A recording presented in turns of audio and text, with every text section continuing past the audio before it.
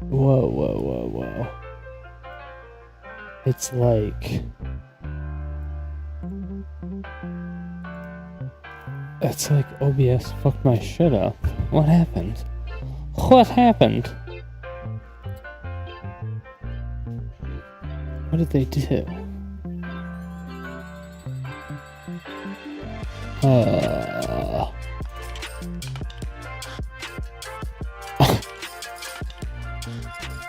I don't know.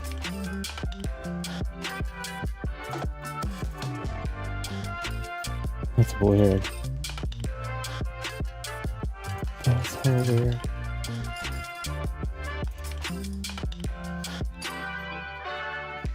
Yeah, it was telling me that I was sending too many bitty radies.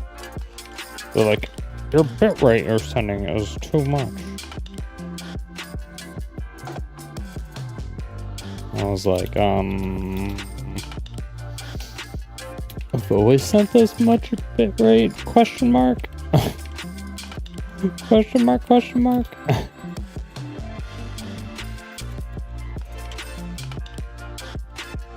was very confused there for a second.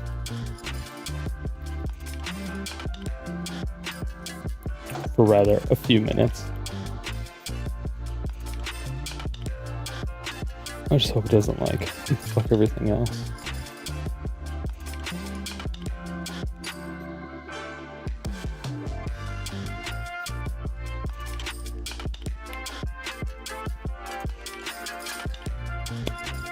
It'll take me just a second.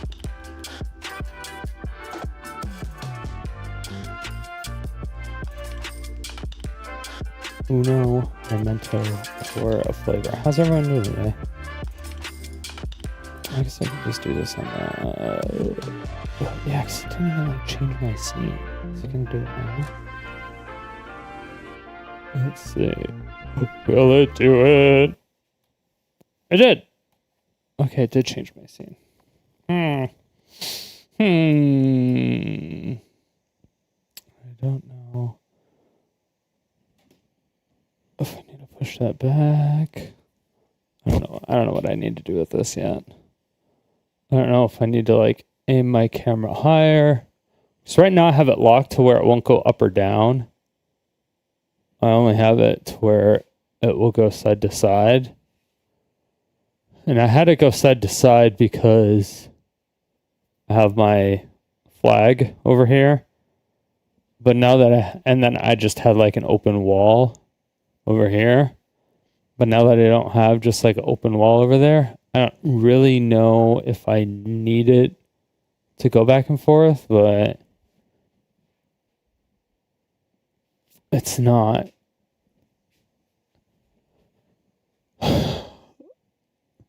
It's not bad to use the space. I just don't know if it annoys people at the same time. Like the changing of the location or it following me. I don't know if it bothers people. I haven't figured that part out yet.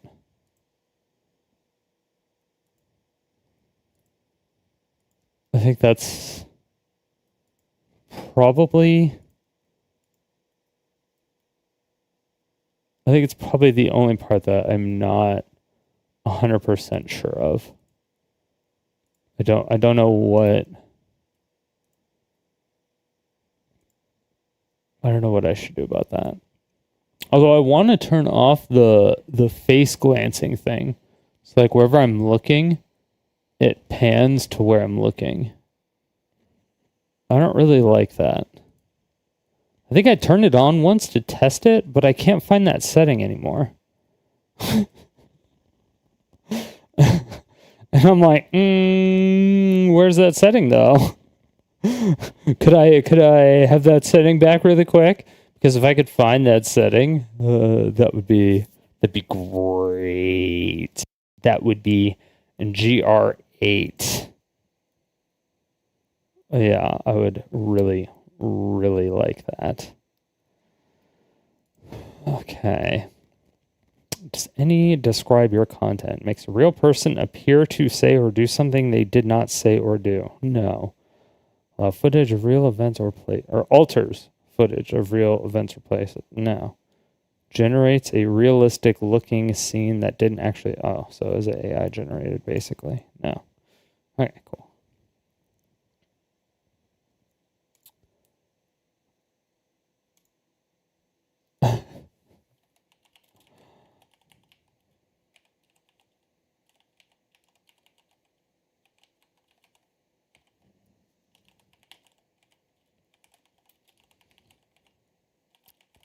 But yeah, so I don't even think I have water yet. I haven't even finished my energy drink. I think I still have some energy drink left in my fridge. I don't even think I filled the rest of it. I need to. I was fucking locked in today. I was locked the fuck in. Oh, I did finish refilling it. Okay. Yeah, I was locked the fuck in today. I did so much goddamn work. It was pretty pog. So, it's nice. I don't know. I guess it's kind of nice. I don't know. I don't mind doing lots of work. I actually like a lot of work. I like the feeling of accomplishment. Today was a really good day for me. I did a lot of work. I felt good. It feels really good to do a lot of work, actually. For me, I feel good when I do a lot of work. Even when I was working at like fast food places, like I worked at a Cinnabon, and even when I worked at Lowe's, which is kind of like, it's like Home Depot, it's like a home repair store type place. If you don't live in the U.S., the U.S. of A. Yeah, when I worked there. Even on the days that I did like a lot of work, I felt really, really, really, really accomplished. Although, like, dude, working there was weird. I guess I can tell the story of when I worked there.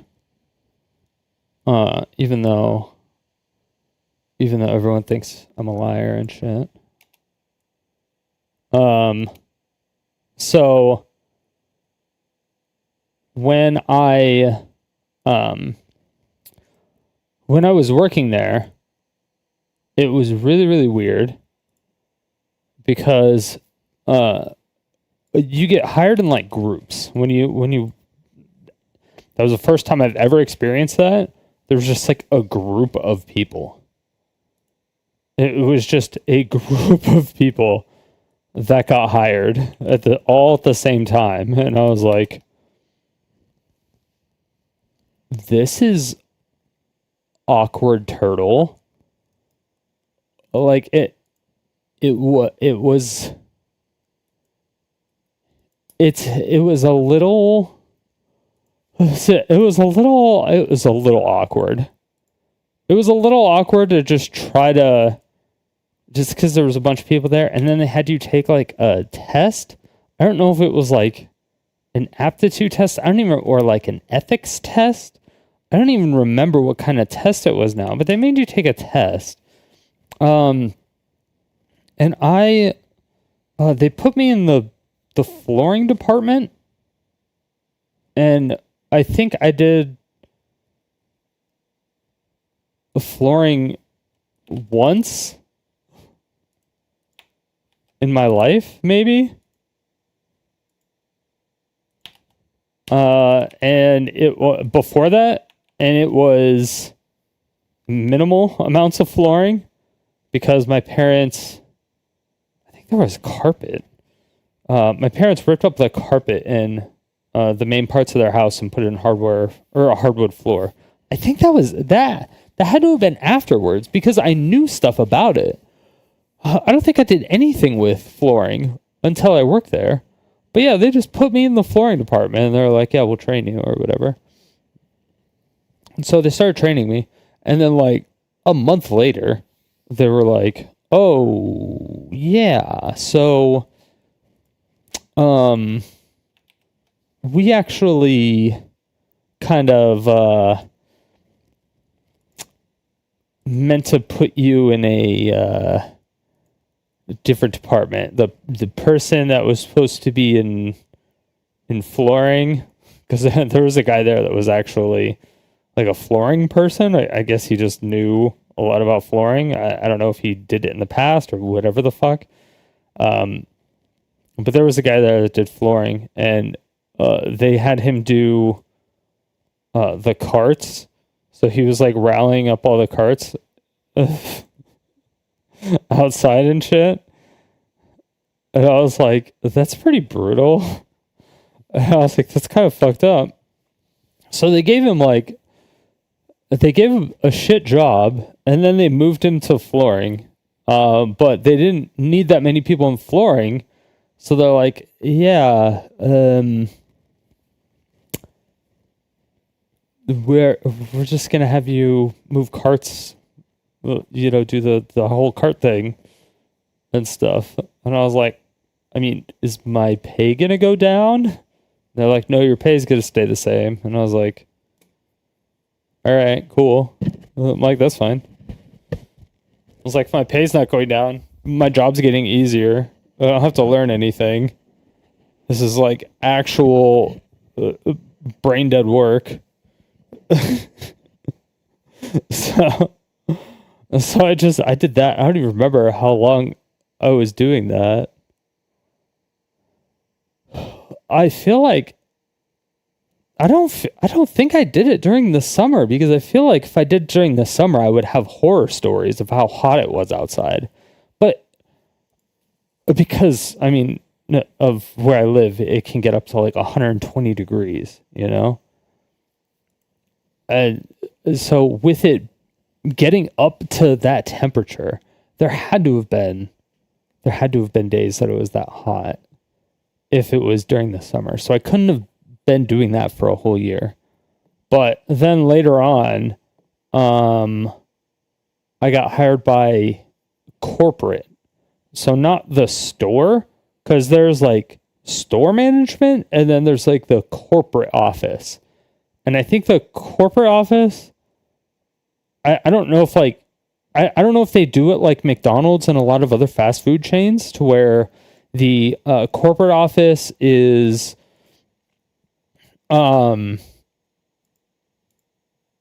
if the corporate office, or if there's like the corporate chains or like corporate areas, and then they do franchises. There you go. And you can like buy a franchise place, and you could just own your own Lowe's and run it under specific restrictions and stuff that that corporate gives you. So I've no idea. So like, I didn't have a boss at that Lowe's. My boss was at corporate, which I don't even know where corporate for Lowe's is. I've literally no fucking idea. But basically what would happen is that we would get a shipment in, and it was for like a new product, or not even necessarily a new product, but a product that a company wanted to push.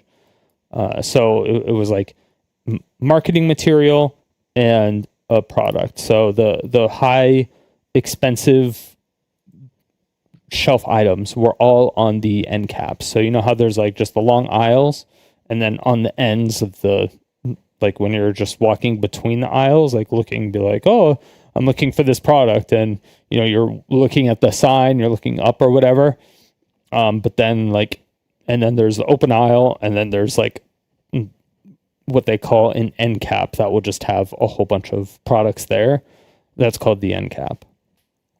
So all I did really was change marketing material on like an end cap like once a week. that was it. They're like, yeah, we need you to put or we need you to take this take what's there down. And usually it's only like one thing. So they'll give you like new signs. And the signage is super easy to put up. and then they'll give you like a single product, and you just have to put that one product there.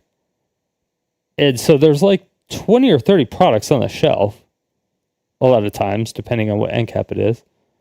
So like you don't have to like clear off the shelf or anything like that. You don't have to do any of that. You just have that spot of the shelf open, and you just put like 5 boxes of whatever there, or like 10 boxes of whatever there. And then you take down the signage and you put up new signage. That was it. And for some reason they thought that took one person like a week to do, because I had like a list of stuff. Like I had to log into a computer and actually like check mark the stuff that I needed to get done, or the stuff that needed to get done. And I'm like, I could get everything that I needed to do in that week, and maybe in 2 weeks I could get it all done in a day. It was borderline nothing. It was borderline nothing. Which was kind of crazy to me. I'm not going to lie. It was kind of crazy to me. I'm like, why are you like, why don't you just have the people that work here do that? But like I was working for corporate directly, so I didn't have to go to like any of the meetings that were there. I didn't have to deal with any of the managers that were there. I didn't have to deal with anybody. I was just by myself. I was the only person on my team. There was no one else on my team or whatever. I just had a checklist, and I just did the checklist, and I could do it in like a day, and then I could essentially just fuck off for the whole week if I wanted to. But usually I just went to like I would walk around, or I would find people that I, were friendly with, or, could talk to or whatever. And then, a lot of times I would just like help them if they were like really busy or something. I would be like, oh yeah, let me just like stock up your shelves or whatever, because I have nothing to do. Because you can't just like be bored for 8 hours a day and do nothing. And do that like 4 days a week. That gets so boring. It's bad. It's bad. So yeah, it's just really weird. So I don't know if just like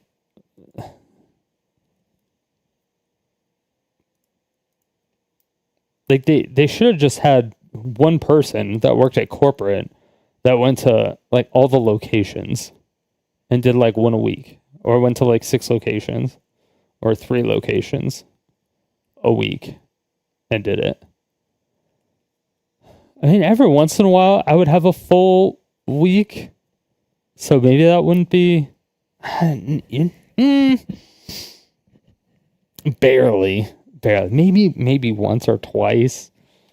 It really just it all depends on how many people were like trying to market their product like that week or that month, because most of the time you get the end cap for a month or 2 weeks. I think 2 weeks was the shortest amount of time. But yeah, you don't get it for that long.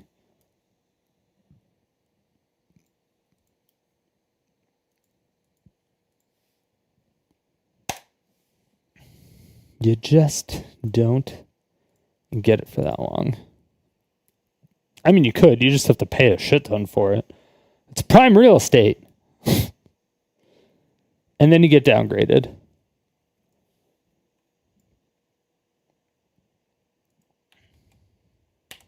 And then you get downgraded.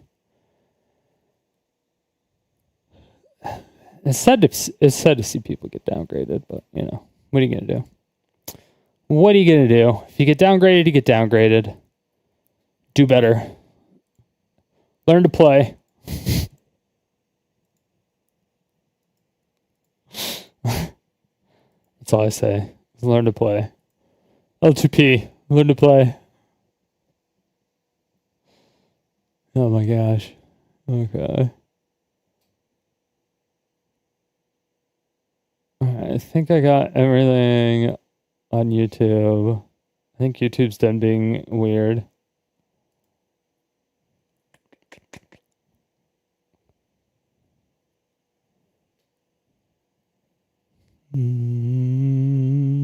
Everything's good. Everything be Gucci.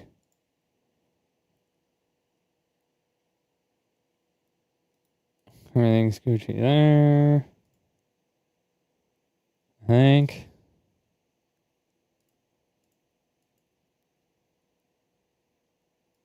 Do we know what we're doing today yet?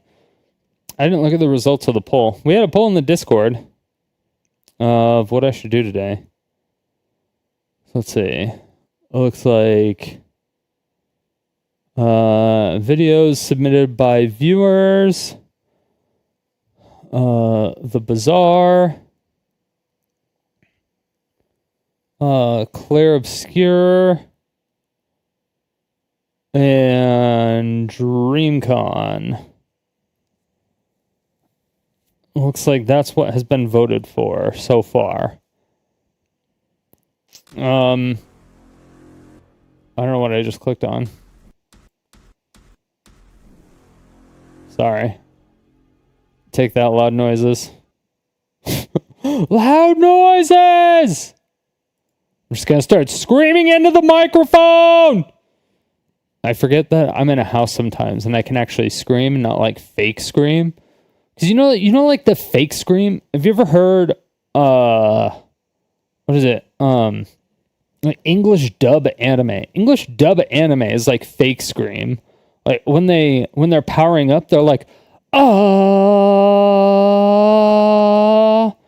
know, you just don't get the passion. More passion, more energy, more passion, more energy, more power, more passion, more energy.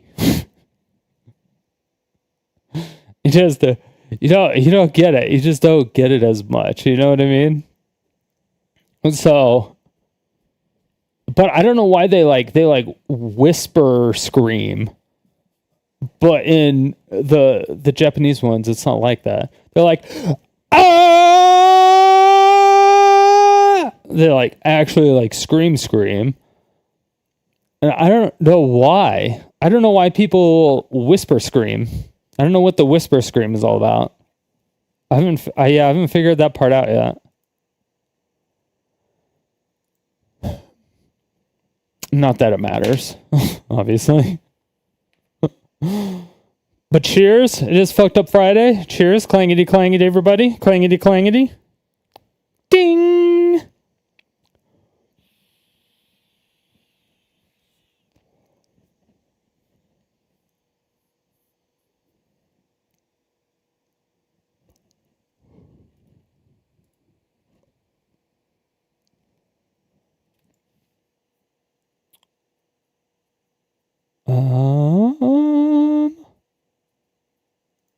Hold on, I just gotta check. Uno mas. One more thing. There was an illusion of choice. Oh, I did uncheck that. Okay. I had the wrong choice.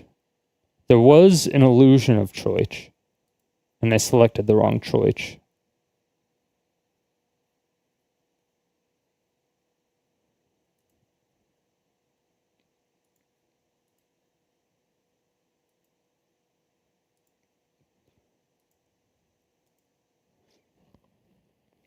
Damn, I need to get like an automatic ban bot on Kick. Like I do for Twitch.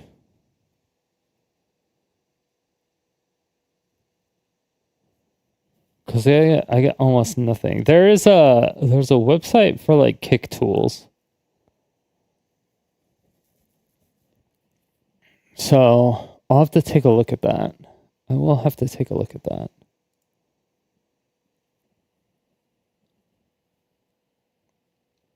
Damn, nobody wants to watch Slap Fight anymore. That's actually kind of surprising. People used to love Slap Fight. And then people hated it.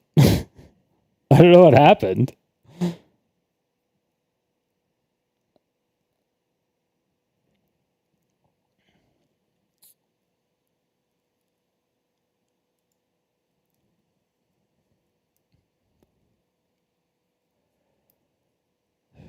Do a game series, maybe go through Resident Evil. I can't really do that in one stream. Don't have to be continuous every day, but perhaps a running series I could do once a week. Could be sick, especially when you do 5 and 6, because then you could do co-op. I have plans to do that with Elden Ring.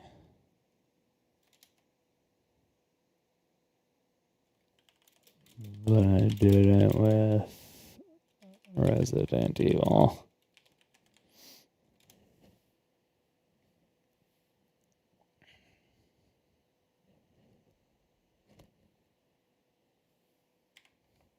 I guess not Elden Ring specifically.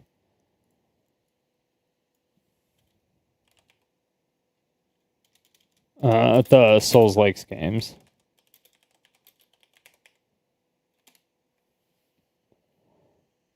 All right, let me be more Pacific.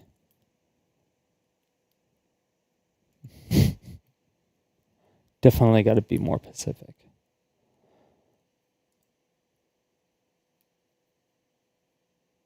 Bum ba da ba. All right, let's see. What do we got?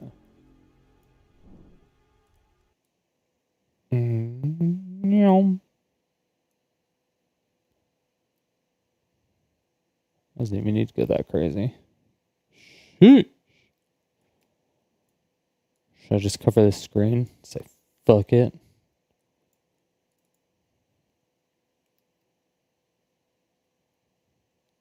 I don't really want to cover where it says dream. As much as I'm not really a fan of the YouTuber. Actually, I don't really know the YouTuber. Personally or professionally. But the whole Minecraft YouTuber space is kind of like...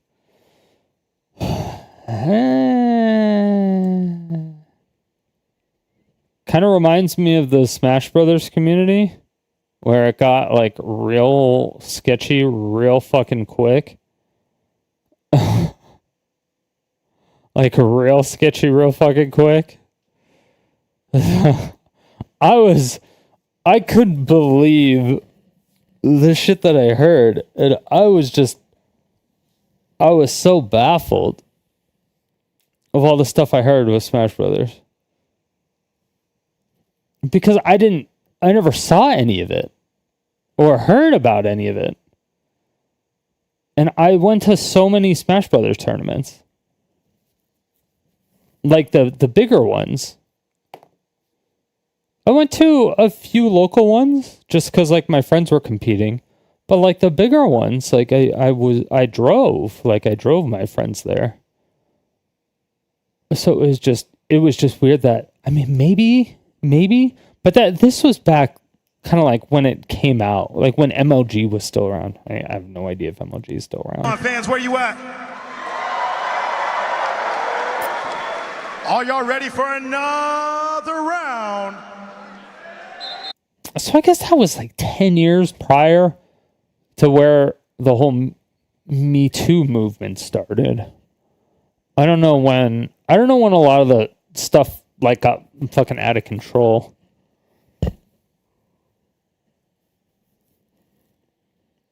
In 2005 though, it was like right, because that's when I graduated. So it was probably like right around there, right after then, 2005, 2010.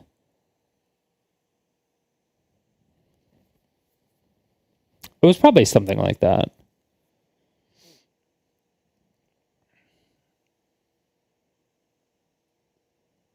Yeah. Yeah, it was probably something around then.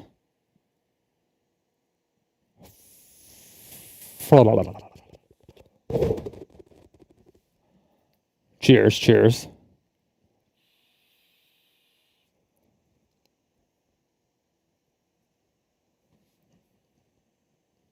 So we did watch the first match between these two teams, but they decided to switch sides in between, or for a second match. I don't know why. They like insisted on it for some reason. Sounds cheatable. Unless there's like all lights shining in this direction. All lights on me, which wouldn't make sense because there's a big shadow coming off of... Wait. Where is that shadow coming from? Is it coming from him? Or is it coming from that cameraman's foot? You see what I'm talking about? No, because there's a shadow right here. But there's also a shadow on the inside here. What the fuck? Oh, but there's also... No, this is a reflection. But that's not a shadow. This is definitely a shadow. But this is a shadow. So there has to be a light here. There has to be a light coming. So there's definitely lights shining this side. Okay. Y'all didn't make no noise. Y'all don't make no noise. There we go. Who's gonna get hyped for volleyball? See, that's what I was saying last time. Do it high, because I don't think anybody trained for volleyball. And when you do it like a really, really, really high serve, it's gonna fuck people up. I would try to do it like really high and just put like a lot of spin on it to really fuck with people. Because as long as you make it over, it doesn't matter. And it's not like you're in Haiku or whatever that anime is, which I still have not watched. It's on the my anime list. Oh! That's a good try. That's a good try. Dust it off. Dust it off. Dude, this guy's a fiend. Was that net? Did he hit net again? This guy knew exactly where it was going. He didn't hit net that time.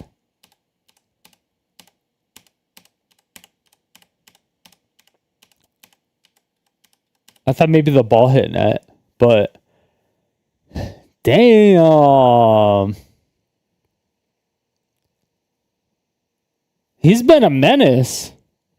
Yeah, he was a menace last game, and it seems like he's a menace now. He jumped up with him and blocked. So I don't know if he just has a lot of volleyball experience already, or if he's a basketball player and he's just like a defender. But he's not like, is he a big? He's got to be a big. But he's not like a 5, right? He's like a 3. Max. No, because even 3s are like 6'6", or like 6'6", right? Nowadays. Like fucking, how tall is LeBron James? 6'6"? And he's a power forward, so he's a 3.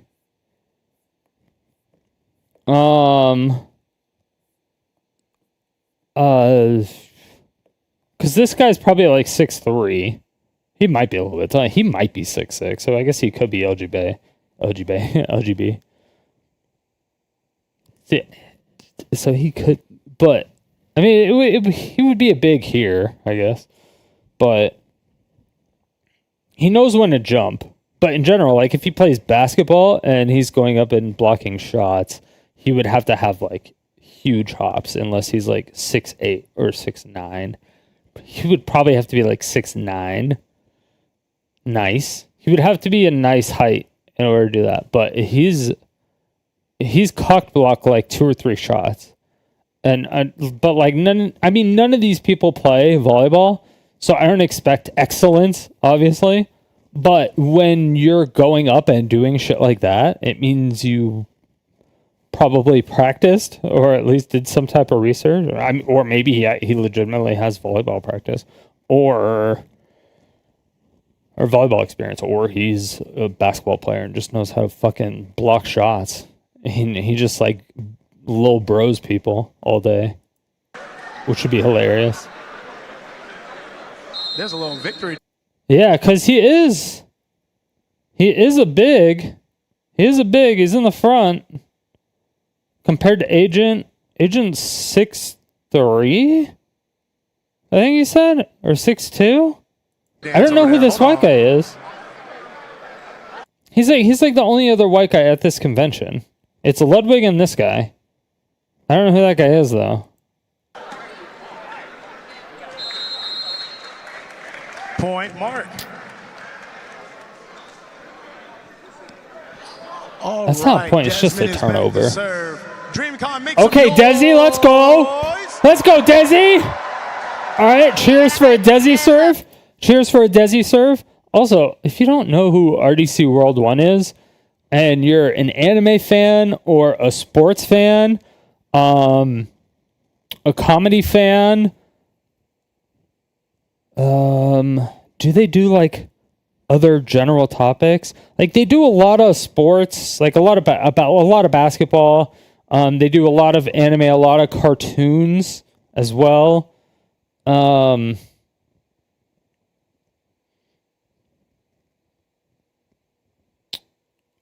But it's all like comedy sketches, like really short sketches. Anything between like, I don't know, maybe like 1 minute to maybe, I want to say maybe 5 minutes, but every once in a while they'll come out with a longer video.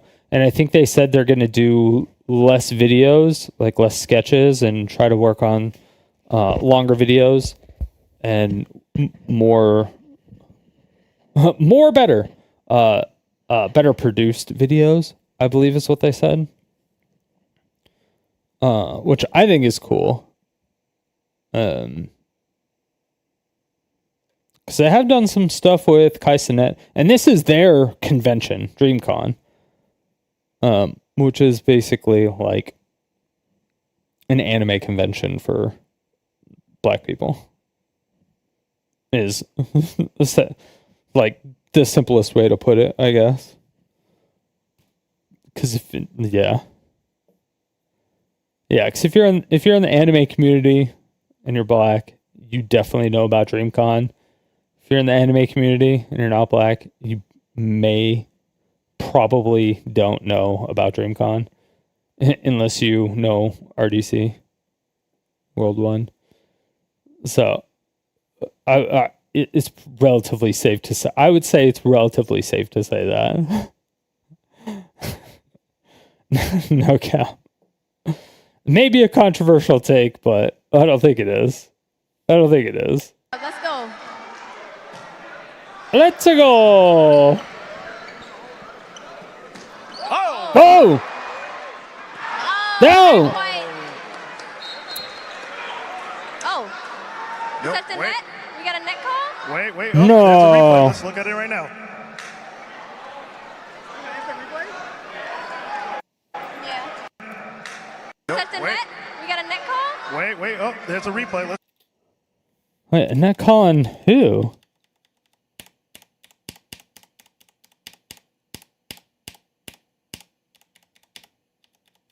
Now.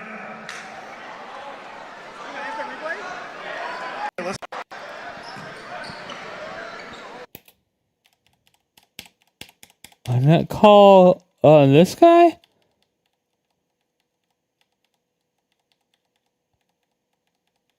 No.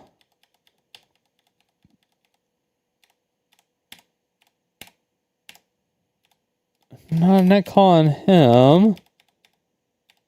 Not a net call on him. Oh! That was a good save by Agent. Is it a net call here? I didn't see the net move, even going frame by frame.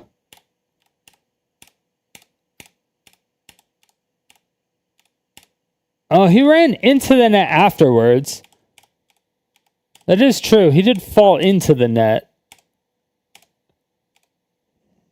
I don't know the rules of volleyball. You're not allowed to do that. Yeah, because you can see it jiggle a little bit. Commence the jiggle. Everybody loves jiggling. But watch like the bottom of the net right here. You'll see it like jiggle around. Like digga digga digga digga. Jigga jigga jigga. Call the bitch Bojangles. Oh, not quite. You see it? That could also be from wind, but unlikely. Oh. It looks like he hit it. We got a net call? Wait. Oh, there's a replay. Let's look at it right now. There's a replay. Let's look at it right now. Was it his shirt? It almost looks like maybe it was like his shirt that hit it. Yeah, you gotta. Oh! Was it his whole body?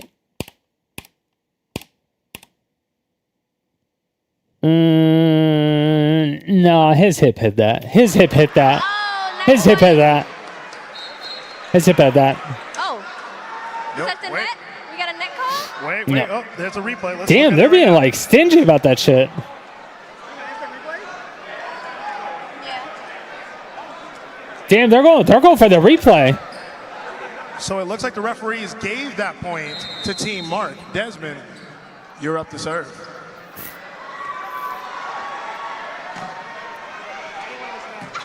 Ooh, Good there's high an air shot. on that one. Oh, it was out. Desmond cleared it. It was like, yeah, that's Yep. out of bounds. See, that's what I'm saying. Hit it Okay, real Desmond. high. This side It's gonna is a fuck good with people. side for Team Mark. Maybe They're not gonna it was be- just the side of the court. Oh, Uh-oh. Ben with the panic. No. Oh, What's the it call? was a good. Do we want live chat on the side? Do we care about live chat here? Timestamps. Wait. Timestamps. Not that it matters. It's this quality, dot, dot, dot.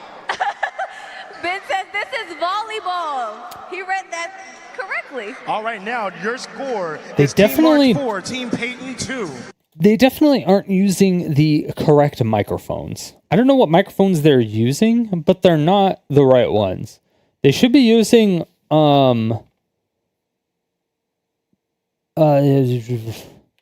like Samsung Broadcasting microphone headset. Well, they should either be using what I'm using right now.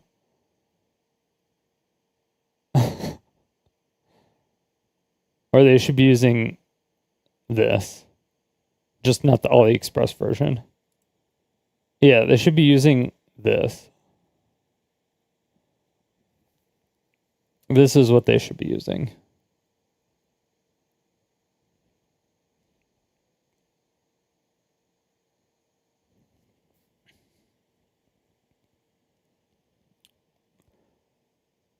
But yeah.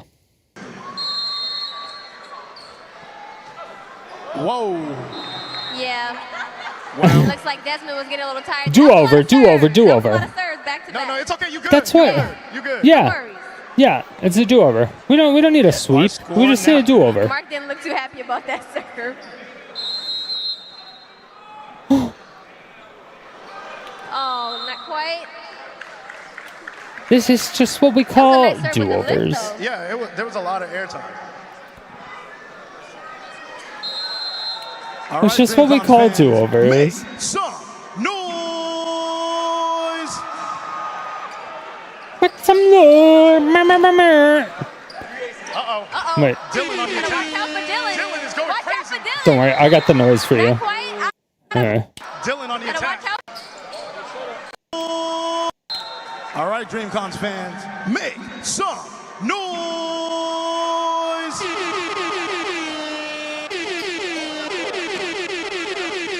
Uh-oh. Dylan on the attack. Watch out for Dylan. Dylan is going Watch out crazy. for Dylan. Not quite. Out of Damn, we bounds, made but so a much great noise. play from Dylan. Dylan's locked in. Yeah, it's because we made all that With the noise. serve. It's up. A lot of airtime. Duh. A lot of airtime. Dylan back at it again. There we go. Yeah. Redemption. Dylan did not come to play. Did you see that? I see. Oh, shit. Okay, Dylan. Is it bad that I almost just called him Dildo? He probably got that a bunch in school, right? Like a bunch. I don't like that I wanted to say that, but it still made me laugh a little bit on the inside. Uh-oh. Hey! Hey now, Team Mark is definitely making that comeback. Is that right in now. or was that out? You know what? Maybe I'm not Mark sure. had a point. Yeah, what did he say to them? On Oh, the court? Agent I hit don't it. know. Whatever Mark said to his team, they are coming back with a vengeance. Well, what the fuck happened? How come they just get a free change of side? Because I thought it was just best of one. I didn't know it was BO3. It's up. Ooh. Ref, what you That's calling? a net call. Point. Mark, wow.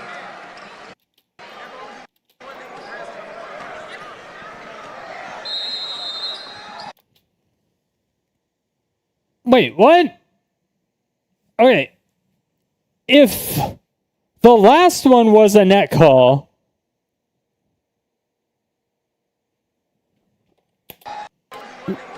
was it because he already hit the ground before he hit the net? Mark, wow. Maybe? Or the ball hit the ground before he hit the net?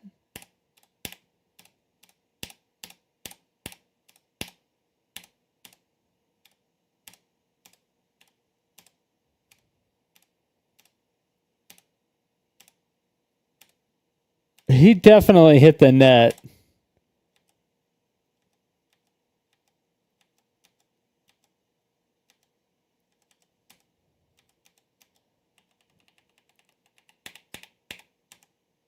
I just don't know where. Because the ball hit the ground right here. And that's where Ludwig hit the ground as well. The question is, what is a net call for volleyball? Foul committed when a player touches the net, ropes, or post during a play. This includes any part of the player's body or uniform making contact with the net between the attendee while the ball is in play. Okay, so that means if the ball hits the ground, it's no longer in play. So that means he touched it after it was in play.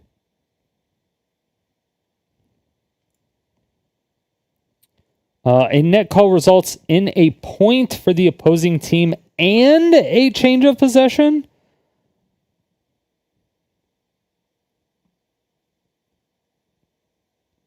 Damn.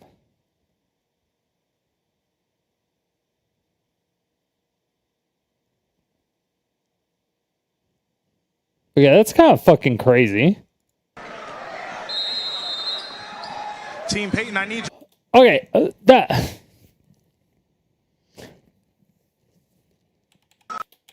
Don't know. Whatever Mark said to his team.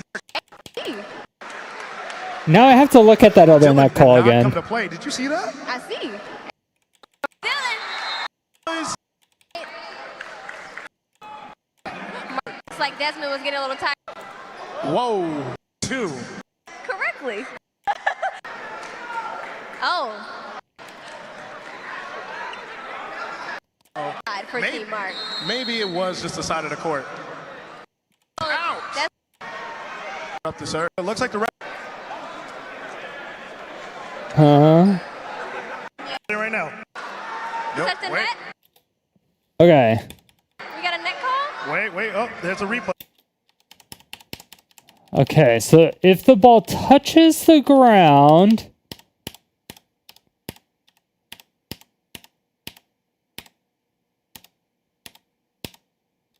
he touched it there.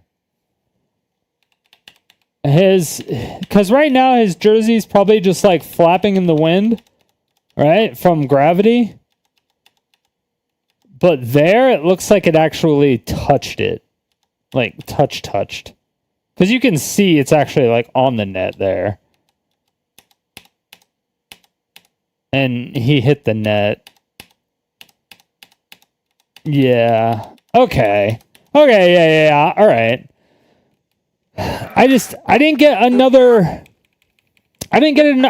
a better look at where Ludwig's was Not at. quite out of bounds, but a great play from Dylan. That's a problem I have. Dylan's locked in. Cam with the serve. It's up. A lot of airtime. Dylan back at it again. There we go. Yeah. Redemption. Dylan did not come to play. Did you see that? I see. Dylan did not come to play. Yeah, he did. Stop playing. Uh-oh. Hey! Hey now, Team Mark is definitely making that comeback right now. You know what? Maybe I'm not Mark sure. had a point. Yeah, what did he say to them on the court? Mark Whatever Mark said to his offered team, they are coming back a bonus. with a vengeance. Which is illegal. He said, He's up to hey, serve again. we're going to switch It's up. sides, and I'm going to raise the brightness of the lights shining on them. Point. Mark, wow. Ludwig definitely touched the net. I think he touched Mark, it wow. before. Now I have to see in slow-mo. Because he definitely touched it.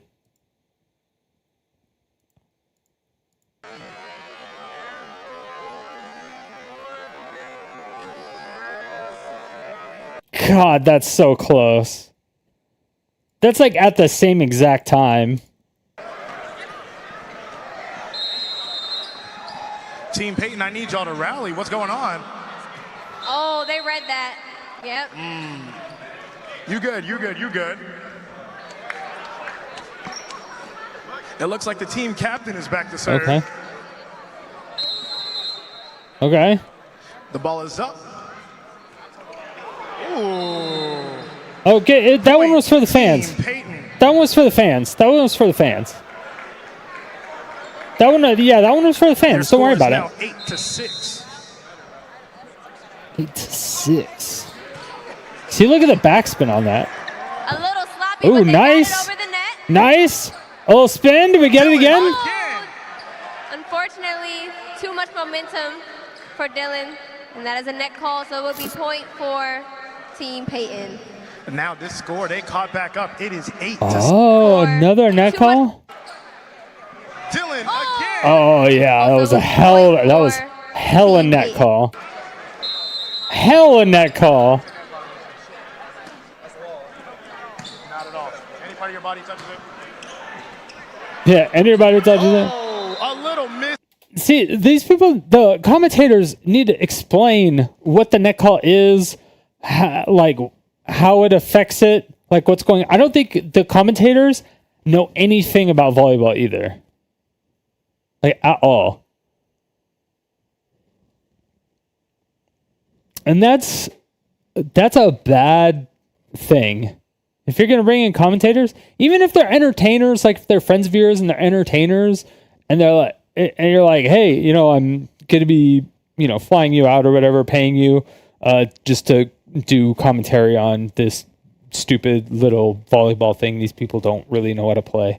But you need to know the rules, like the basic rules. It's like if you're doing a basketball thing and somebody took a charge or somebody traveled, you'd be like, oh yeah, that was a traveling charge. It's like, okay, or that was a travel. You're like, okay, what does that mean? Like, oh, I took a charge. Okay, what does that mean though? Like, oh, that was double trouble. It's like you have to be able to at least explain like the basics, you know? Like, I wouldn't have known the net call thing if I didn't look it up. I would have been like, yeah, net call. For those of you who don't know, the ball has to be in play. So if it hits the ground, because that Ludwig one was super sketchy, in my opinion, because he definitely hit the net, and he hit the net harder than everybody else with like his entire body. He used it like a fucking trampoline almost. Or like he was in the WWE and he was just ready. He was using his ropes. That's like what he was using it for. But since the ball wasn't in play because he already spiked it, it didn't matter. But the commentators didn't say anything. So there was probably like a ton of questions or whatever about it. Communication and Team It's weird. is back in the game. They're not saying anything. It's empty platitudes. It was like it's like when I was casting with a lot of the Magic the Gathering people. Oh, this is a good rally. Oh! Very interesting. Mark, you could have got that, right? Somehow we have a Yeah, I thought it was Team Mark. crazy turnaround on the court. Wow. Y'all are selling this lead right now. I'm not going to lie to This you. is game point. Score is 8-9 right now. Team Peyton. Oh, that's a high hit. Oh, that's getting good. She needed a jump. We have a tie. You got to win by 2? Now I need y'all to get loud. This is game. You got to win by 2, right? No, you got to win by 2. Come on. This is street ball. Street volleyball. You got to win by 2. Over. Oh, Desmond with the strike. Nice hit. Will Nice it be hit. the end? Oh! Not over No! Desmond. Come on. 2-0 Team Mark. Oh, shit. You don't have to win by 2. Yeah. Correction. The Damn. score of 10-9. Team Peyton wins. Damn, they lost twice. Mark even tried to switch sides. He still lost. Y'all doubted this man. Oh, yeah. Peyton.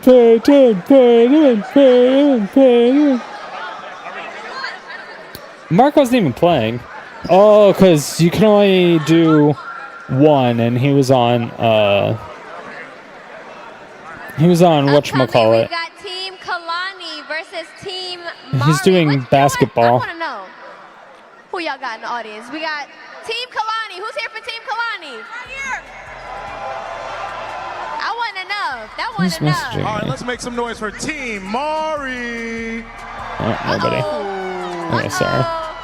Kalani, you got some haters in the audience right now. I'm letting you know. Yeah, you gotta let them know. Oh, damn. No.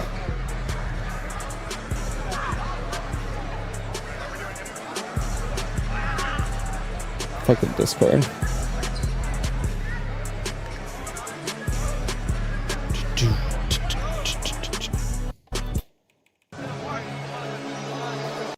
Okay, we can luckily just scrub through this. Versus Team Luckily. Mari. Make some noise.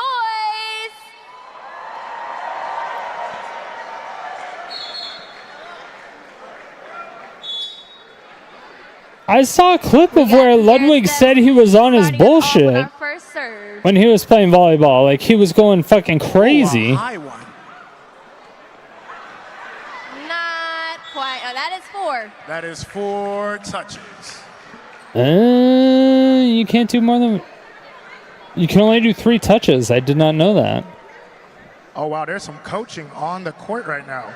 Our team captain is very involved. Is there strategy on the I'm court about right to now? say, I think I see some strategy.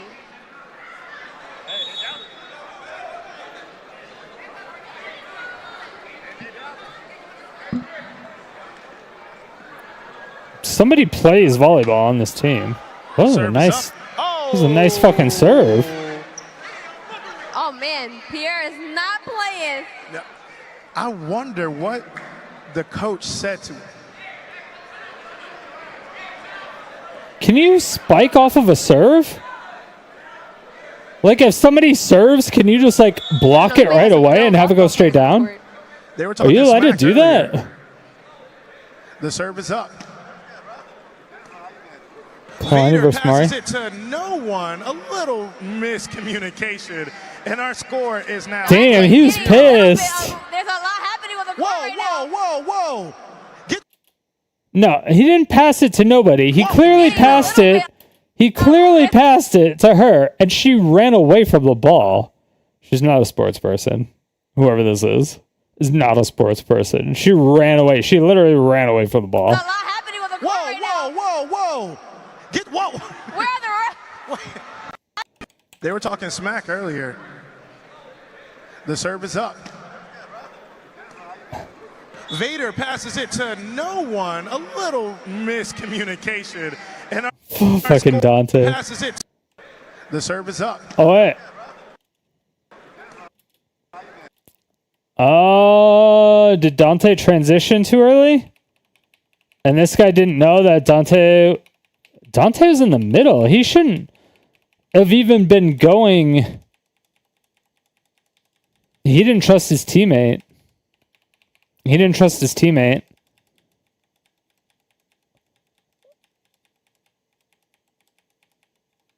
And so when he went up to cover this side, she went over to cover his side.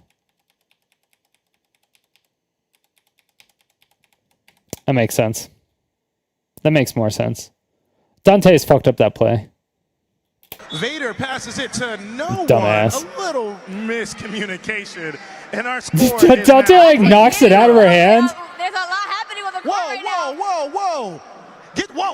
Where are the Dante like jumps into the crowd and then he gets pissed that he's like, "Where the fuck were you?" She's like, you left your spot. He passed it to you." Ref, What is happening? break it up. Break it up. At least blame Vader.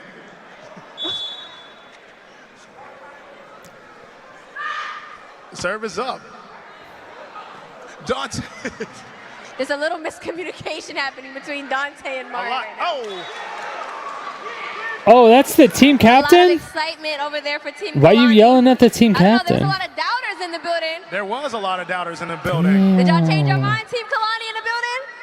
They Damn. still sleeping on him. Okay. Nah, Team Kalani fucking shit up. This can be a clean sweep. Vader with the heat. Cleo saves it. Oh! Oh. And That was with like a double Team Mari dive. gets there first. That was a double dive. They are out there tumbling and rolling. Mario Kart double dive. Don't let them tell you we don't got Anime rules for Con that double DreamCon. dive. It's not the Service up. same. Oh! All right, nice serve from Barefoot Tasha. You can't double dutch and It dive. looks like You Team gotta stay on Mari your is feet. coming back, You know Everybody what? knows It's that. nice to see Tasha not barefoot, you know? right? She got shoes on and She everything. got Go, shoes girl. and socks. Hello. Dude, I haven't done You double go, dutch girl. in She so serves. long. Oh, with an ace. I was in like elementary school and I did She's double on dutch. fire. You know what? It's probably the new hair. She got her hair. I wonder if I She's can still feeling do that good. shit. Oh wait, never mind. Just I wonder if kidding. I can Her still hands are starting time to it. hurt. I'm Kalani sure I with the could. response. Good return. Uh-oh. Oh, Oh! it's getting rough. That Vader. was definitely, yep. Net touch.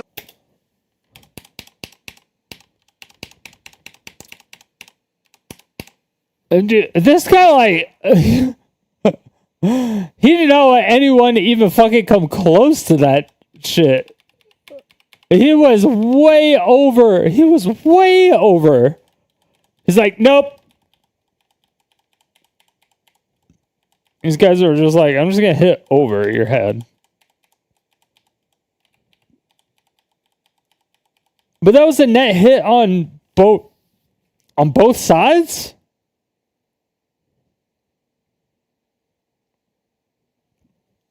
Point, Kalani. Well, you know, Vader has been working on building those muscles, so all that space, you know, it's easy to hit the net.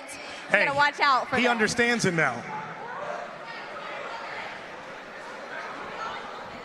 I'm surprised the chat wasn't crazier. Come on, DreamCon fans, you still with me? Make some noise. The serve is up. To be fair, it took me a long time to find out where the fuck it was. And I didn't see that it was advertised like anywhere. The only time I found out that it was even happening was because Ludwig said something about it.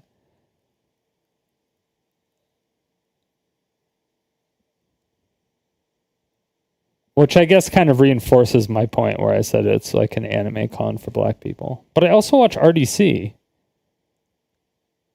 So that doesn't make sense. I just didn't hear anything about DreamCon.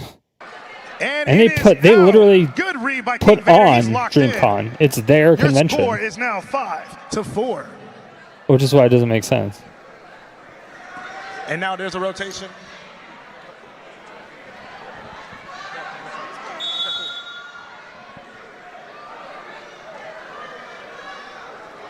Cheers, cheers. That's all right. That was you know what? No, it's okay. I was like, what the fuck serve was that? That's all right. That was you know what? No, it's okay. It's okay. That's just. Is she on her knees laughing? Is she almost about to literal raffle? Make sure your hand is all right. What? No. Look at her. Her hands on her head. That's all right. Collapses to her knees. It's okay. It's okay. Let's just make sure your hand is all right. You know, we have some really good DreamCon staff here who are helping people that get hurt. You know, like Absolutely. the medical team is awesome. Oh, did she get hurt? Don't worry. DreamCon team is fantastic. Did she get hurt? Oh, there was a little man. bit of aggression with that throw. Hold on. The team captain is now I was like, that was a good serve. Jesus. I forgot it was the other team. serving. It's Ooh. Dante. Who's gonna get it over? It goes. Uh-oh, that might be out of here. All right, we're looking good. The points are getting close. You know, we got a close game here. Team Mari's trying to come back. The thing is that I There's always. gonna be a new server. We've got This is- PG stepping up to the line. This sounds stupid, but every time I've seen Dante, he just seems like way more of a talker and like a laugher and a laugher-atter. He's I don't want to say he's like a troll because he's not really a troll because he makes fun of himself a lot of times too. But he's like a comedian type of guy.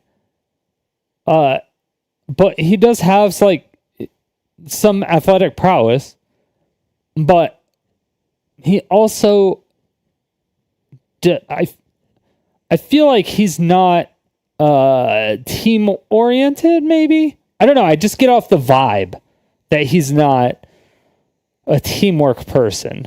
Like he would much rather fuck around and be fun and comical than try to do like a serious point-based system. Like I don't think he cares about winning anything. I guess is what I'm trying to say. Like I don't think he cares too much. Like as long as he's not getting hella embarrassed, maybe. But I think he would 10 times rather just not do that. But he's been at a few events lately. I mean, he went to he was at Streamer University, and I think right after that, he's at DreamCon, like the next weekend. So it's like it's pretty crazy. It's pretty crazy.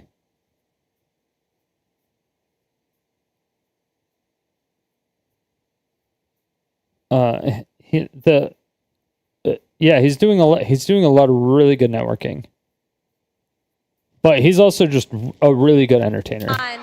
If you don't know, I am Dante. He's on YouTube. Oh yeah. I don't think he does. PG, what you gonna do? I don't think he does anything on Twitch. I think he streams on YouTube or Kick. I could be wrong, But I know I only know him from like YouTube videos. But it's I am Dante. I am Dante's with an S. Immediate response. Everybody's looking at each other. Oh yeah. Whoa. Oh damn, she's talking shit. Each other. Immediate response. She hit that. Everybody's looking at each other. Oh damn. Oh yeah. Whoa. Talking that talk down At there. the net. It looked like the net was fighting back. All right, what the Our fuck? score is now 7-5. Ooh, Dante What the fuck was that? quite literally taking a whole. That was Dante. Of course it was. See, that's what I'm saying. It seems like he's more of like a fuck around type of guy. You know?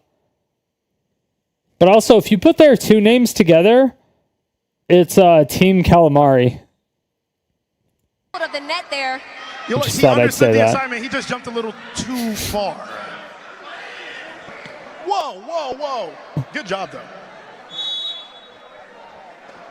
Just thought I'd It's mention up. that. Oh, just a little short. And that point goes to Team Mari. Now we Team got King Vader Calamari. back to serve. Now, he's been locked in. Let's see how the serve looks. No pressure.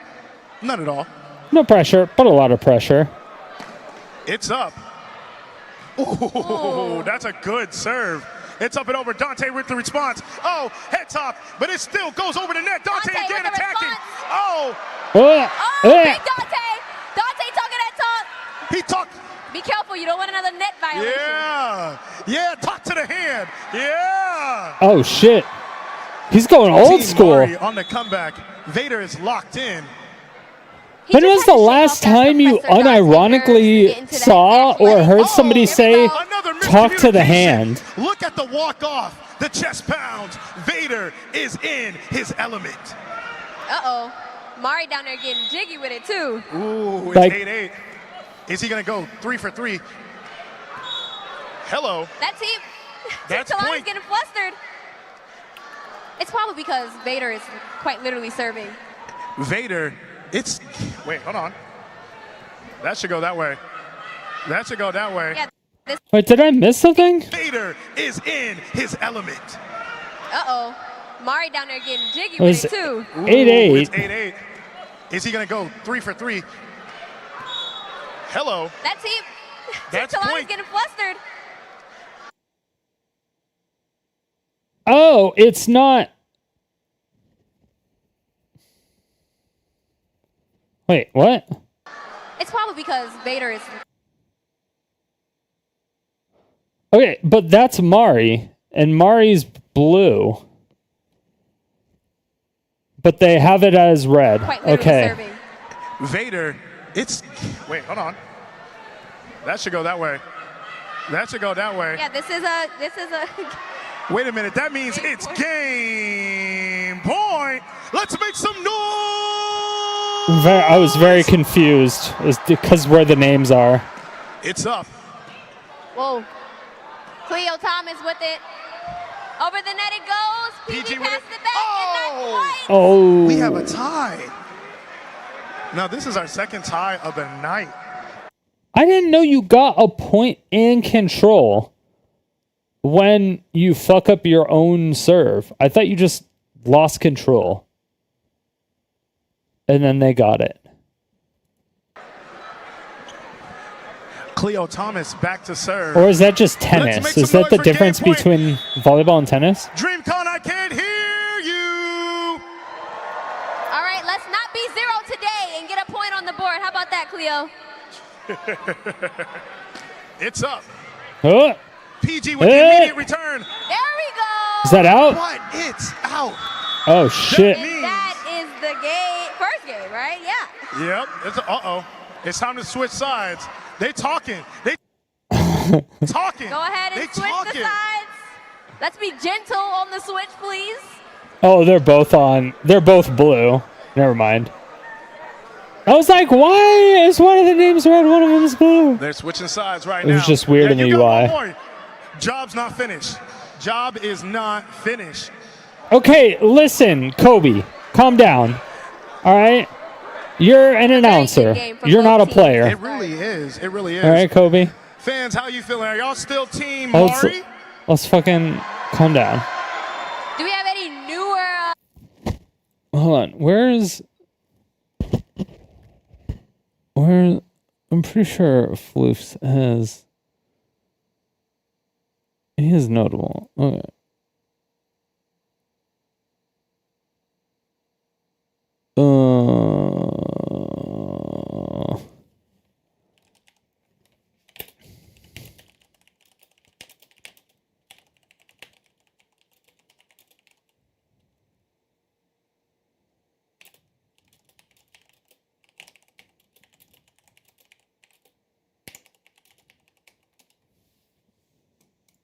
Team Kalani fans now? Okay. Pick it up. Any Team Kalani fans? I respect that. I respect that. I feel like King Vader is back to serve again. Wow. Had a good. I feel like they run should that have last game. been able to get a better production team for this. It's up. Custom streaming service. They do it all themselves? Dante Maybe with the they did it attack all again. themselves? I don't know. Oh, Oh man, Dante! Oh, He crossing the net said- to talk the stuff. That's gotta be illegal. whoa. Yep, refs, you gotta get this under control. Look, yeah, he said, calm down. Ooh, it's a little He was victory a dance. fairy. Okay, Dante. All right, this is the Oh, only... yeah. I mean, that had to be like what? What was that? Like the 8th serve? Maybe?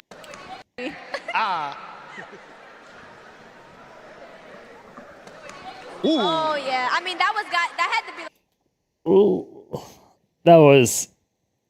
How do you even not hit it that far?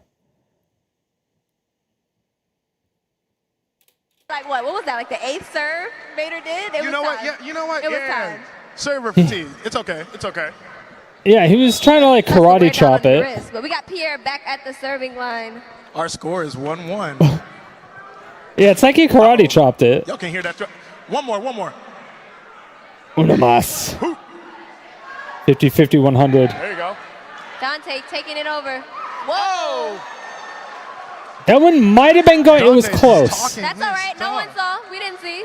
It was close to going out, She's but it just a wasn't going... girl. Oh, now he's clapping. He gonna keep clapping too. There's a lot of trash talk. There's a lot of trash talk I love it. before the game. Dante's during is so the game. funny. See, with him, I would do like a... Oh, Vader tried to be slick with one and tried to serve again. All right, PG. Like you do a slow clap and just build it up. Our score is now 2-1 Like your opponent's failing. or 3-1. My bad. Oh god, I'm such a fucking PG back to asshole. serve. I Back to love Kalani. it. Dante again with the Oh, attack. nice hit. Vader comes Okay. in with the save. Dante all of a Dante sudden learned how to again. play. Oh no, they just needed to put him at the front. Oh, Cleo. But unfortunately, that's a 0. That's the second 0 joke in 5 minutes. I'm I not love going it. to stop. I'm going to start talking about holes soon. PG back to serve again. It's up. Kalani with the save. It's gonna keep talking about holes. Ooh, you almost had it. You got to be quicker than that. After it hits the net, you should still be able to hit it as long as you don't touch the net, right? Yeah, because if they hit the top of the net and it goes like poonk and then like rolls over or whatever, you can still save it by hitting it up. I think you should be able to. Or else people would just aim at it all the time. And like when you're like a professional, like an actual professional, that's what would happen.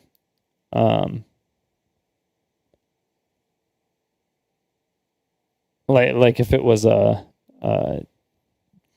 like once it hits the net, you can't touch it again. And it would be the same for tennis too, because you can still hit it with tennis.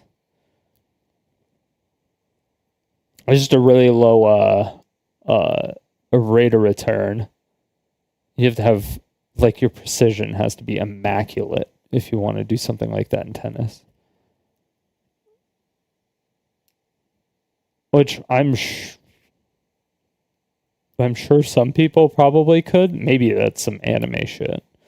I mean, it happens in games, but maybe it's BM to do it. Maybe it's BM, and that's why people don't do it that much. And like, it's an accident all the time, and people just want to do volleys, and they want to do like crazy shit, and they want to like wear their opponent down by forcing them to go left and right if possible, depending on the volley. But I think forcing them to go forward and backwards might be more taxing than side to side. Because having somebody run backwards is like super tiring. Like running in reverse is super tiring. So if you do like drop shot and then fireball and then drop shot and then fireball and then drop shot fireball, but they would have to either start letting it go on some ways, but like if you're smacking it and then you hit the net every time, they could just like not, there's just no way for them to get it. They can't do it at that point. Or if you do some anime shit and you hit it and it has so much backspin that it goes and just stays on the ground, defies all laws of physics, and then just rolls back towards you. Like if you did that.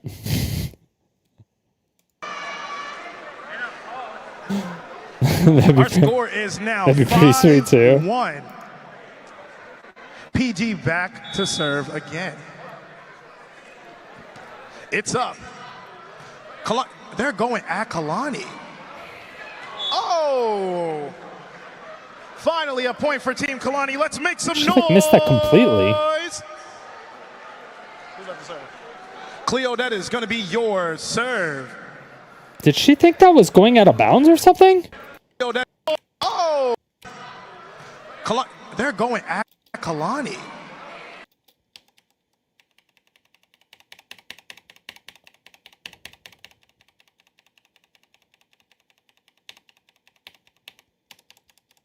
Like, there's no way you're...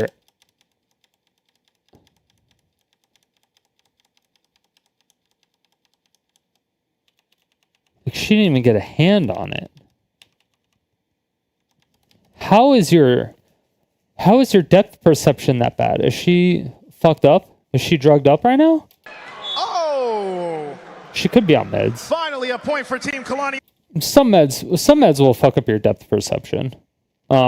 Which is a lot of times, not a lot of times, but it's sometimes why you're not supposed to operate vehicles when you're on the meds. It's not because it's like an upper or a downer or anything, or like a controlled substance. It's because it'll like fuck with your, or maybe they are controlled substances, but it'll fuck with your depth perception. Let's make some noise. Who's up to serve? Cleo, that is going to be your serve.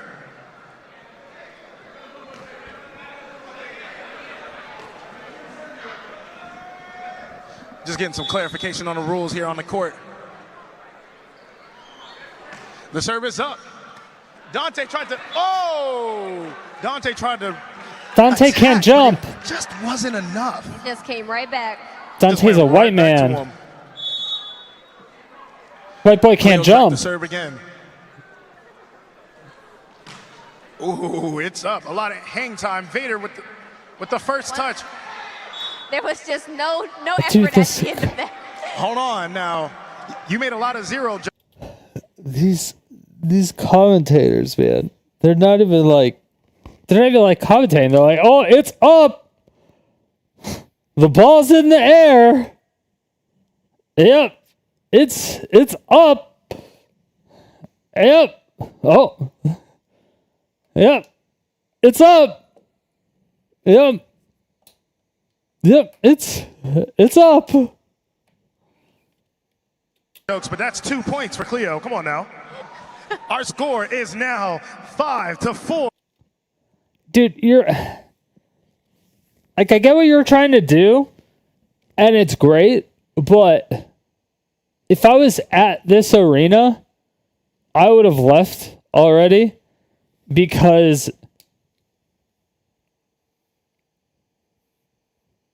I would have either left or I would have did what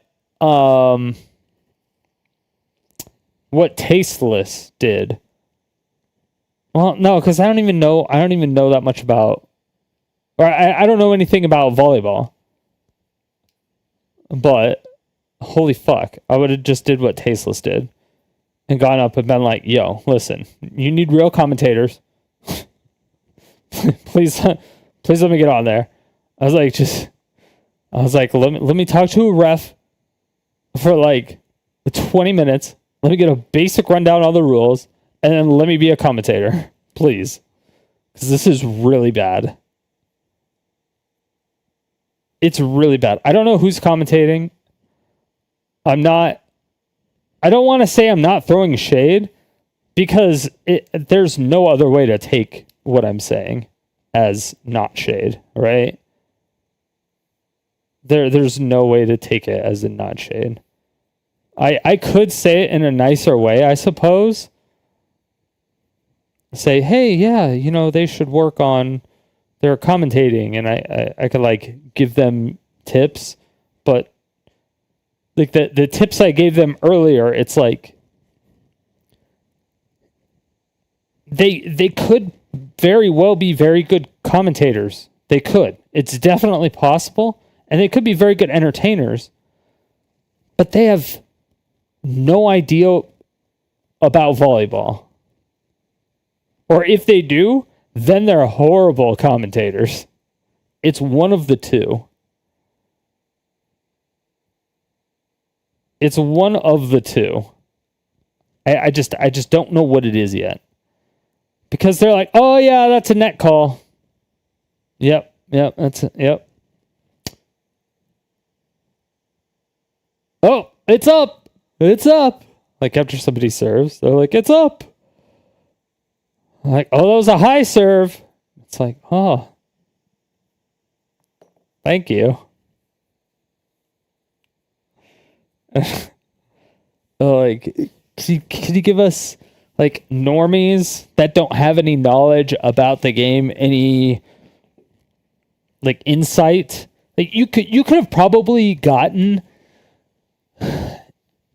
an anime YouTuber, even like a small anime YouTuber, or somebody that was like trying to like make it, or maybe not even a YouTuber, like a Twitch streamer or anybody, that was like really into anime and really, really liked haiku or whatever,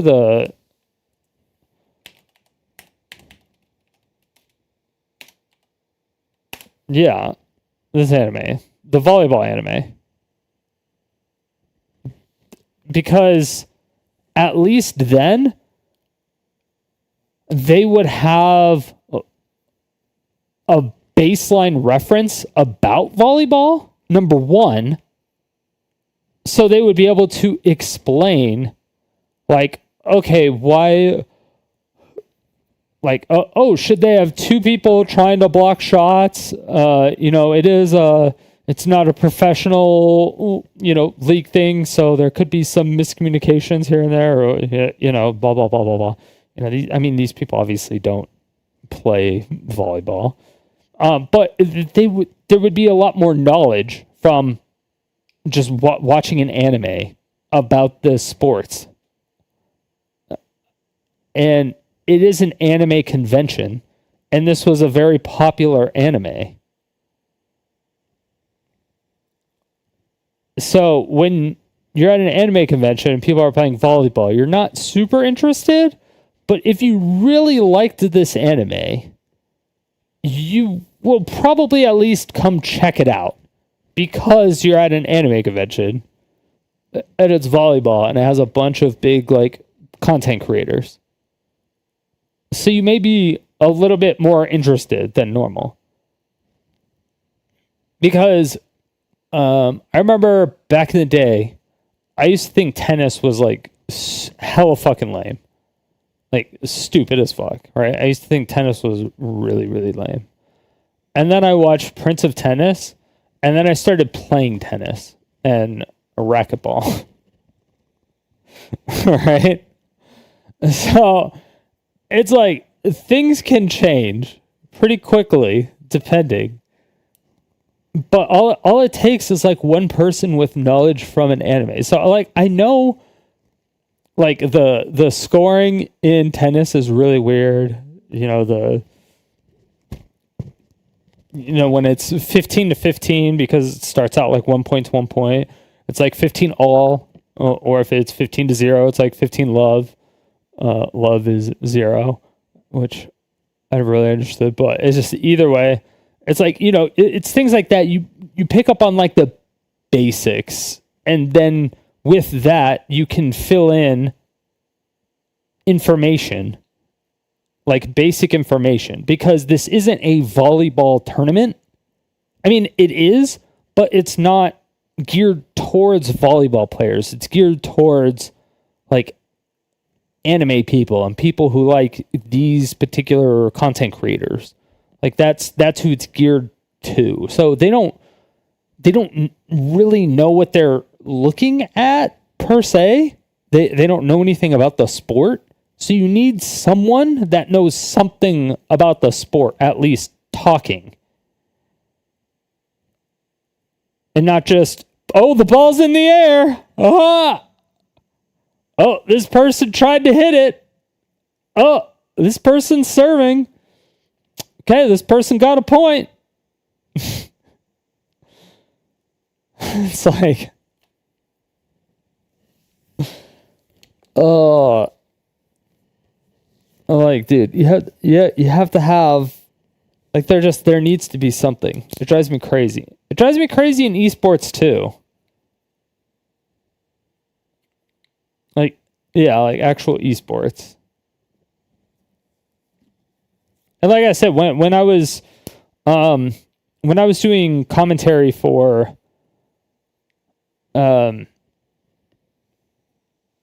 Hollywood Pizza at his Pizza Box Opens on Sundays, when I was doing commentary for like Magic the Gathering and stuff like that, there were sometimes like if it was standard. I don't play standard, but I still like know the majority of the cards. I know what they do, just because I play historic, which includes those cards. But I may just not be 100% familiar with the meta. So I would look up the meta ahead of time, find out what was currently in the meta, and then I would talk about, hey, how long has this been in the meta? Do you think it's going to wreck it for a long time? Do you think it's temporary? There's like, a new set. Like there's so much stuff you could talk about in your downtime and your away time.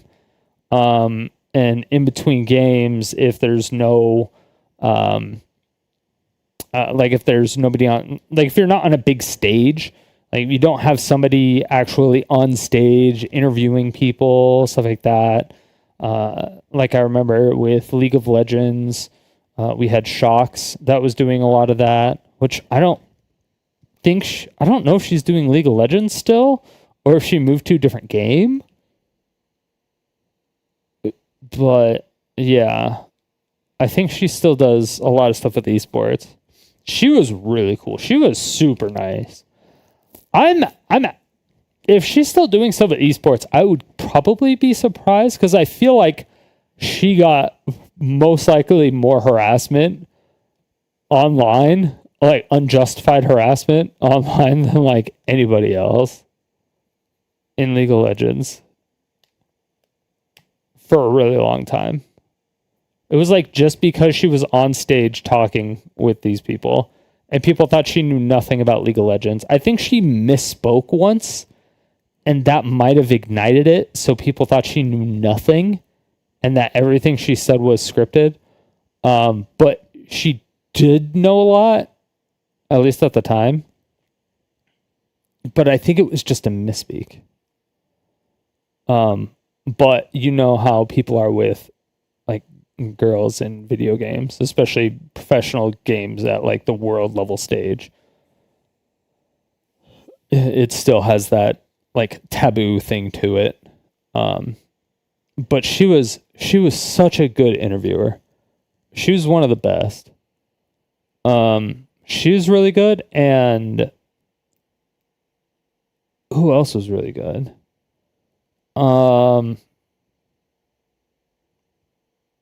Nick Allen was a really good commentator.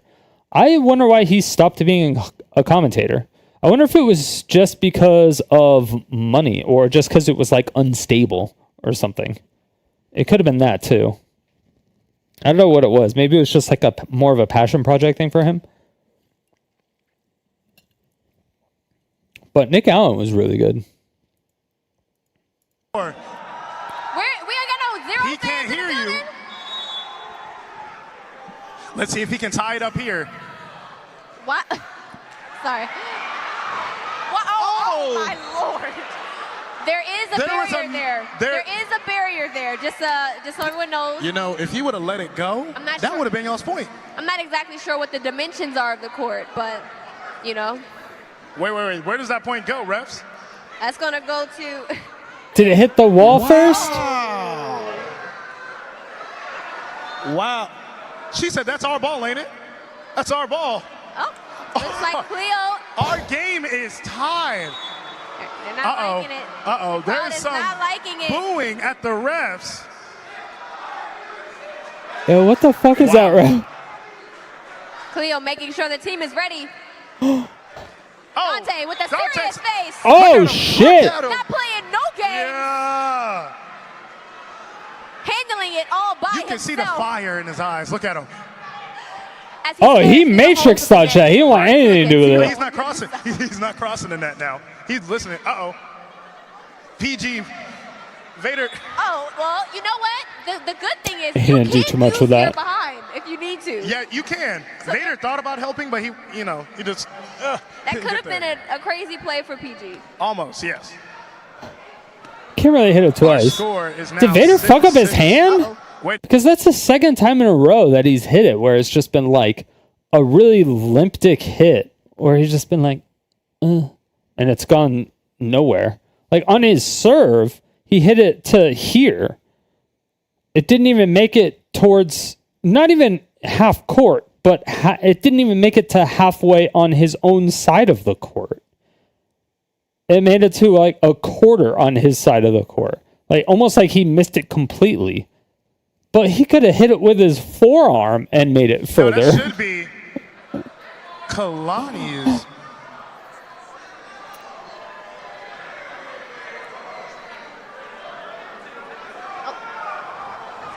All right. It's gonna be all right, Kalani's serving. ball. Team Mari, it's up. Barefoot Tasha getting it over the net. Dante passes It's back. up. Oh my gosh. Oh. With the dagger. Team Dagger. Our score is now 7-6. Kalani up the serve. Team Dagger. Let's make some noise. You gotta have that. Mari with the return. Mari back at it again. Oh shit. Oh, Mari. Okay. She's on the ground. Oh, wow. Wow. That's an Wow. performance. No, damn, she got fucking possessed by a demon? What the fuck just happened? That was crazy. There's going to be a new server. I was like, did she have a seizure? What the fuck happened? Dante, step into the line. Dante's is gonna fail. First try. Guaranteed. I feel like he's going to put some heat in this. He punches the ball. Cleo Maybe not. with the attempted save. Okay, I lied. Our score is now tied, or 8-7. Is Dante going to go for a two-peat right here? They don't even know. Huh. He said Pierre nope. with a quick reaction. But Dante said not quite. You know what? It was the thought that counts. There was a lot of effort there. Yeah. And it was a good try. Reaction time was pretty good. Our score is now 8-8. We're tied again. This is a good matchup. This is a great matchup for our All-Star Volleyball tournament. Oh! Oh, was that a net hit? What a feat of athleticism. That team is fussing, but they did get the Oh point. yeah, he got netted. Wow. He got netted for There's a real. little bit of controversy on the court right now. There's a little net there, you know. Yeah, there's a little bit of net. There's a little bit The of serve net. is up. Vader with the save. Oh! Nice play from Krista and Vader.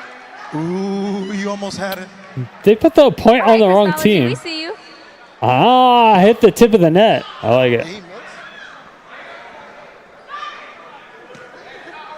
We got a tied game. We got 9-9. a tie game for game point. Can we make some noise for game point? All right. We have a no-no game. All right. Dante is giving some We words have of a German encouragement no-no game. to his team captain. Classic. Team He Cap. said, Mario, you better lock in. It's up. And it comes up short. Our winners are Team Kalani. All right. There's a lot of celebrations A on the lot of court. celebration, a lot of excitement there. Team Kalani and Team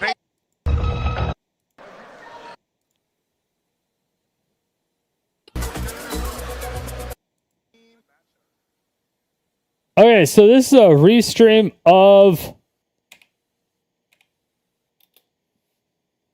Dream Convention 2.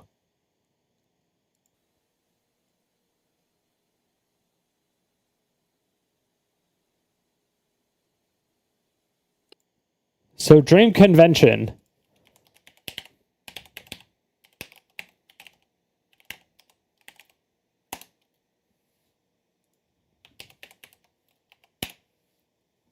I wonder how many there actually were.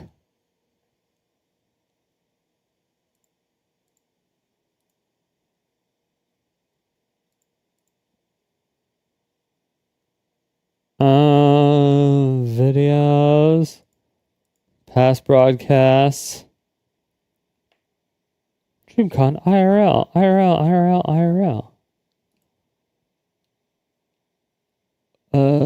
videos, broadcasts. Okay, Tekken's Hop 8.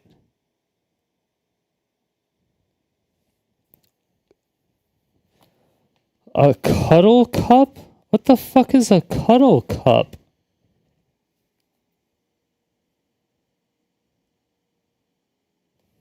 What is a cuddle? Someone tell me. What is what the fuck is a cuddle cup?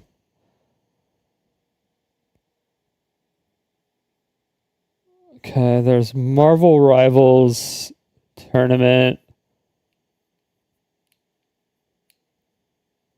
There was a Tekken Top 8 tournament.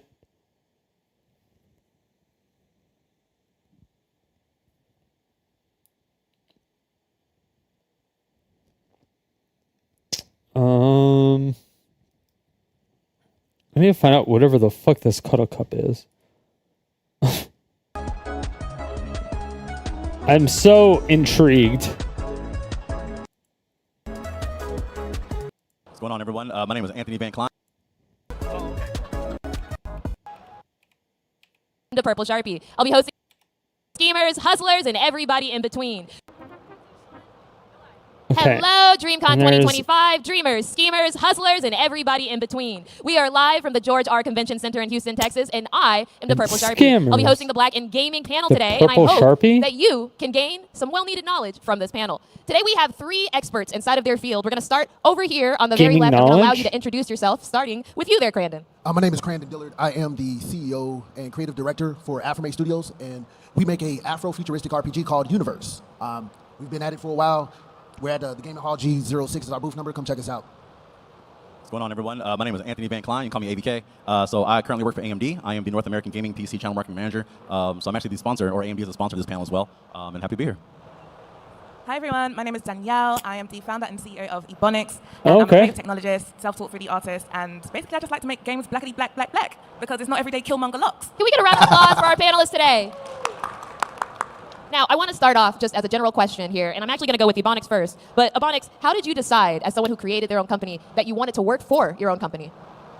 I think when I started to see the impact that my work was having on the wider community, it let me know that my mission and my purpose was to provide access to ourselves within games. Because it really has been just your Afro, your level 1, your Killmonger locks for the longest time. And I think finding that purpose in seeing ourselves in games really just told me, like, okay, this is that time. You have to go hard or go home. I left my job, and I was like, I'm going to give myself 1 year to do this. If I can really, like, flesh it out 1 year, and I'm going to be cool, fine. But I have a degree, so I have a degree in psychology and counseling. So for me, it was like, I'm not unemployable. I've got experience, but I needed to give myself 1 year to really prove to myself that this is what I'm meant to be doing. And that was in 2019, so here we are. Nice. Okay. Now, Anthony, we were chatting a little bit backstage. You work with AMD, and you're a very knowledgeable hardware technician generalist. When did you decide that? Does that mean you're successful in this? AMD with the right place? We were chatting a little. I don't know what that means. Your Afro, your level 1, your Killmonger locks. Real question here, and I'm actually going to go with Ebonics Studios. Is that a dildo? No. It's a PlayStation controller. Might as well be.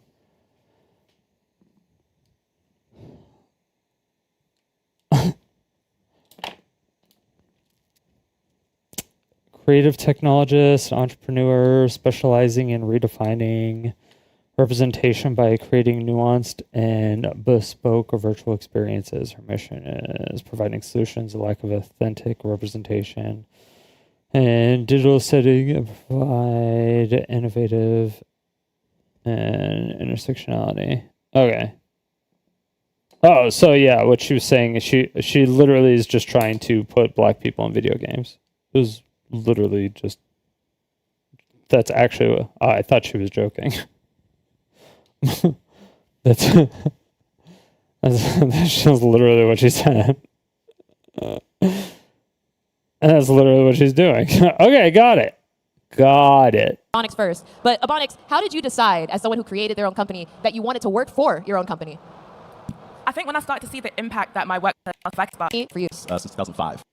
So a little background. AMD, and you're a very knowledgeable hardware technician generalist. When did you decide that AMD was the right place for you? That's a great question. So a little background about me. So I've been in the gaming space now for... Wait, is it a journalist? Manager. So I'm actually the sponsor. What's going on, everyone? My name is Anthony Van Klein. You can call me ABK. So I currently work for AMD. I am the North American Gaming PC Channel Marketing Manager. So I'm actually the sponsor, or AMD is a sponsor of this panel as well. And happy to be here. Hi, everyone. My name is Danielle. Our booth number, come check us out. Manager.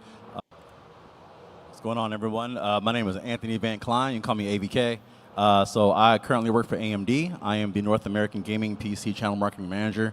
So I'm actually the Channel Marketing Manager? That's quite a bit different than... sponsor, or AMD is a sponsor of this panel as well. And happy to be here. That's Hi, everyone. My name is quite a bit different. When did you? Okay. Now, Anthony, The we were being chatting a a little bit journalist. backstage. You work with AMD, and you're a very knowledgeable hardware technician generalist. When did you decide that AMD was the right place for you? That's a great question. Wait, So a little background about generalist? me. So I've been in the gaming space now for about 13 years. And I've also been in the PC tech space since 2005. So I got my start in Dell Alienware. I've been at Lenovo, I've been at Apple, and now AMD. I started AMD in 2021, so during the panini, or the pandemic, what you want to call it. But quite honestly, when Lisa Su, our CEO, took over for AMD, she totally transformed what AMD was. So prior to Lisa Su's tenure, AMD was known as bottom of the barrel, cheap brand, bad driver issues on the GPUs, just a whole litany of things that just wasn't great. But Lisa Su came with her engineering background from MIT, and she totally transformed the CPU market. And so we've gone from bottom of the barrel to, top. We're the 800-pound gorilla now when it comes to desktop gaming. AMD was known as bottom of the barrel, cheap brand, bad driver issues on the GPUs.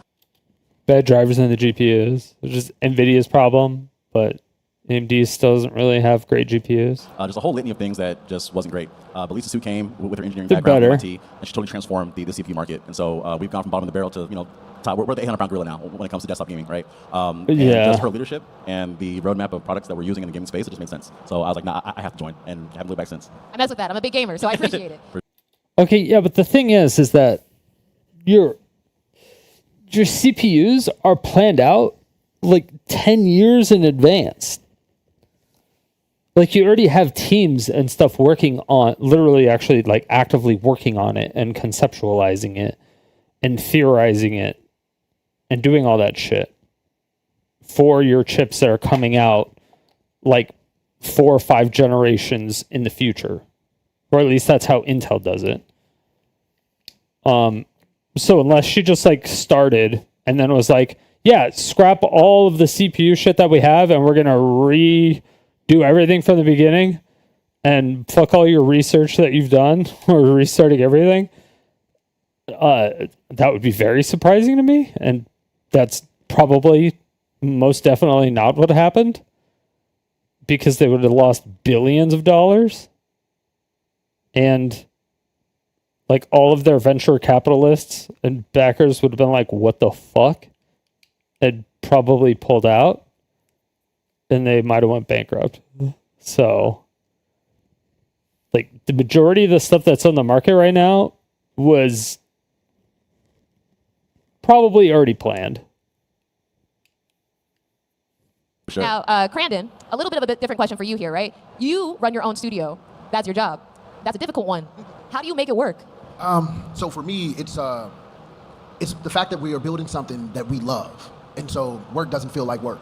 You're willing to take that extra hour, spend that extra time, doing whatever is required in order for us to make this game and this company become something. Oh my God, how could you expect somebody to work extra? Can you believe it? What a slave runner, or whatever it is that what a filthy capitalist. Can you believe it? Can you believe it? I am only working my designated hours unless you pay me extra. Unbelievable. Unbelievable.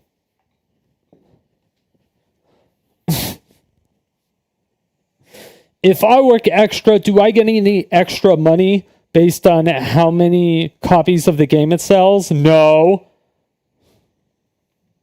A household name. So it's just a matter of, we really love video games, and we literally love black people, and we really love our culture. And so a game that allows us to show that is going to make you get up every day. It's going to make you go to work every day. And that's what's sustained us through the ups and downs that is running a startup company.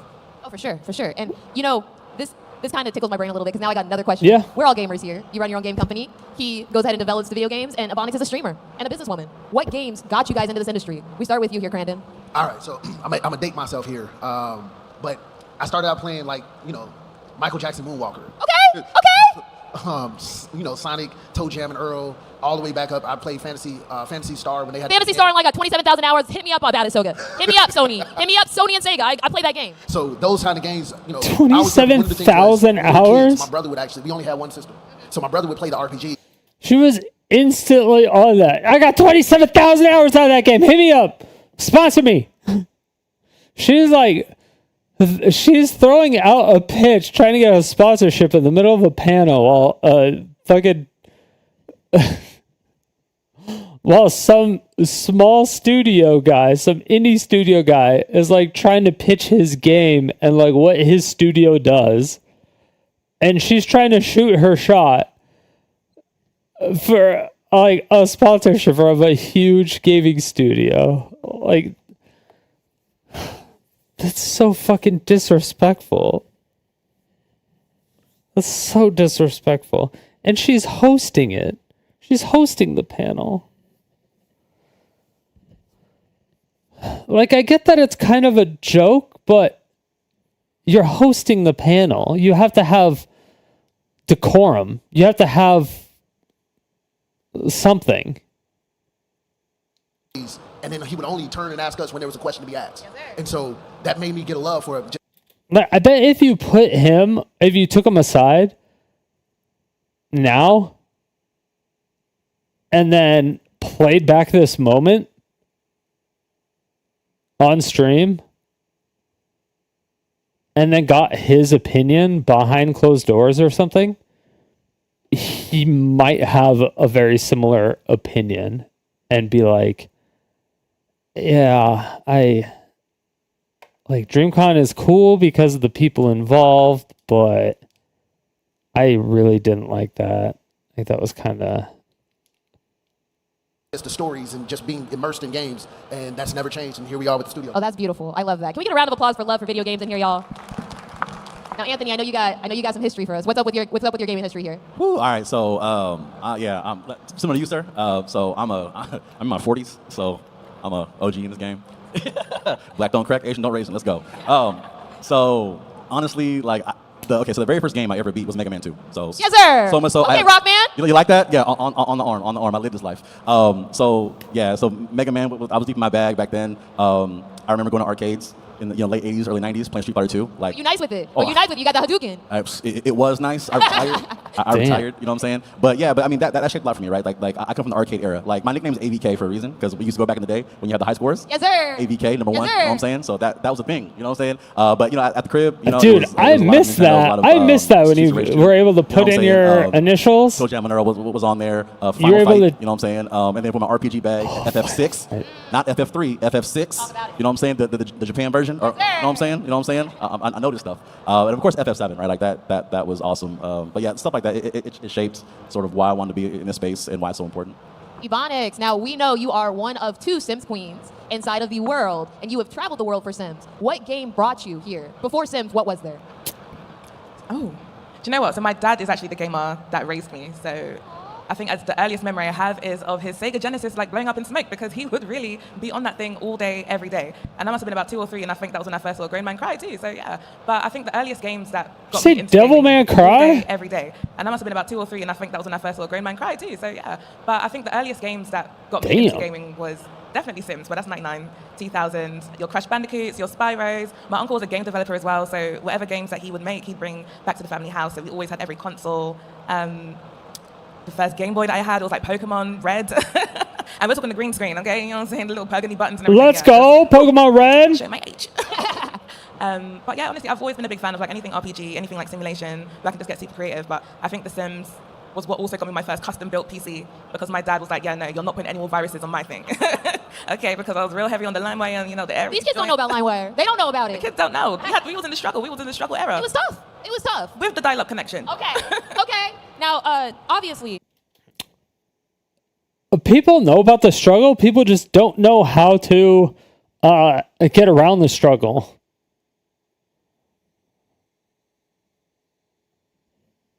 Yeah.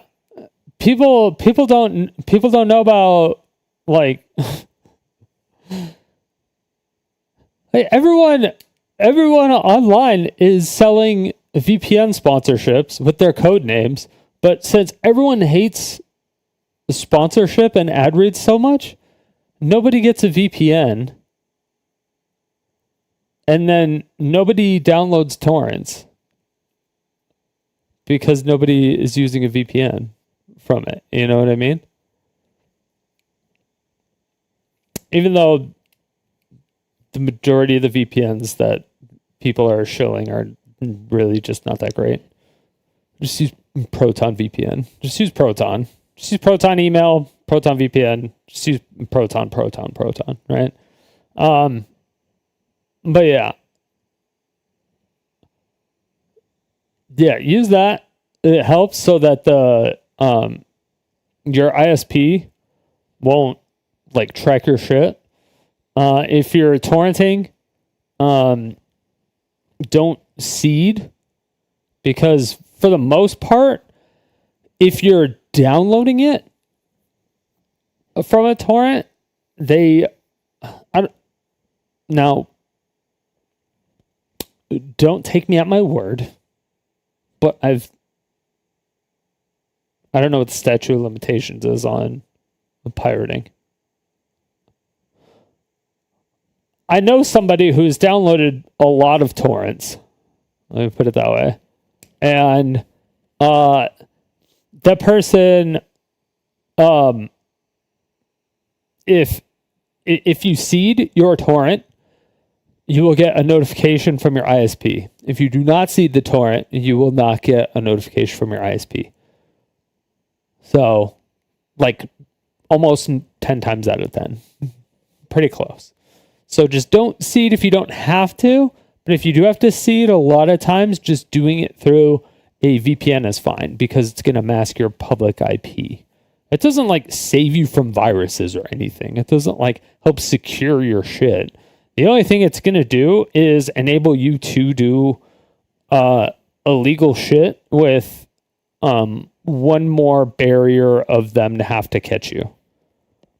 That's really the majority of what it is.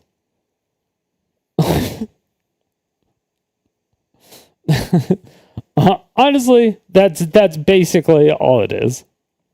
It's just one more barrier for them to catch you, and they don't. They just don't do it.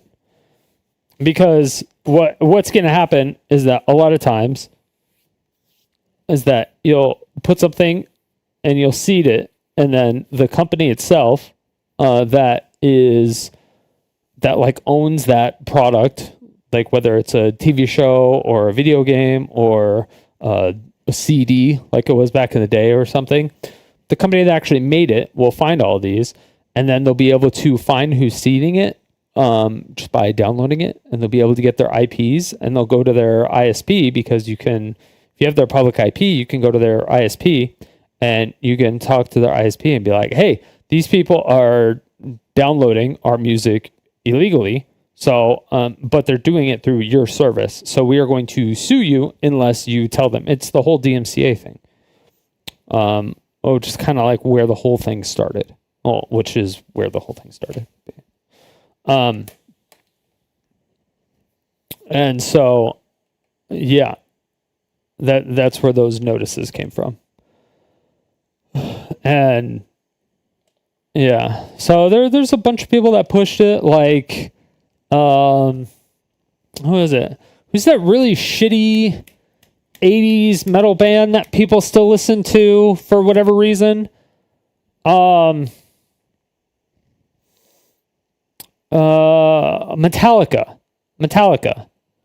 Yeah, Metallica was big into it. They like hated piracy so fucking much. They were like way anti-piracy, and they just like, they actively like sued people and shit. And they were just like trying to steal people's money. They were taking cookies from people. They did not give a flying fuck who you were. They would sue the shit out of you if you like downloaded one of their albums. They literally just did not give a fuck. And I'm like, yeah, you guys suck.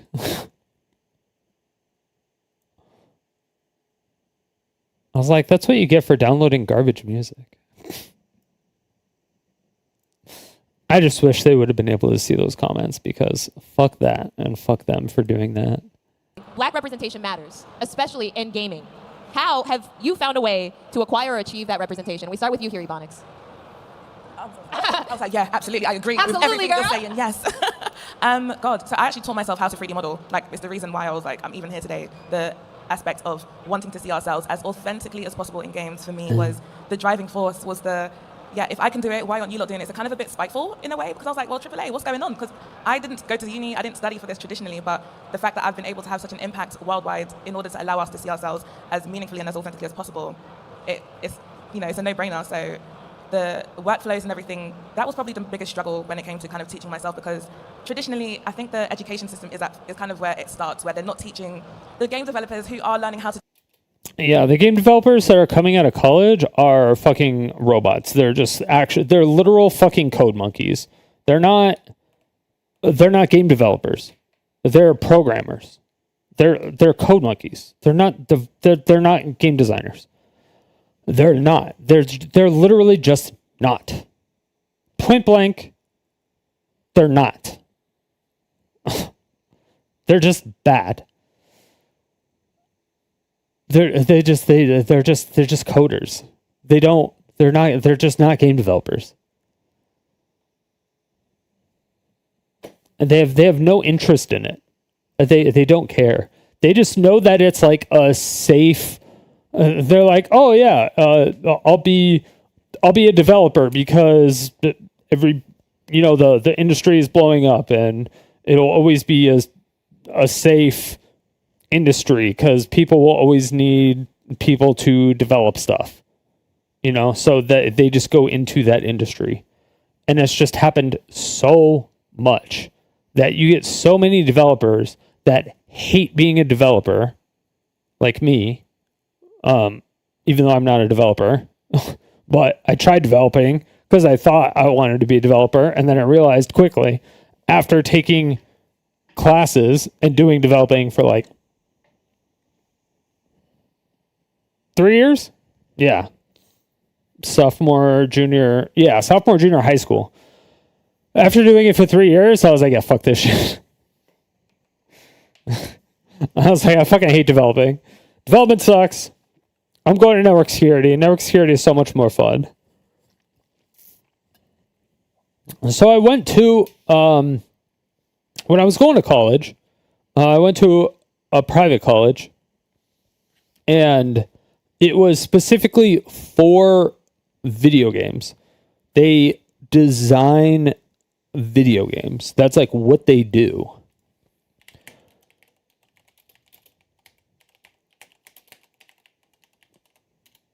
University of Advancing Technology. So, like, you would get a degree in whatever. Like, you would get it in, like, cybersecurity. You would get it in, software engineering, whatever. You would get it in all the things that are, like, that go into game development. But you would work as a class, like the class of 2032 or whatever. You would work as a class to develop a game, and that would be like your final project. Like your student project, like just to graduate and stuff, would be a video game that your class made. So you would work with like the digital arts department, software engineering, the game studio, cybersecurity, the business innovation. Like you would do all this stuff. So you would have knowledge of the entire industry, going from the business side of things to creation, digital, like this. Like it was literally, this college was like literally made for game designers. But they also had the best network security labs in the United States.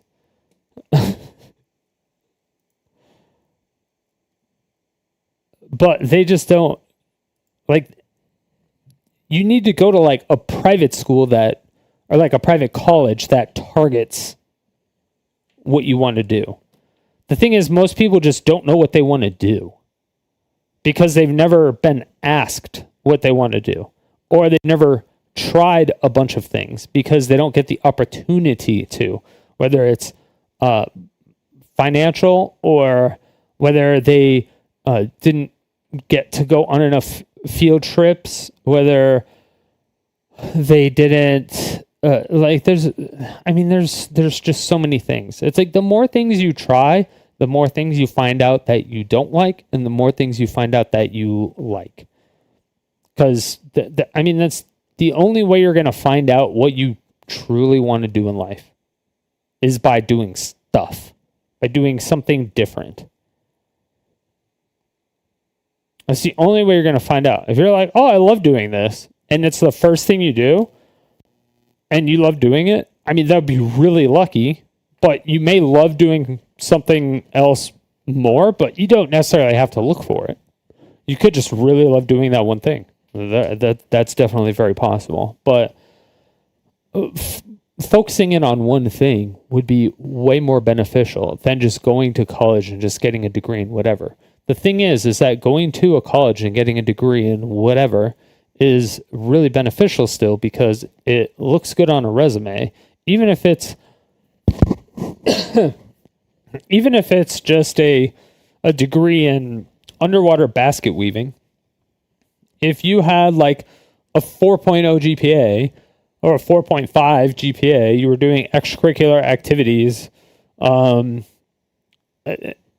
It's like, okay, so they show up on time, they do their fucking work, they do extra activities. That shows me that they do work. Like they're a hard worker. They do a lot of work when they're paying stuff. So imagine what kind of work they're going to do when they're getting paid. But that also means that they most likely know how to learn as well. If they have a 4.5 GPA, either they're like a genius in whatever it was, like in all the classes that they took, and they just are naturally gifted in all those, and they didn't have to study at all. They just like picked up everything immediately, which is still perfectly fine, as long as they can like understand it or whatever. But it's like a lot of those people, it's nice. It's still nice to have those people, but in the tech industry, a lot of times it's like you don't, especially in the gaming industry, you don't need to show that you have a degree. If you've made 3 like shitty mobile games, but they've sold like a bajillion copies. Like if you made Angry Birds, like Angry Birds is not complicated to make, right? It's not, it's just not complicated. One person can make that and make that person made a bajillion. I don't know how many people actually coded that. How many people programmed Angry Birds?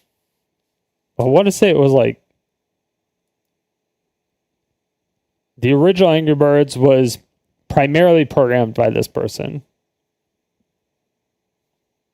It was a team of 5 or 10 people at the time, but there was a main programmer. Then the game's physics were implemented using some more stuff. But yeah, so it was primarily one developer with a team of 5 to 10 people for advertising, I would assume, and like business shit. So yeah. And that kid made a shit ton of money. Now, if you were in like high school and you made Angry Birds and you made like Vampire Survivors, because I think that was made by one person as well.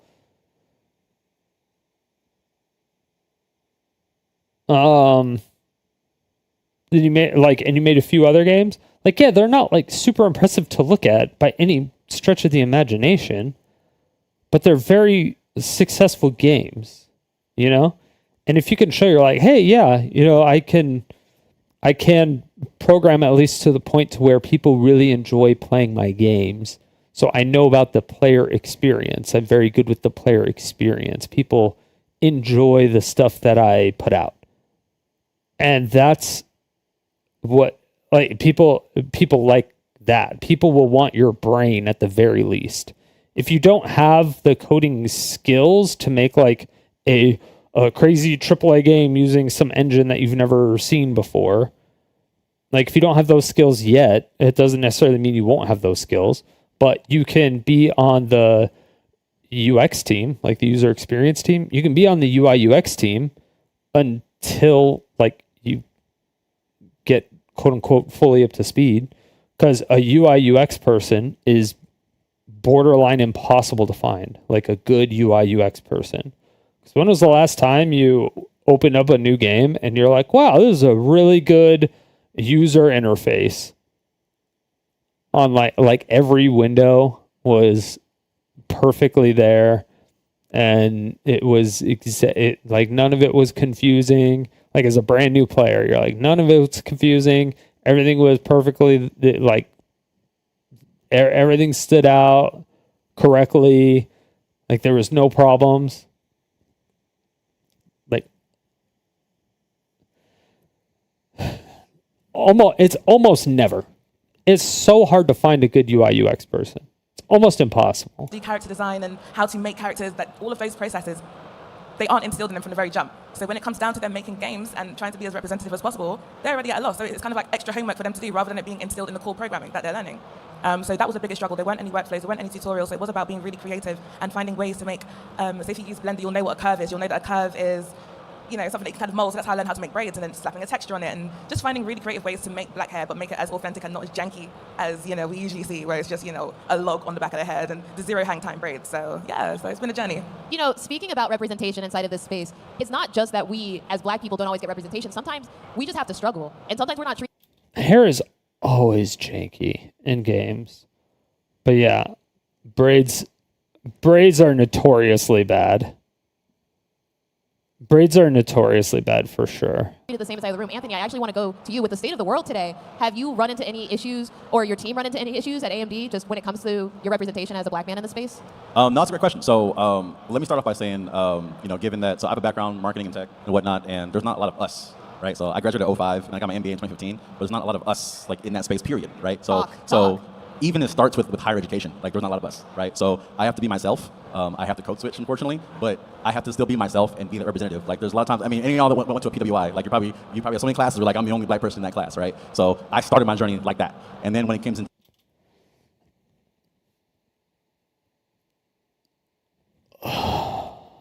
the game, I graduated in 2005, and I got my MBA in 2015, but there's not a lot of us, like, in that space, period, right? So even it starts with higher education. Like, there's not a lot of us, right? So I have to be myself. I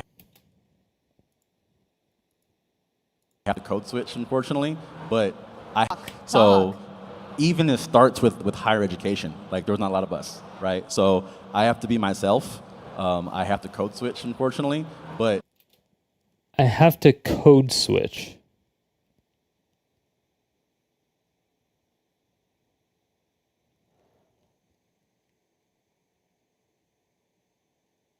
Okay.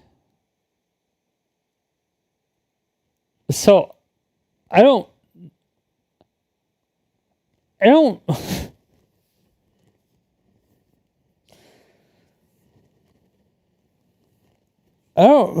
honestly don't really know what that means. Honestly. Like, I know what it means in theory. Like, in my head, it sounds like he has to pretend to be white. That's what it sounds like he's saying, right?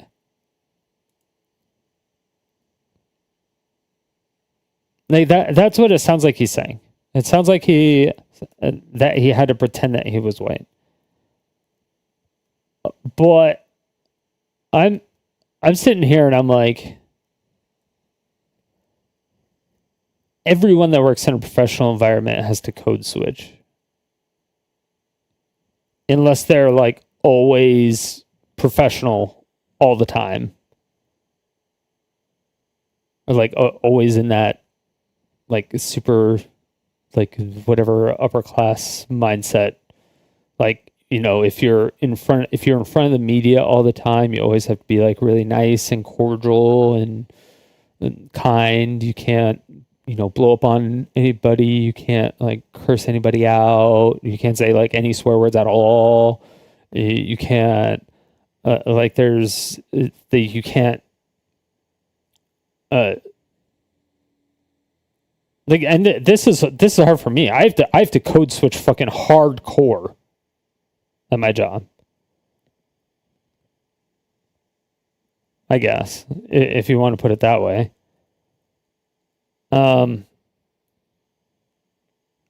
If I actually go to an office, you have to wear long sleeve shirts. Luckily, they've like loosened up on it, but you have to wear long sleeve shirts to cover up any visible tattoos. And since I have tattoos everywhere here, I have to do that. And I live in a fucking desert, so if it's 120 degrees outside, I'm in a fucking goddamn long sleeve shirt. But luckily there's air conditioning inside. The thing is, most people are wearing shirts, so the AC isn't on as cool as I would like. But yeah, they don't really enforce the don't show visible tattoos thing that much anymore. Especially in tech, because you're not customer facing. It's really only when you're customer facing. So like if you're in marketing, like this guy's in marketing. Like he has He has a tattoo here, tattoos here, tattoos here. Like this guy would be a quote unquote bad marketing choice in a normal business setting, because most of the time what you're doing is you are putting yourself near old white people with a lot of money, and old people in general, not even necessarily old white people, but old people in general don't like tattoos. They think it's like a symbol of degeneracy and like, gross, or, and it's the same with piercings. Like you can't have piercings and stuff like that. So like having gauges, you can't do that. You can't have like a nose piercing. You just like, you can't have any of that shit, right? They don't, it's just none of that stuff, anything visible anyway. And if you do, you have to take it out. And then people with the gauges, they have to like take it out, and then they have to put a giant like Band-Aid or like whatever, a fucking giant white thing to cover it. And I'm like, that just makes it stand out more, and it looks way grosser, and it's so stupid. And it's obvious as to what it is, but I digress. But yeah, like the old white rich people, just, they don't like body modification in general. So if you go into an office and you have shorts on and a short sleeve shirt, and you're like being hella casual, you have tattoos all over the place, you have piercings all over the place, you're like, hey, what up? What's going on? Like kind of like it's a stream. Something happens, I'm like, oh, what the fuck was that? You know, if something was on the ground, I'm like, oh, what the fuck was that? And I'm saying that like in their office when I'm trying to sell them like some multi-million-dollar, like, I mean, he works at AMD, right? So if I'm trying to pitch, he's AMD marketing. If I'm trying to pitch a $20 billion deal, I'm like,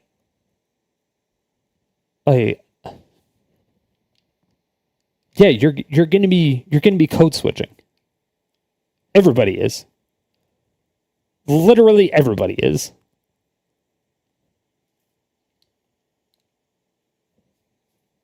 And like, when you go to Japan, you're not supposed to have visible tattoos. You're supposed to cover them up. So like I'd have to wear a long sleeve shirt there, like essentially the whole time.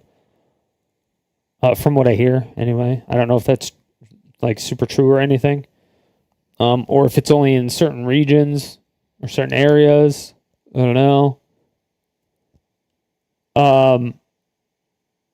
So it's also different in like different parts of the world of how they view certain things.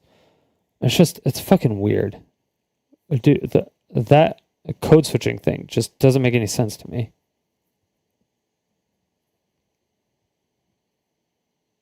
Like, there's obvious reasons to have representation from, like, different races and stuff, or at least testing. Like, with the whole, like, there was a huge problem for the longest time that nobody knew about with the sensors, the sync sensors, how it borderline only worked for white people. Or only worked for light-skinned people.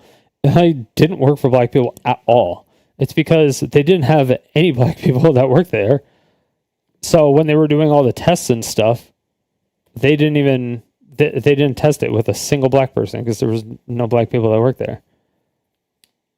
And yeah, and that kind of fucked the company. They had to fix the whole thing. I don't remember what company it was, so don't ask. But yeah, there was a big thing like that. So like, I get the importance of certain things for sure, and they should definitely be represented. Like, I don't see a reason why not. Like, there's tons of really cool characters in a lot of different games of all, like, races, shapes, and character types. Like, I mean, there's like foxes, there's like pigs, there's vampires, there's zombies. Like, I don't know. There's like, I don't know. There's all sorts of fucked up, weird shit all over the place. I don't know. There's characters everywhere. But if you're doing like a sim thing to where you want to take a break from your own life and you want to play The Sims, where you want representation in The Sims, but have it be closer to your own life. So you want to obviously still be like black in The Sims as you are in real life. That makes sense.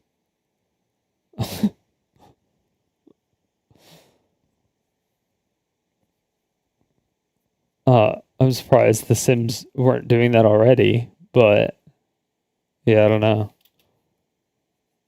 The whole thing's just kind of weird. I have to still be myself and be that representative. Like, there's a lot of times, I mean, any of y'all that went to a PWI, like, you probably have so many classes where, like, I'm the only black person in that class, right? So I started my journey like that. And then when it came into the gaming space itself, like, it's still, like, I'm the only guy there, me or another person, right? So, yeah, I mean, I will say it's getting better, but we're still not there yet. So we still face challenges. Like, my team personally, like, I'm the only black person. Like, in the entire marketing organization, I think there's about 3 or 4, right? So in North America, I'm going to speak for North America. I can't speak globally, but for North America. And so, yeah, it's a challenge. But I will say AMD is very forward-facing. So they...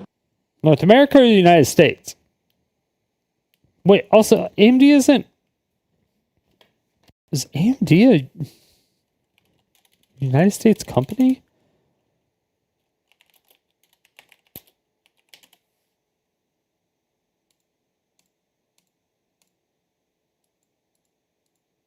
Vanguard, BlackRock. Okay. Largest stock. Okay, so they're the biggest VCers. But they make all their chips in other countries.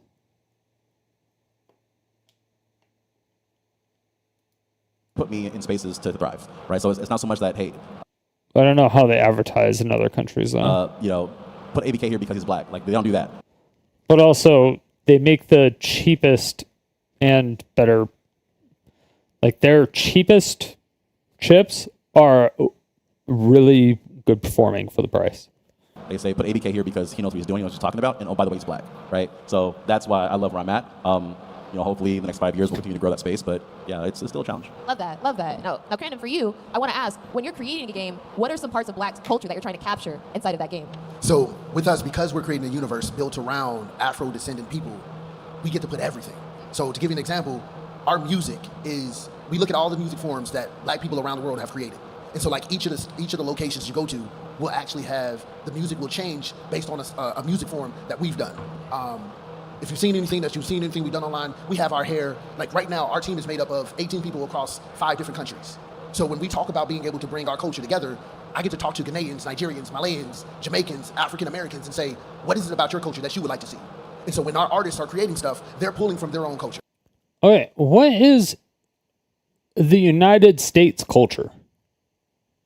Please fucking tell me. I want one person to tell me what the United States of America culture is. What is my culture? What the fuck is my culture? I have no idea.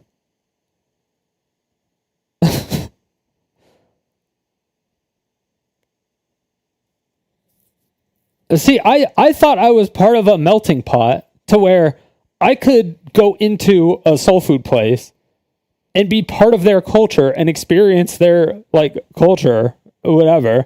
Or I could go to an Indian restaurant, get some curry, and experience part of their culture or their like home culture. Go to a Japanese place, get some sushi, experience part of their culture. But it's like, but that's like their home culture. I guess technically I'm like everything white, so I could go to a German place, a French place, a Swedish place, an Italian place. Like I go to any of those places, and all of those places are my culture, even though I don't identify as any of those things. Like I can't, like even if I'm like 50% Italian, I can't go to Italy and just be like, oh yeah, I'm 50% Italian. They're going to look at me and they're going to be like, the fuck are you talking about? You're not fucking Italian. Like, I'm American. I'm United States of American. I'm fucking American. I'm proud to be an American. We have all these other different people that have came to contribute to a USA culture that is just like a melting pot of everything. I can taste little bits of every culture. And everyone else can do the same thing. If you choose to stay within your own culture because you decide to do that, then I feel like that's just a choice.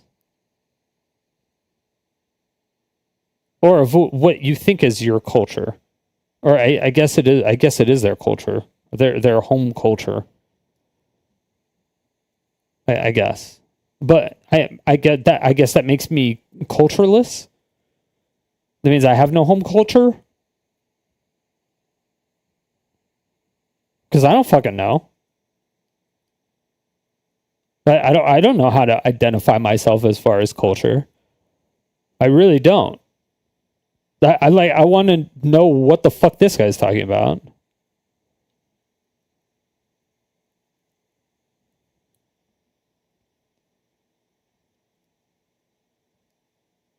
And so we don't have to try to create us because it's us making it.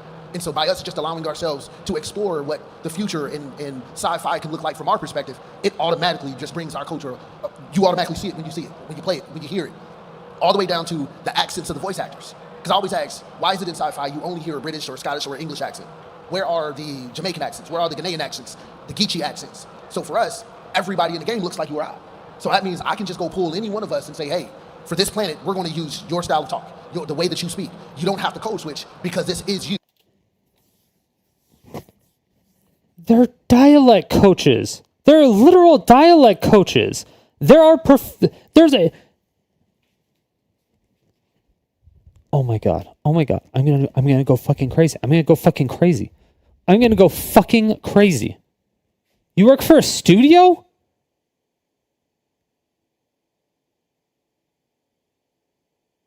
They're voice actors.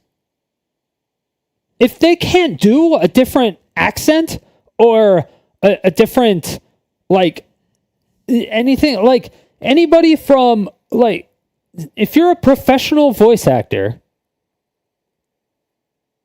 and you're from, like, Louisiana and you can't do an accent from Atlanta. I'm using those examples because he keeps bringing up his culture and black people specifically, okay? So I'm like, if you're from like Louisiana or New Orleans or something, you should be able to do something from Atlanta. You should be able to do something from New York at least. How many dialects are there in New York? Like 30 alone, probably. There's like 4 different ones in Atlanta. Like, there's a couple in Houston alone, I think.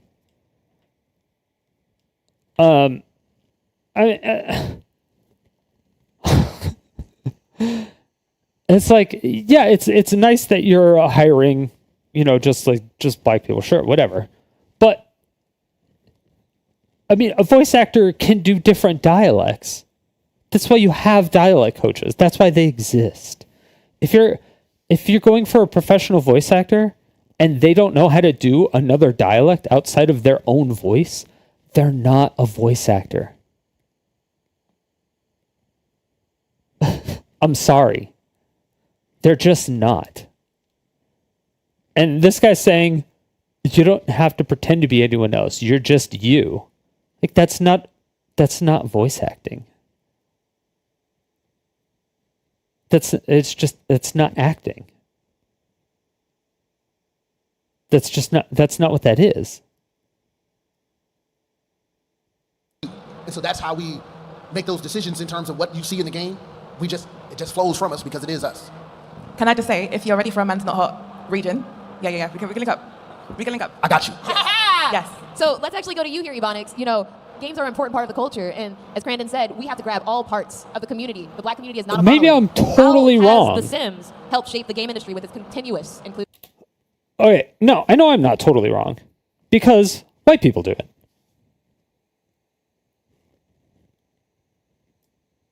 And Japanese people do it. White people do it for anime, and Japanese people do it for anime.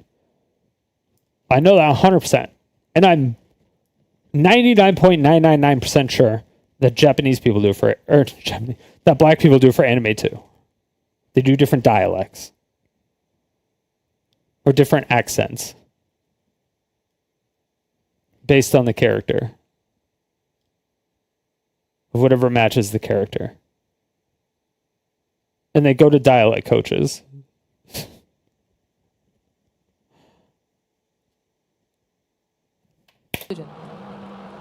I think it's by definitely they've been acknowledging the fact that blackness isn't a monolith, especially in conversations like with myself, and also being like reminding them It's like definitely hey, not a monolith. let's remember that my black experience is not going to be the same as a black American experience, as a black African experience, as a black Caribbean experience, as a black British like women's experience. Like, all of my experiences cannot feed into the percentage of black people in America compared to the percentage that you're getting a wealth of knowledge, of a wealth like of experience, a wealth of nuances. Because it's definitely the nuances that really races help is shape just the experience that you're trying to a small target when it comes to game percent. development.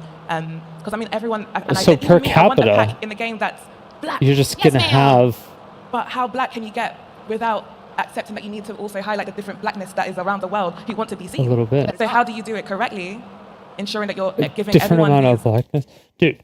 How many different quote unquote dialects of Ebonics or whatever are there in just the United States alone? I don't even know if I could tell you. I honestly don't even know if I could tell you. There's got to be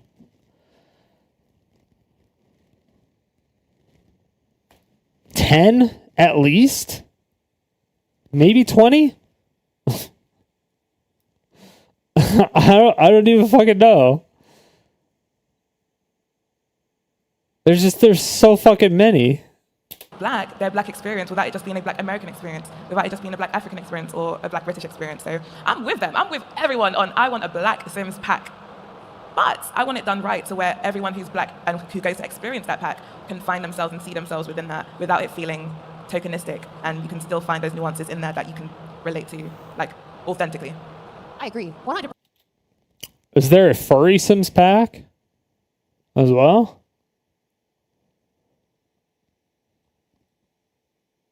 That was very, very well said. You know, Brandon, I want to go back to you. A lot of times people tell us, well, if we want something, we have to build it ourselves. What advice do you have for someone who's trying to start their own game studio and possibly build what they want to see in the world? That's well, so that is hard. exactly what you have to do. So when I started this journey, I knew that this game would not exist. I've been playing games for 30-something odd years, and nobody had ever created a game on the mainstream that allowed me to play in a world that was filled with people that look like myself. And so, should I wait for somebody to give me that opportunity? Should I wait? Filled with people that look like you?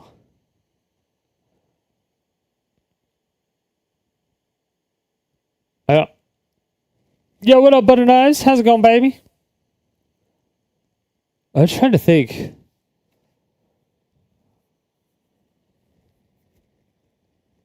I don't know if there's a single game I've ever played where it's filled with people that are like me. Either.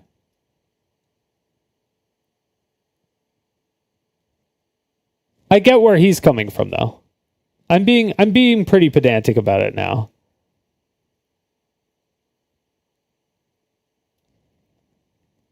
Milk inside a bag of a milk inside of a bag of a milk.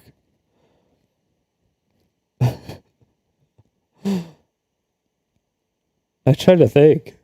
Well, yeah, because like every game, it will have like, it'll either have like a monster in it, or it'll have like a woman in it, or it will have somebody of a different race in it, or it'll have somebody with a different accent in it, or like I don't know. I don't know the last game that I played that was only filled with people like me. But then again, I don't think I ever looked for that. The game I played the most out of any game ever was Counter-Strike. And that was not filled with a game of people like me.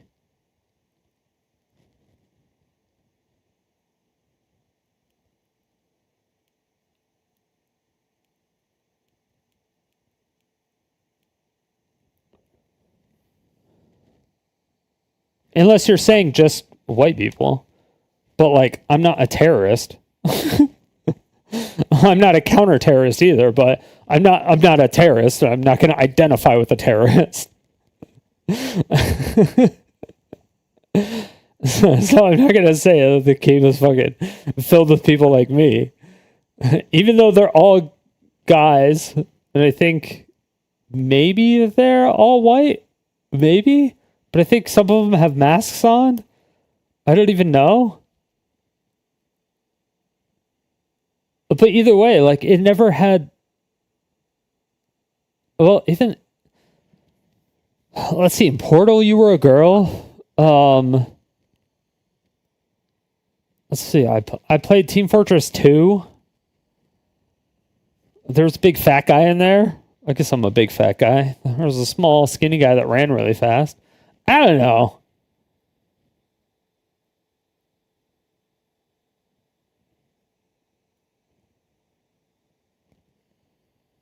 You think Japan dominated the gaming market and made most of its games about light-skinned people?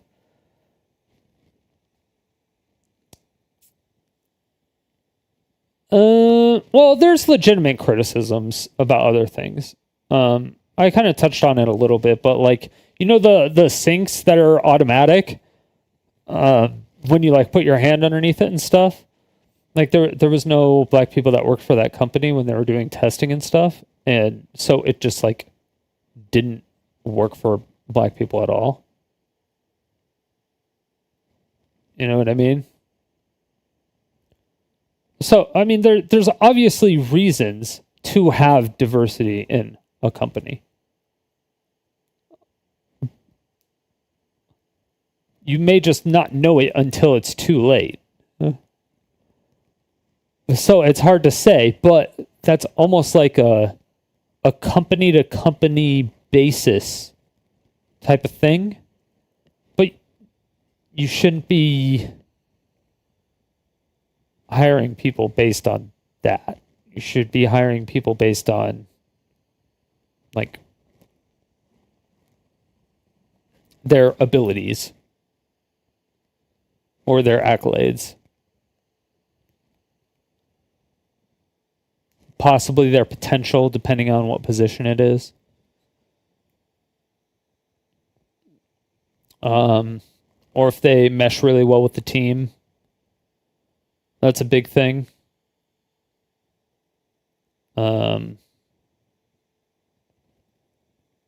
Because then you don't have to, kind of like what this guy said, you don't have to, quote unquote, code switch as frequently. Or as hard, or as much. Because him as like an AMD marketing person, going on a panel and saying that he can't be himself and he has to code switch publicly is gonna get eyes on the rest of his marketing team staff. Because now, like, a lot of his marketing people, a lot of the people he works with are going to be like, have you been fake with me this entire time you've worked with me? Like, do you not actually like working with me? Like, what's going on?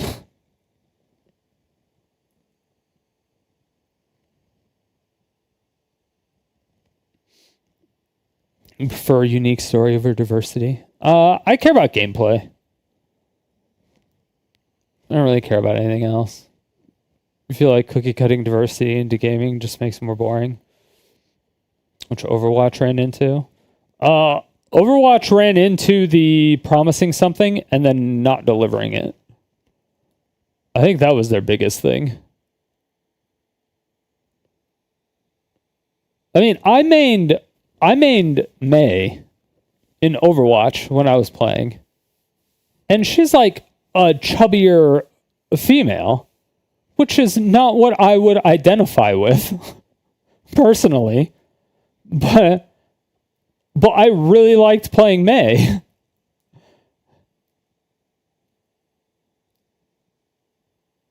Yeah.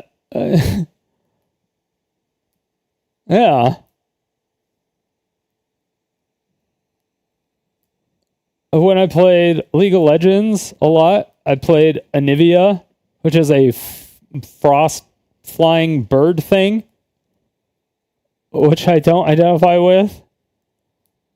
I played LeBlanc, who was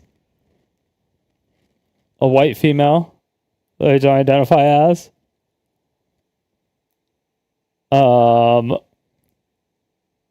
And I played Zillion, who's a really old white guy that I wouldn't identify myself at. Maybe now.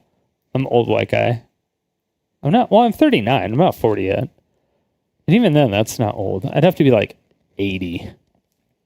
I'd have to be like double my age. And then I could identify myself as Zillion, I guess. And then I memed around as Shaco for a bit in the jungle. He's really fun. I have no idea what he is. He's just a fucking clown. So I guess I identify as him. It's a clown and a troll. I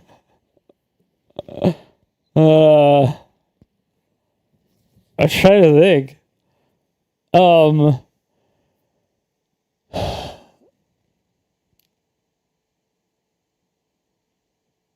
What did they promise, in your opinion? Well, they promised PvE in Overwatch 2. And then when Overwatch 2 came out, they said, hey, we're not doing PvE, and we have no plans on doing PvE. And then the people who made Overwatch that came from World of Warcraft and Hearthstone and stuff, like the good employees, the actual legitimate good employees, the idea makers, the people who kept the company together, the people who had the fans, the true Blizzard fans, like still have hope in Blizzard. They quit because of the fact that they said that they weren't going to do PvE.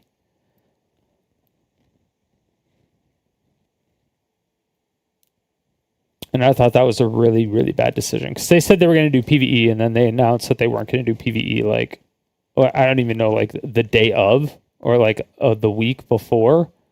They're like, oh yeah, PvE isn't going to be available. And then they're like, we're never going to do PvE at all, ever. And it's like, that's a big switch.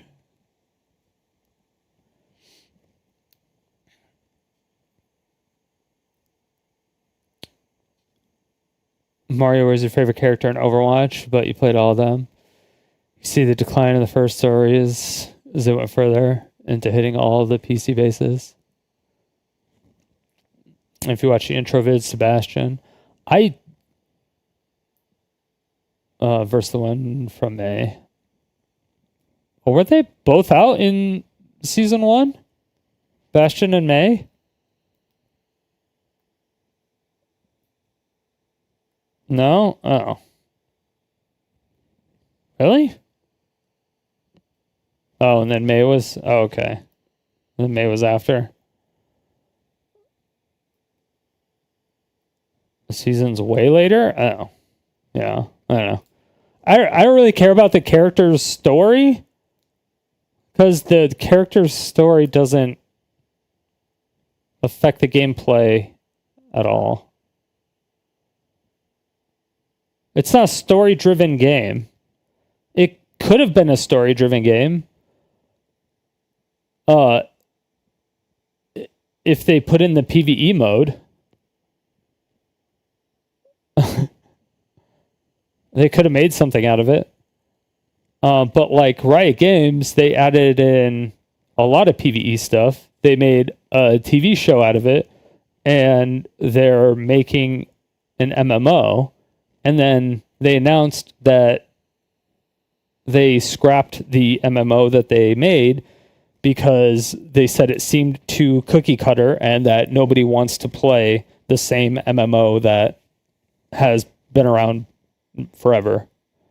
And it just has like Riot characters in it. So they're redoing it. But they actually went out of their way to take something that is strictly a PvP game, but allowed for a lot of story to be in the game. And they continued to push story.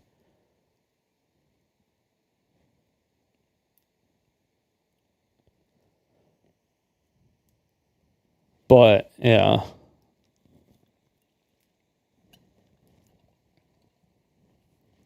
Overwatch might have tried to copy that, and they just did it terribly. I don't know.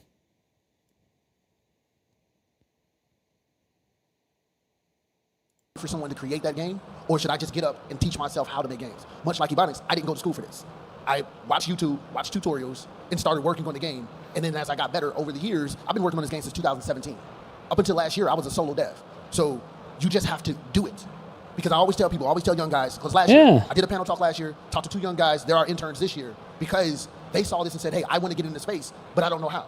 You get into space by doing. You don't get better at making games by not making games. You get better at making games by making games. So don't let the business side stop you. Because I worked on the game for 6 years before I started the business.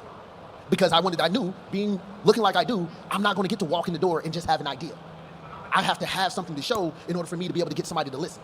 So when you hear, and I hear the old, you hear the old head say, you got to work 2 times as hard. That ain't a lie. I've been in these spaces. Much like Anthony said, I am the only black developer when I walk into these rooms and I'm meeting with publishers. Yeah. I have yet to meet with a black publisher. So there's the marketing people who decide what games come out. They don't look like me. So I have to convince them that they can take this chance on an indie studio that has a bunch of people who have never shipped a game before. So if I'm going to see this done, then I'm going to have to put my money up. I'm going to have to do the work. Have you talked with any other indie studios? I mean, there's so many solo devs. There's so many. But 6 years? 6 years? What game are you making? And then I'm going to have to bring it out myself, or at least to get the game to a point where it is undeniable, where now you're like, you know what? I got to make some money off this because I can see it's going to make money. It's all about it sometimes.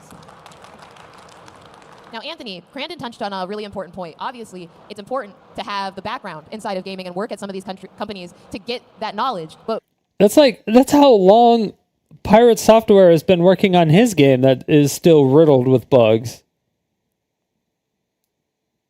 Where he said it was essentially ready to ship and almost done. What are some of the challenges you run into when you work for a large company?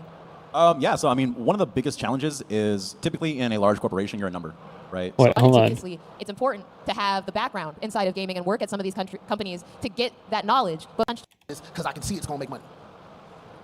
It's all about it sometimes. Now, Anthony, Crandon touched on a really important point. Obviously, it's important to have the background inside of gaming and work at some of these companies to get that knowledge. But what are some of the challenges you run into when you work for a large company? So I mean, one of the biggest challenges is typically in a large corporation, you're a number, right? So you're, it doesn't matter how educated you are, it doesn't matter what you look like, you're a number. You know what I'm saying? So it's like, and I think recently we've seen that impact on the tech industry where you see layoffs, right? So like Google laid off folks, Facebook, Meta laid off folks. Yeah, because they're fucking code monkeys. People don't care about their job. They have no passion on what they're doing. They're just doing shit. All they're doing is they're like, oh, I heard computer engineering makes a lot of money and it's going to be safe forever. So I'm going to get a computer degree and I'm going to go work for Google or Facebook or a place. And then they get a job and then they just like don't really code anything. And then Elon Musk buys Twitter, or says he's going to buy Twitter, and then doesn't, but it like fucks the stock up, so he gets sued by Twitter, which essentially forces him to buy Twitter. And then he fires 70% of the staff. He's left with 30%. And Twitter is doing what it's doing still, with 30% of its staff. Now, granted, a lot of people say Twitter is in a way worse spot than it was before. And I will say Twitter is in a worse spot than it was before, but it's not in a 70% worse spot than it was before. It is not even fucking close to a 70% worse spot than it was before. Like, not even fucking close to a 70% worse spot than it was before.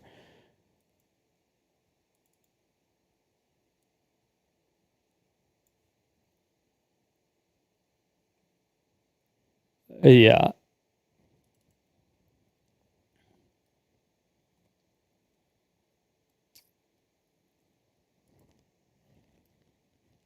$6 years is how long it's going to take the BAZAAR to work flawlessly. No game is ever going to work flawlessly when you're, especially when you're updating it consistently. There's always going to be some type of technical debt and triage and stuff. I also have no idea how many people are actually developing the BAZAAR. I have no idea what their team looks like. But yeah, I heard the last update was pretty good. I fixed a lot of the bugs. Did it fix the game breaking bugs? People that work for Musk. People that worked for Musk under PayPal. Oh, before he sold it? You treat them like shit. Give them no room to fix problems. Yeah, he probably just didn't care about the tech debt. A lot of people who saw the problems to speak up, he would just fire them. Thought working longer hours was better than admitting the management was wrong.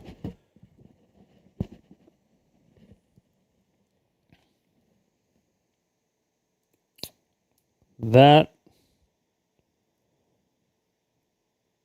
would be surprising to me, honestly.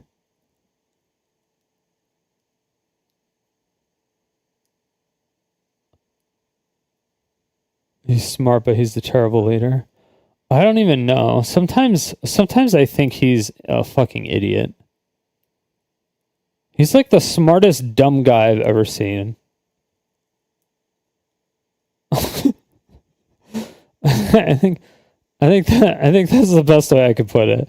I think he's the smartest dumb guy I've ever seen.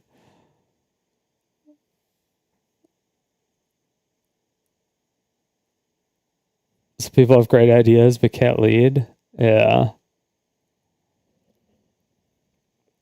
But if you have a great idea, make it really successful, and then sell it, that means you're not necessarily a great leader, but you could be a good enough of a leader to then realize that you're not a great leader and sell their product, right? Because he did sell PayPal, right? Or did it get taken from him? Because wasn't he a partner in PayPal with somebody?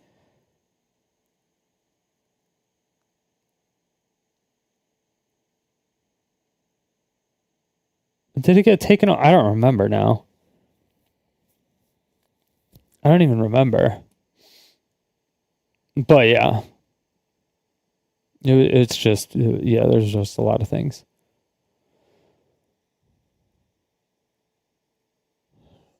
But yeah, it still goes back to my original point, is that Twitter is not 70% worse than it was, and he fired 70% of the staff.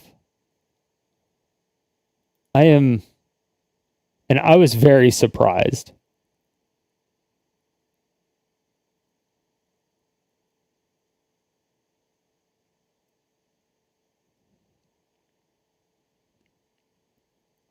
And Twitter was bloated? Yeah, but I'm saying every single tech company is bloated. Is bloated bad? When they're not fixing the technical debt that they have, yes.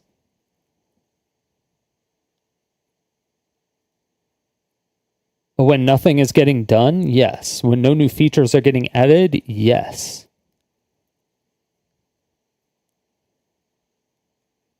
Because when it's bloated, that means there's more managers, which means there's more middle management, which means there's more steps on the ladder to get to where something needs to be in order for a new product to be approved, typically.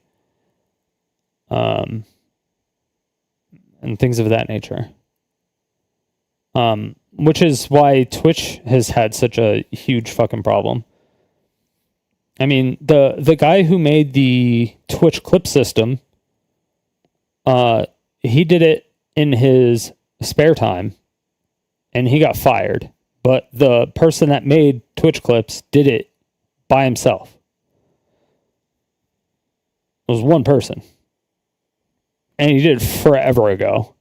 And they did nothing with it. They did nothing with the clips. Like, and the guy that did the clip system did it like before Vine was out.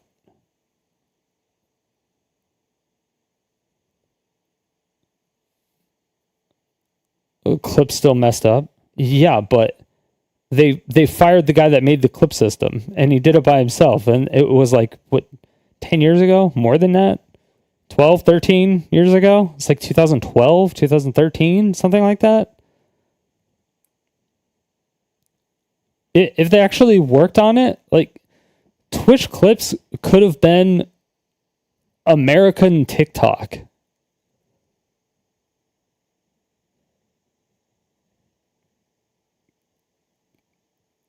They have...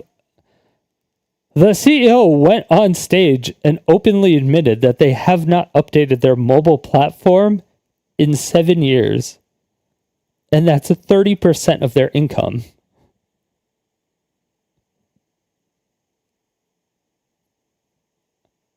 I mean,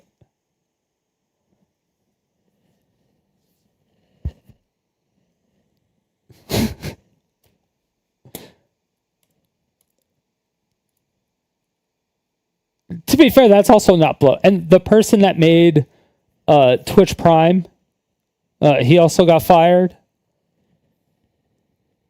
Or forced out, rather. But he was the VP of Amazon, to be fair.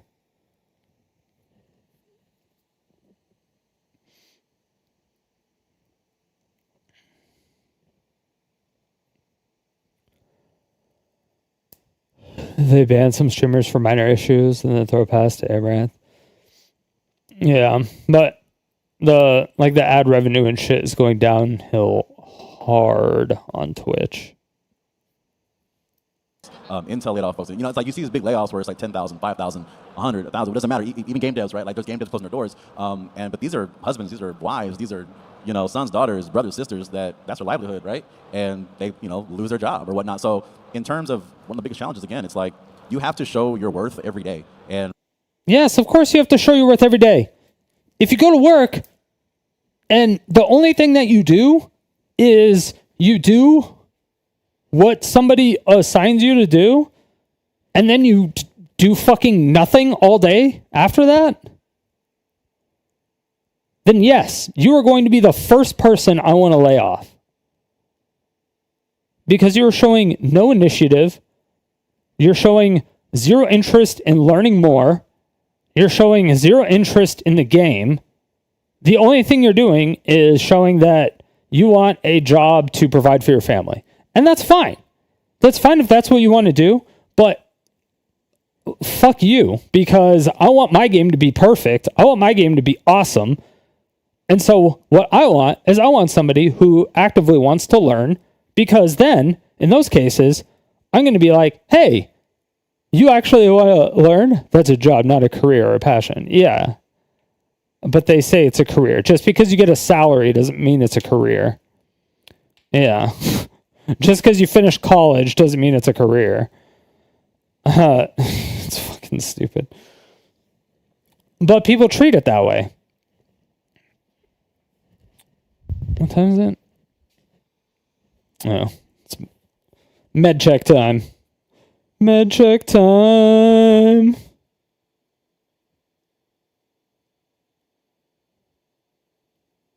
Cheers, everybody. Cheers. Clangety, clangety.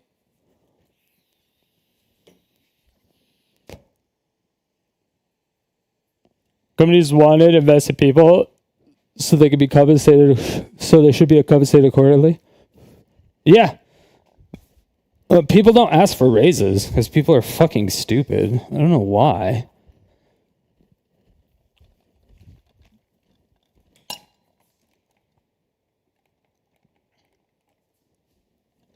People are like, oh, I get a raise every year. And then that's because that's like standard in business practices. It's like just the standard, right? But they don't realize that you can get a raise every 6 months if you wanted to. You just have to ask.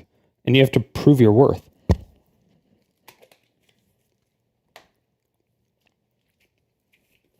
But if you don't prove your worth, then they're not going to give you a raise.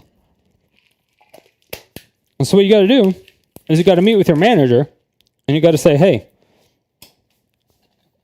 how am I doing in my job performance? What can I do to make, or like, you just ask the normal questions that would get you more money. Like, you're like, hey, can I take on a new project? Or, hey, there's a project I want to do. Or, hey, I think this can be really good for the game. I can do it. I have a little bit of extra time. I can come up with like a theory of it, put it in a sandbox environment and show it to you, and see if you like it or not. But it shows initiative, right? I'm going to refill my drink here in a second. Hold on. But if they actually like it, it's like you just set a meeting with your boss every like 6 months. And then you have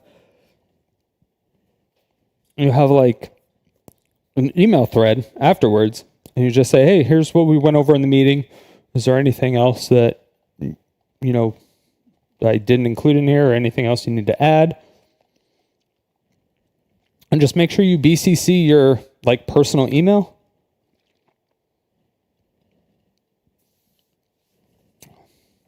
And then when your boss replies to you, you download the email and forward the email to your personal email. You do that because if you can prove your worth, and you can say, hey, I can do this project in X amount of time. And then on your next meeting, you're like, hey, this is what I did. I did it in this amount of time. Even though I was supposed to do it in 6 months, it took me 3 months. I didn't know the project to do. I had way more of this drink than I thought I did. Sorry, hold on. Getting like brain freeze because it's so cold. Ugh. We were like, hey, I did this project, and this project. I didn't know the project. Is there anything else? Is there anything you have in mind? And then, because if you can't think of anything, and then they can't think of anything, but either way, like every 6 months, they're like, hey, yeah, I did this extra thing. And then you ask them what more they want from you as an employee, or what you can improve on. And then that's also the next 6 months is when you bring up, last 6 months you said I could work on this, and this, and I improved it by doing this, and this. Dude, is this thing still like halfway full? What the fuck? But yeah, you show that you worked on what they said that you could improve on.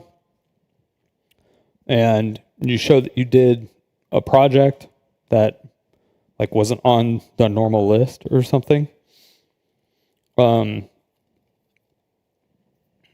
you do that, and like you're setting the meetings every 6 months, not your manager, you can get a raise every 6 months really easily.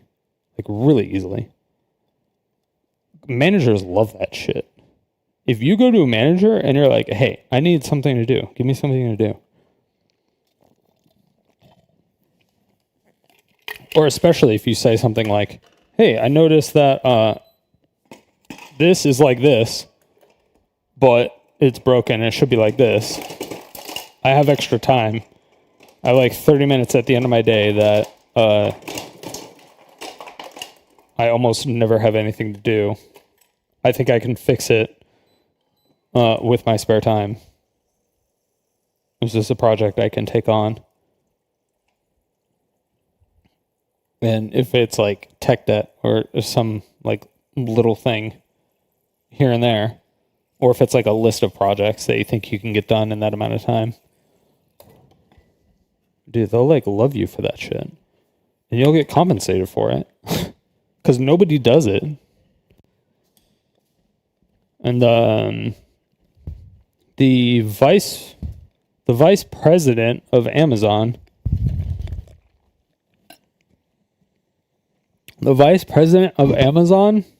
said that 70% of people never ask for a raise, and of the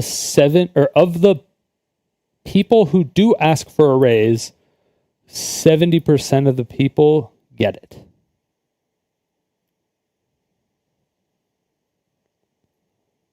So,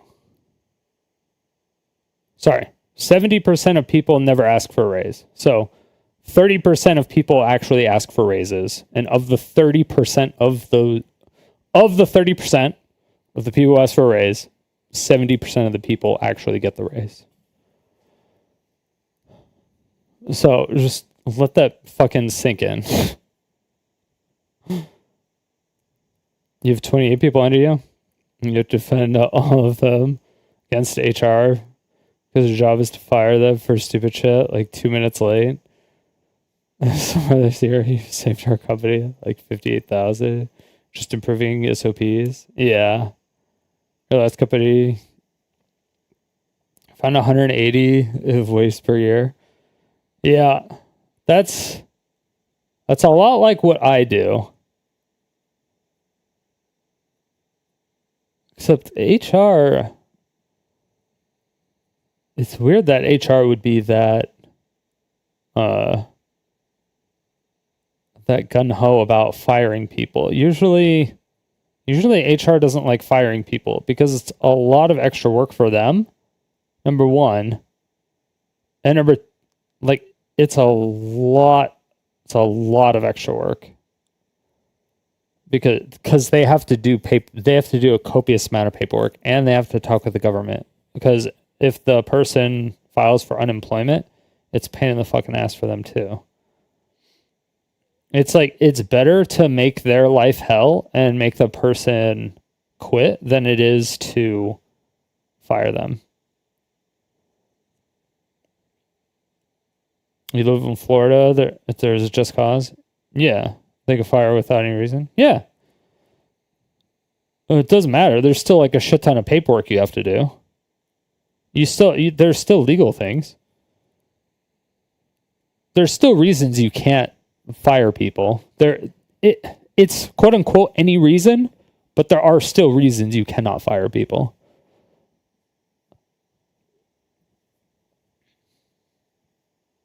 I mean, you can, but you'll get sued for it.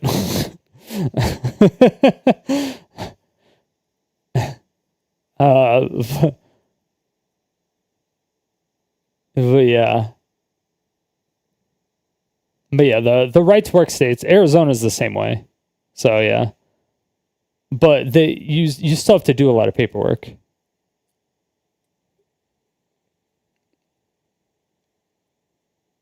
If the company gets sued, you'll go into court and back them up. You'll back up the company, or you back up the person. Sometimes the person, yeah, sometimes the companies will have like an NDA that will say that you're not allowed to talk about anything internally with anybody externally. So you would have to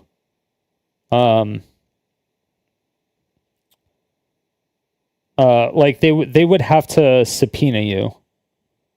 You couldn't like I don't think you could volunteer to be on the stand. I think they would have to subpoena you.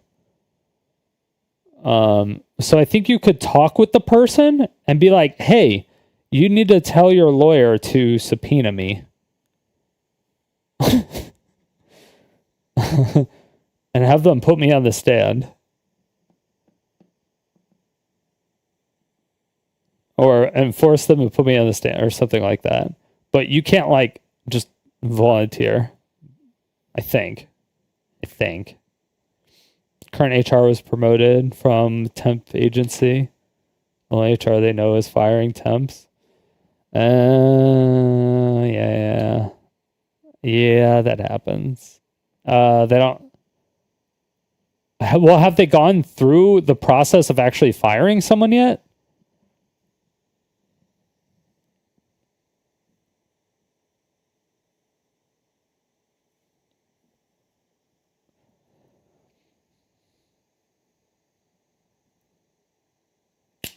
Yeah.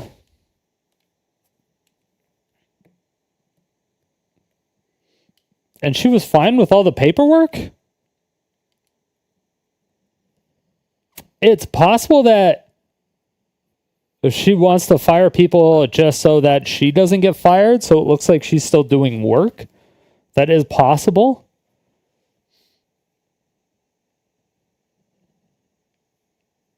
The president of the company said this needs to end. They just fire her then.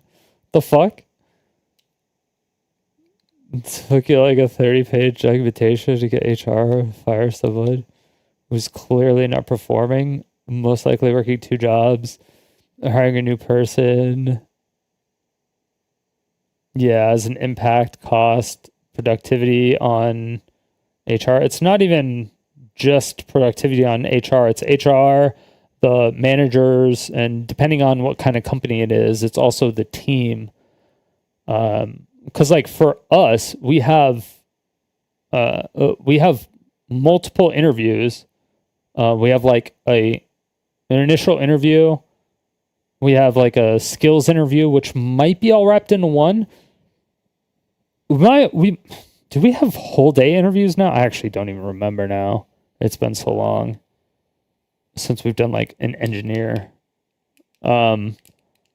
But we'll do like an initial interview, and then we'll do a skills interview, and then we'll have like a vibe check interview, essentially. So like everyone on the team will go out to lunch with the person and stuff like that to make sure that everyone just like gets along, basically. And so everyone at work, like, and everyone on the team is like super cool with each other. Because I don't know if there's anyone at the company that even like dislikes each other.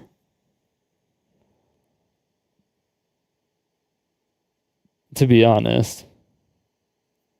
But like our hiring process is pretty rigorous. We also have like only talented people that work for our company. Like really talented people. I've looked at their code and I'm like,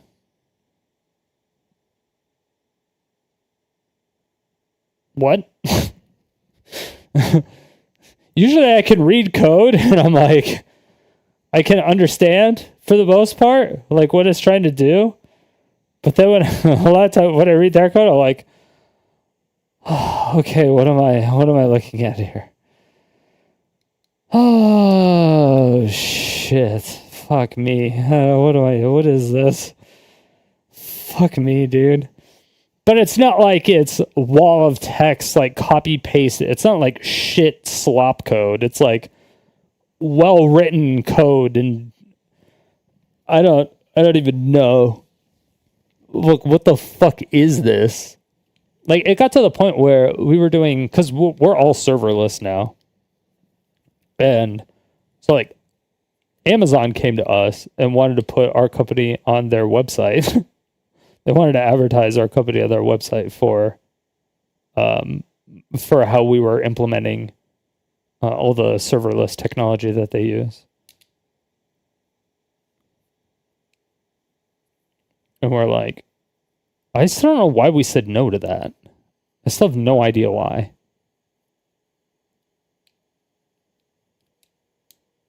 I have literally no idea. I never really asked about it.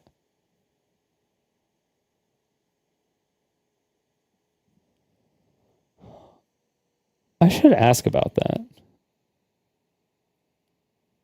I'll have to message my boss later.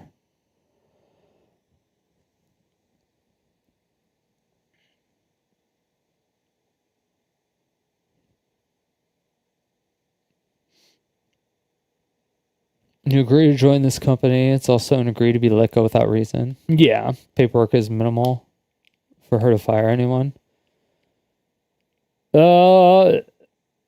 You still have to do like an exit interview. You still have to take care of all of their benefits. Like you have to you still have to do all their benefit stuff. You still have to report it to the government. You have to pay out their vacation and get them their last check as well. I mean, it's not like, I guess it's not a fuck ton of paperwork.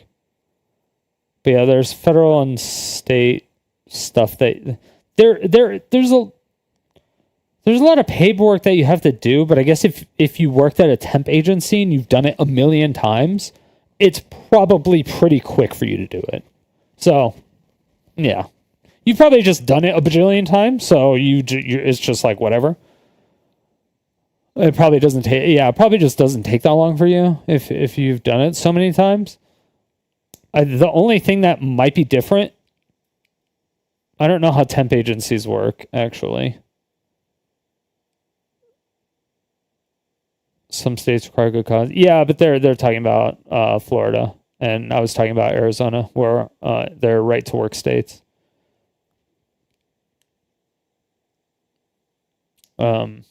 Some of them require like a cause of somewhat sort. Like right to work doesn't just mean for any reason. Again, but like if somebody is late to work like 5 minutes every single day for 5 years or whatever, at what point are you like, hey, why can you not just be here on time? Like, it's 5 minutes.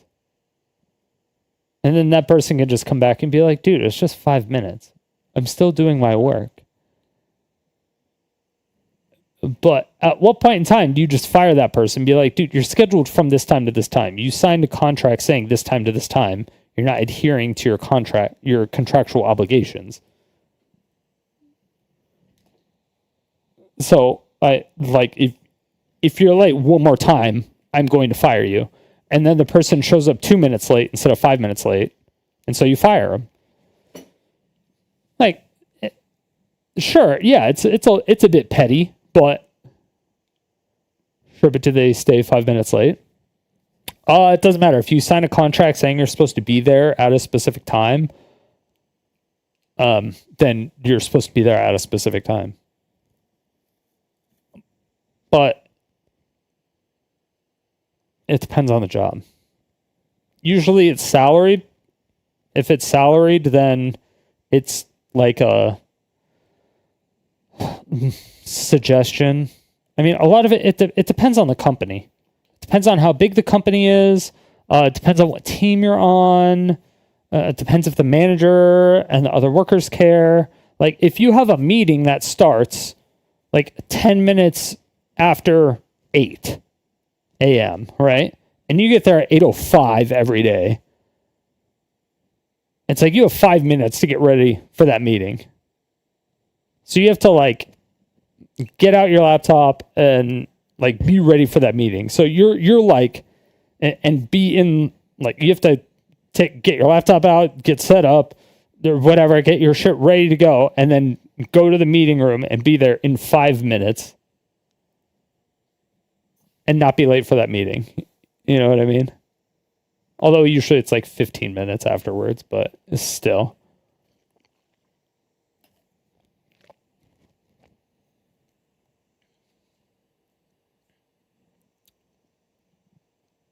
And big companies have too many meetings. Way too many meetings. They should fire people for scheduling meetings.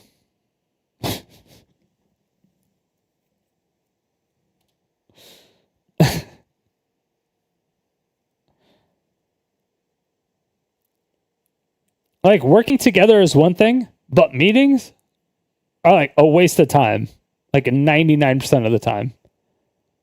But if I get like a meeting request for something, and it's like, or if there's like daily, they're like, oh, we're going to do daily stand-ups, and we're going to go over every single ticket that we have in our queue, and we're going to see who's working on it and where it's at. And it's going to be like an hour and a half long meeting every single day. But it's not going to be like at the start of the day. It's going to be like, you know, it's not going to be at 8:15 a.m. if everyone starts at 8. It's going to be at like 10 o'clock. That's fucking insane. Any company that would do that, like if everyone's supposed to be there at 8, doing it at 8:15 is better because people are like just getting there. But if you're doing it in like the middle of the day, that means anybody who's like already in the groove and doing their work, you just straight up threw off their groove. You threw off my groove. And they're no longer an emperor. And then they have to go to this fucking stand-up where they have to listen to like fucking 50 problems that they have absolutely nothing to deal with. It's all like 25 other people because you're in the groove working on like your 2 tickets or your 2 problems that you're working on, maybe 1 at the time, depending on how big it is.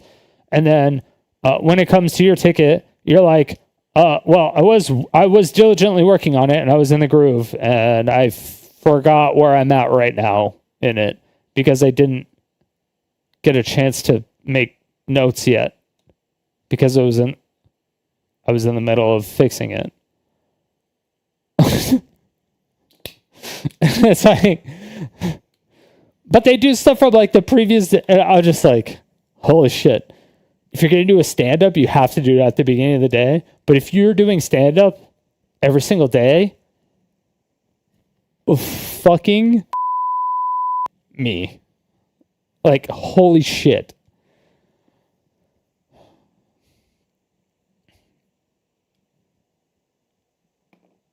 I'm like, if you have a question, just message me. I'm on call 24/7. Just message me.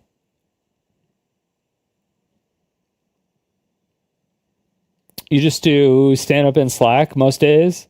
Just drop it in Slack. Yeah, everyone works remotely here, so everyone just like has but everyone's still like, I mean, you're still on the microphone. You still have your, I mean, we all have like, you know, MacBooks and stuff, so the camera's on and stuff. But you're still taking time out of your day. It's still interrupting your workflow. And then you have to stop what you're doing. And if you're in the groove, that fucking sucks. And then you have an hour-long meeting or a half-hour-long meeting that the majority of it probably doesn't even pertain to you, and you don't give a fuck about it because it doesn't pertain to you, because you don't so you don't give a fuck about it, and it means absolutely nothing. So you just like wander and your mind goes blank, and then after it you go back to your station and you have to remember everything that you just did before the meeting, and then you have to remember where you left off, and then you have to try to get back into the groove of things again, and it does take time. So if it's a 30-minute meeting, it turns into like an hour and a half long problem, and the dev just wasted an hour, like a half hour or an hour of like either writing notes before the meeting so they remember what they were doing before the meeting and where they left off and where they need to go ahead of time. So it's like, okay, I left off here. I did this, and this. I need to start here, here, and here. So it's like they either need to make a lot of notes before the meeting starts so that they have everything, which wastes a lot of time because they're making unnecessary notes. They're not making notes that actually are pertinent to the case. It's notes pertinent to where they were. It's not like, oh, hey, I'm off for the day. Let me make notes real quick. Or I'm not going to finish this, so let me make notes real quick so that tomorrow morning I know where to pick up where I left off. It's not that. It's just, it's such a waste of fucking time. Such a waste of fucking time. But that's how tech debt is built up. That's how you build up technical debt. Is these useless fucking meetings. And so you're like, okay, now we have so many problems with this application or with this game. There's all these problems. None of them are getting solved. We need to hire more devs. So they hire more devs, and it doesn't do anything. It barely does anything, because the only thing you're doing is you're adding more teams and more managers, and everyone is still doing fucking stand-up meetings all the fucking time. And then those goddamn stand-up meetings are fucking up every other developer. And again, these developers, the majority of the time, are goddamn code monkeys. They're not even actual developers. If you like ask them what their favorite programming language is, they're going to be like, oh, it's like C# Java base .net.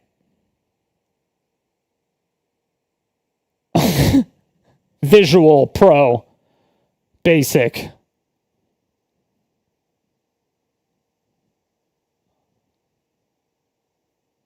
They're like, or they're sitting there and they're like, what's your favorite programming language? GitHub. Like, what?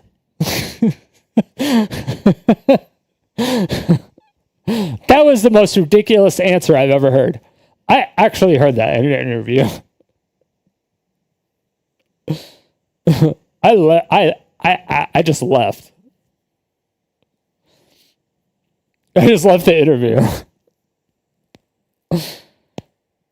They were like, oh yeah, do you have it? Foxborough? Hell yeah.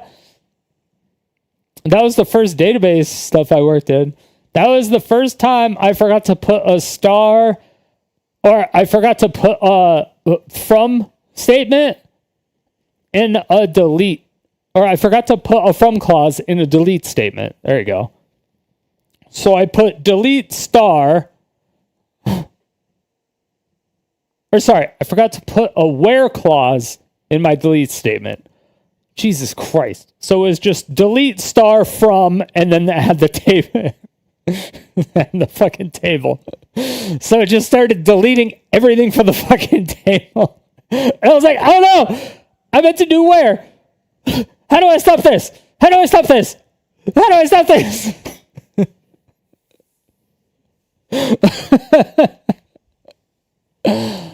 Dude, I was like 16 or 17 or something. I had no idea. Oh yeah. So after that, every time, and then I evolved. I got to sequel. Backups are what those? Yeah. Somebody way smarter than me did something at the time. I don't know what it was. Again, I was like 16. It was the first time it wasn't like the first day. It had to have been like 6 months to a year after I was working on it. I just like, for some reason, executed the command before I don't know what the fuck. Because it was like a hotkey. I think it was like F5. Or I don't remember what it was in Foxborough. It was so long ago. What, I'm 39 now. So it was like, yeah, it was, I don't know, forever ago. I know someone way smarter than me fixed it. But yeah, I mean, it's so much easier now in AWS. But regardless, then once I evolved to SQL, because I still did the same thing where I was just doing like the delete from blah, blah, blah, blah, blah. But what I learned was the best thing you could do was do a select statement to get the information first, and then just change the select to delete. So then I knew exactly what I was doing. That was one of the easiest things. But then there was other problems with that, because when you're doing like nested queries and shit like that, it can get relatively complicated. So I just never put in like delete from. I never did any of that. I just did like the where statement. I did everything that I needed to do, and then I put the delete from, just in case I randomly like ran it or like tried to do something. It would be like syntax error. And I'd be like, oh yeah, I didn't do the delete from. So it would just like, I would always know. I would never put the words delete until at the very, very, very, very, very end of the very, very, very end. Like once I was done with everything, that's when I would add that in. But yeah, one of the best things you can do at a company is,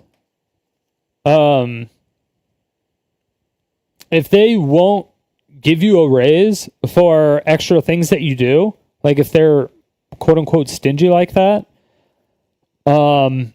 you can ask for additional time off, because sometimes they'll just do that. Be like, all right, well, can I get, like one extra day off?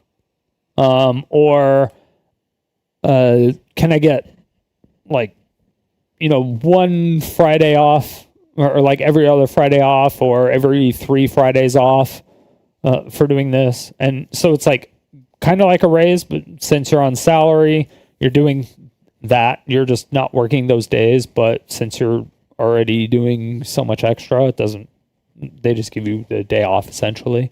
But it doesn't like quote unquote count as a day off. You just don't show up for that day. Because a lot of times getting paid the same and then having a day off is better than getting a raise. Sometimes. That depends on your situation, like your living situation, a family situation. Because like if you just had a newborn and you're making like 150 grand a year, and like maybe your wife is making money on the side, or whatever is going on, your household is perfectly fine, you're good, you can afford everything and whatever, all that shit. Having one extra day off that you can spend with your newborn is like way better than a fucking raise. Is way better than a fucking raise.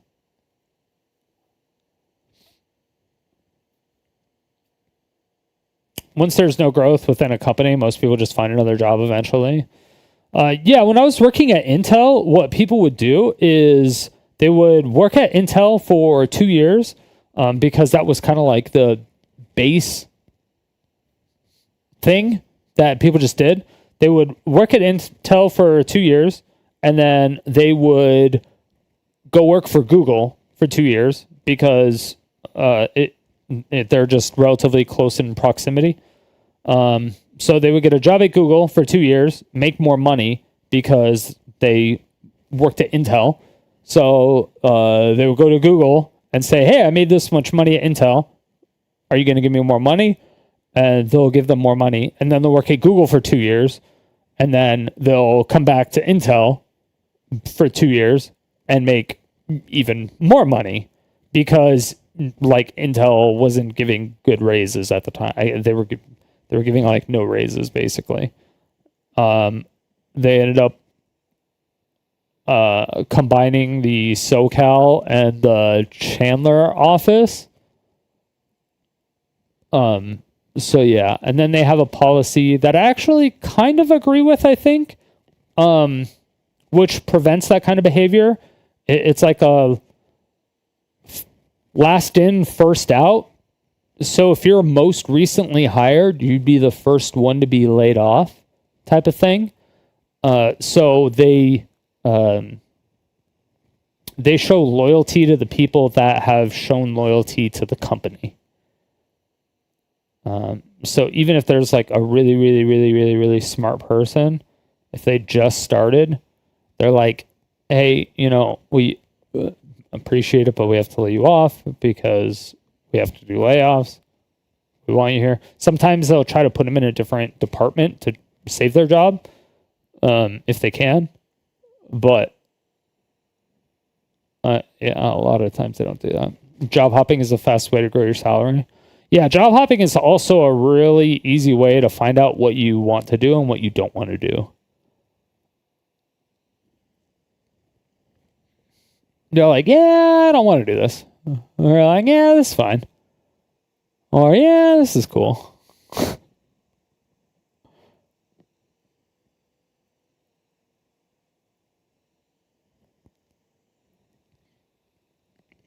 I remember when I don't know if it was it on Christmas Day? I don't remember if it was on Christmas Day. It might have been Christmas Day. Was it Christmas Day? I don't think it was Christmas Day. I'd have to message him again. But I was working at Cinnabon, and I was rolling them up at the time before putting them in the proofer.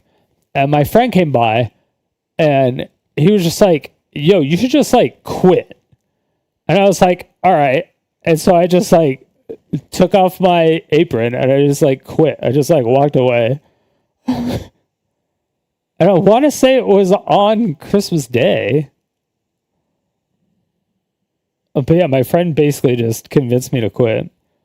And then I worked for a different fast food place after that. He got me a job after that. I don't know if he like felt bad, so he got me a job. But yeah. And then he got me a job at a different place too after that, which was kind of cool. So, but he's also like one of my best friends. So it didn't really bother me too much. But yeah, I made more money at both places that he got me a job at. So just job hopping is definitely a fast way to grow your salary. But you do have to show somewhat of loyalty. Because if you're just going from job to job to job, it is kind of a red flag. Because if they see a pattern of you like going to a company for a year and then going to a different company for a year and then going to a different company for a year and stuff like that, people are going to be like, ooh, okay, you might like, we actually want people that are dedicated to our company. Like we actually want people to work here.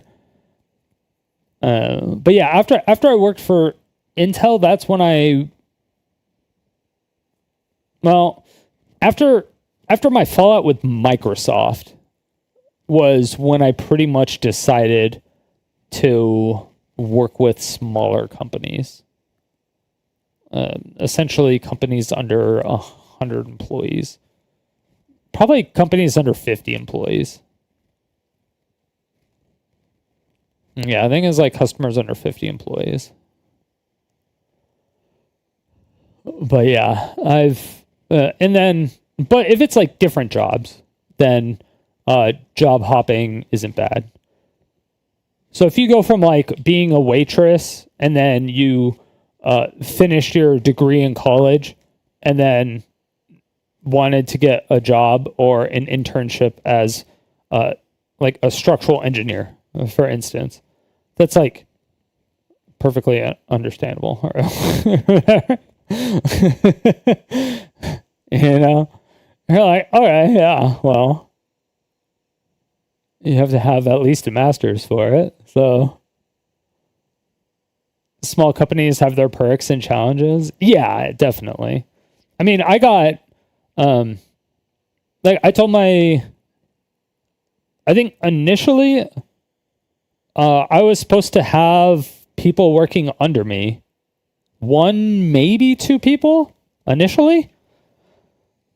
And then I told my boss, I was like, hey, I don't need anybody working under me. I was like, I don't need anybody working under me until we get to like 50 people within the company. And I was like, if it gets to the point where I do need assistance before we have 50 people working for the company, then you can just fire me. And like, that's just flat out what I told them. So they didn't hire anybody else on my team. So it's just me. They were just like, all right, we trust you. My boss goes to bat for me, I think. I think my boss goes to bat for me. I don't know if he goes too hard to bat for me, but I respect him a lot. He's the best manager I've ever had, by far. Like, by far.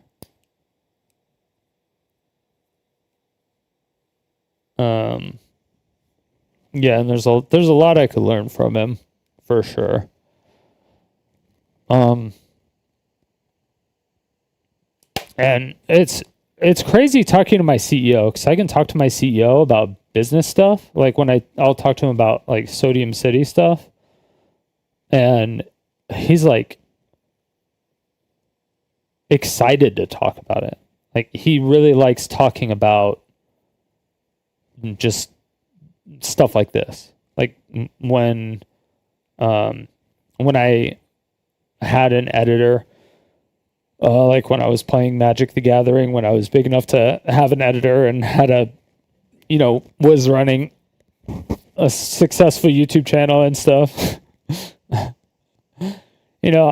was talking to him about things, and just getting feedback, getting information, and trying to figure shit out, and just stuff like that. And it was really cool to be able to get an open-ended conversation with him multiple times, and with him not just being like, oh, you're starting a company, you should just like leave, like, kind of like oh, we're gonna lose you soon because you're starting a company, that type of thing. He didn't have that. He didn't have that mindset. But I also kind of instilled that as well into his mind. I was just like, hey, I don't plan on quitting or anything. I was just like, I'm doing my own thing. This is all side shit. It's not going to interfere with, work. Unless I have overtime that I have to, or not overtime, unless I have like vacation time that I have to use. Like I might use vacation time for things if like a new game comes out or something, but that's just vacation time, so it doesn't matter, right? But I was like, it's not going to affect my work. It's not going to do anything.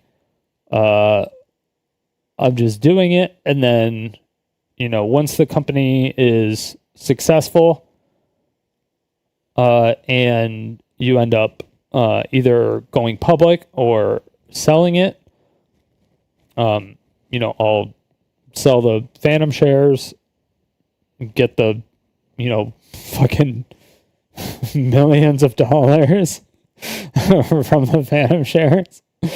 And I was like, and then I'll get to just retire and do that.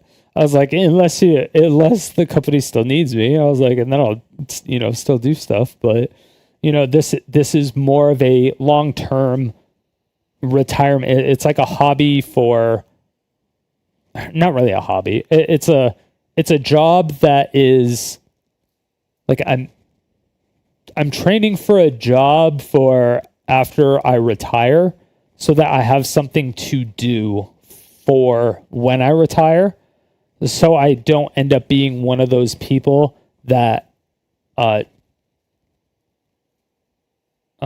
it just has nothing to live for, which is why the amount of like people that make a decent amount of money, I don't remember what it was, but like the suicide rate of, I don't remember the age or the money that it was like broken down into, but there's just like a huge increase in the suicide rate of people who make like, there's like diminishing returns after the, like if you live by yourself, like if you're single and you make over $100,000 and you're not in like a major city like New York City, like Manhattan, or like San Francisco, like downtown San Francisco or LA, just like if you live in a normal human place, if you make more than like 100K, it's like diminishing returns to where you don't necessarily get a ton more enjoyment out of the extra money that you would get. Like you could, depending on what your life goal is, but yeah. There's diminishing returns there, but there's also a higher suicidality rate, because a lot of people that make, maybe it's more than that. It might be 250. It may be a $250,000. Maybe it's million. Maybe it's millionaires. Like once you hit a millionaire, then the rate of suicide is higher. Why am I just like speculating? Why don't I just breaking point for higher shit. Wait. Income level of suicide.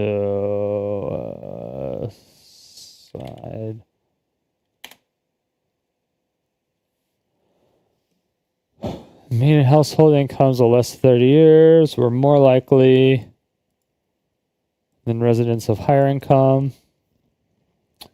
Damn.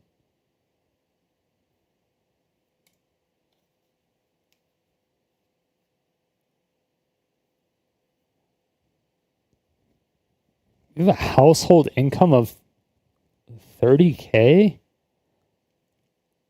How is that even like possible?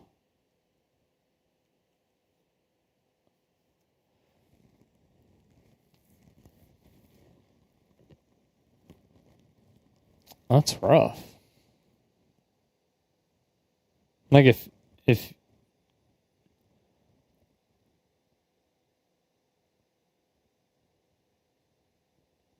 you have kids and shit, I feel like that would be almost impossible. But at some point in time, you don't have to pay taxes on your income. But I want to say that's if you make under 15,000 question mark. So like Twitch streamers and YouTubers that make under 15 grand, I don't think they have to pay taxes on their income.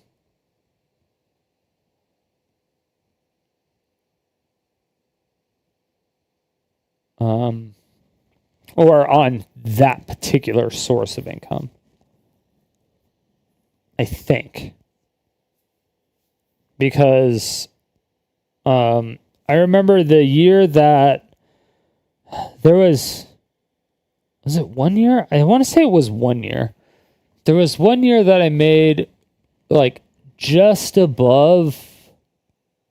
Oh no, that was a combination of Twitch and YouTube though. But there was 1 year that I made like a combination of $10,000.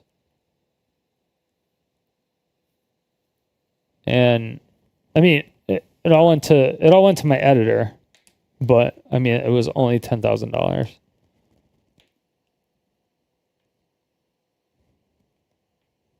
But I didn't have to pay any taxes on that.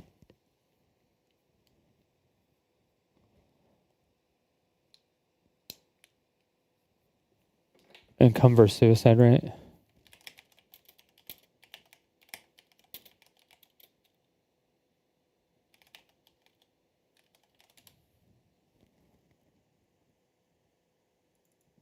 A chart.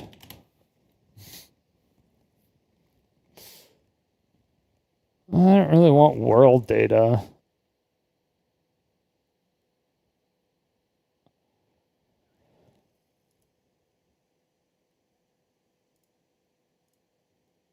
All countries.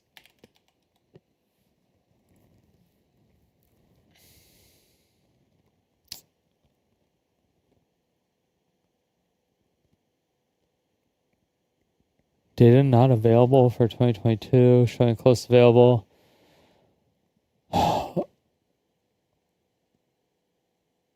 What's a Gini coefficient? Gini coefficient measures inequality on a scale from 0 to 1. A higher value indicate a higher inequality. Okay. It's most commonly used measure of inequality. It's typically used as a measure of income inequality, but can be used to measure the inequality of any distribution, such as distribution of wealth, or even life expectancy. It measures inequality from a scale of 0 to 1, where higher values indicate higher inequality. Wait, so is this just like an average? Or is it a mean? Wait, where higher values indicate higher inequality. It can sometimes be shown as a percentage from 0 to 100. Value of 0 indicates perfect equality, where everyone has the same income. The value of 1 indicates perfect inequality, where one person receives all income and everyone else receives nothing.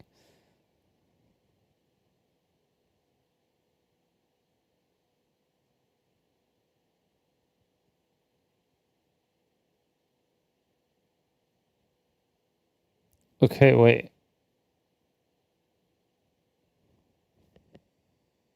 Where's the...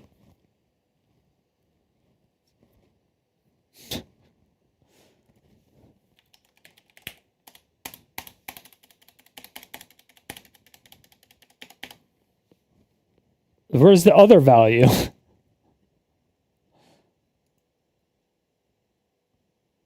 It does say suicide rate. The coefficient of 0.4. So it's like if you have median income. I would like to see an example of this Gini coefficient. Because like if somebody makes $0 and somebody makes $50 billion, is that the 0 and that other one is the 1?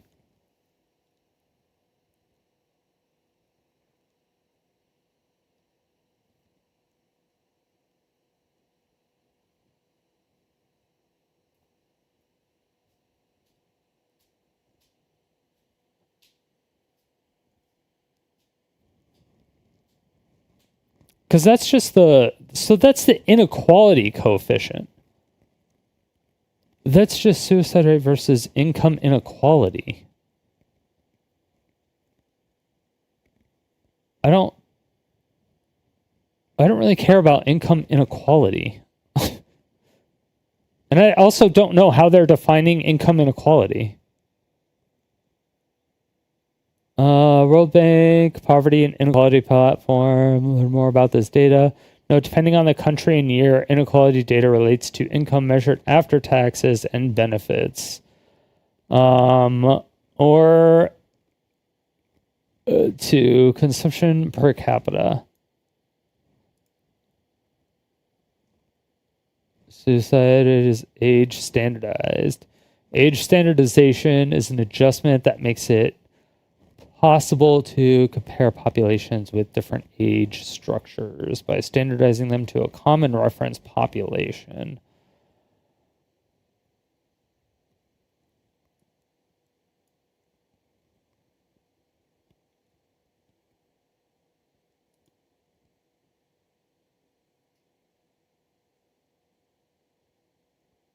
What? That played like way too fast.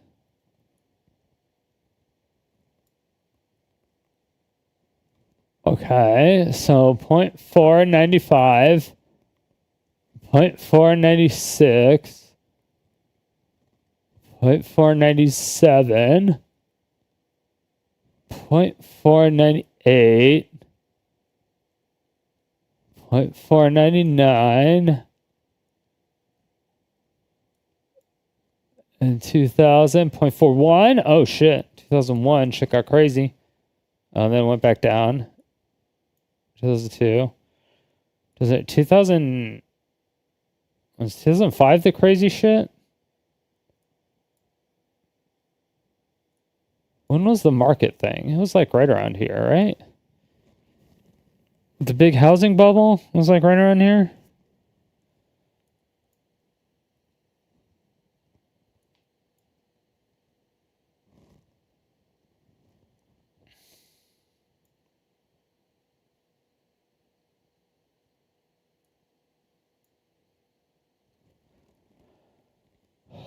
Uh,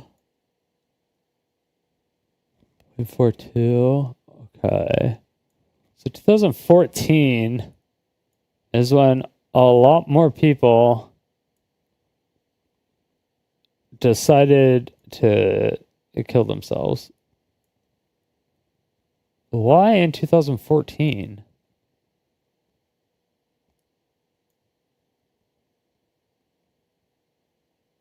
I can see in 2021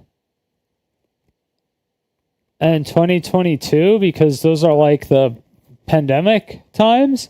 So everyone was like locked away and isolated by themselves. So they just like went fucking crazy because they had nothing to do.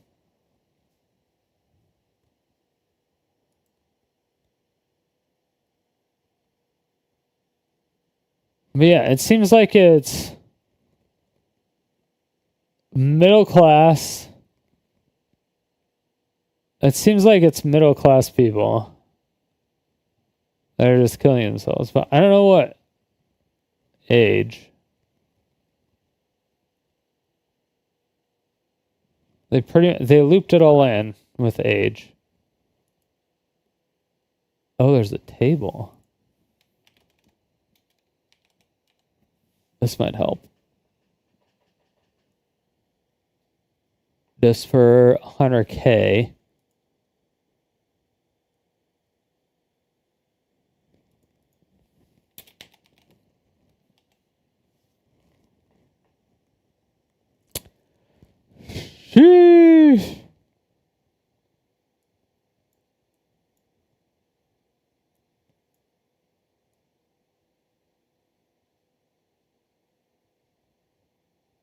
Did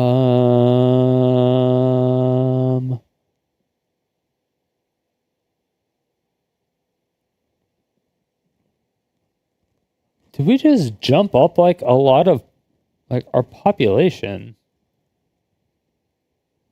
from 2000 to 2021 went up by like 0.6 million.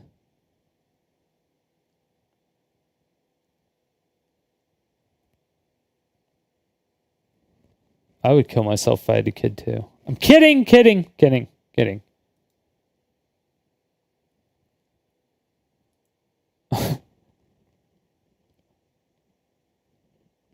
Because I look the way that I do, like I stick out, and so I have no room for error, or I have very little room for error. You know what I'm saying? So it's like, if I miss a presentation, if I, am I late for a meeting, if I don't send an email on time, like I stick out. So the pressure, the fire is there. Like I have to keep.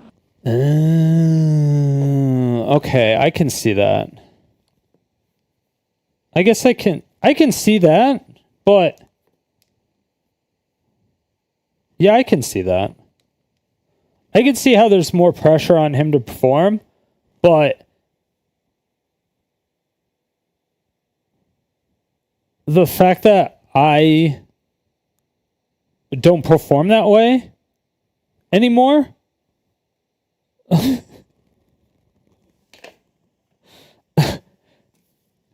it's like a moot point.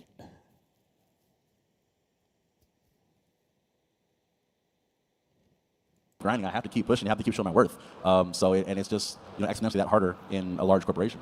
For sure. Ebonics, we live in a growing, changing world. The problem there is like he's speaking in such vague terminology.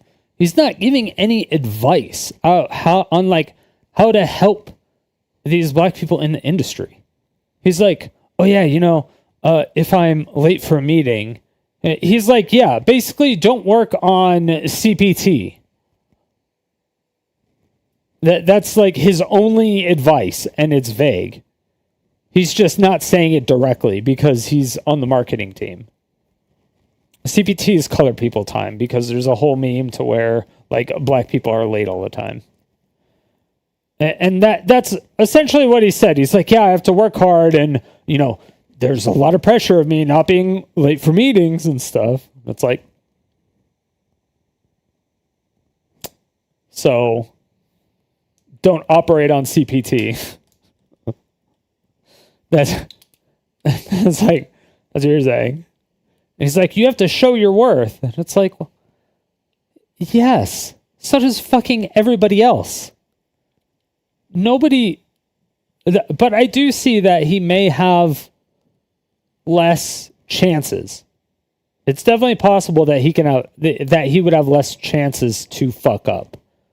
Or so if like he fucks up once, if he fucks up once and then gets fired, that would be brutal. But because everybody's gonna fuck up. Everybody's gonna fuck up. But you can talk your way out of a firing. And your manager can also stick up for you to talk your way out of a firing. Kind of like what you were talking about. How you talked HR out of firing somebody. They're like, no, we need this person. Like, you can't fire this person. Like, we need this person. Like that type of thing. And if you're a good enough employee, you do your work, you communicate, you are friendly at the very least with your coworkers. And I guess if you code switch, like fucking literally everybody else in a professional environment, God forbid you be professional in a professional environment. It's the dumbest fucking thing I've ever heard in my life. This is so fucking stupid. It's so fucking stupid.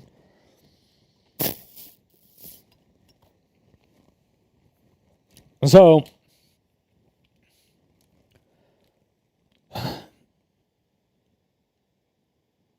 like, I don't.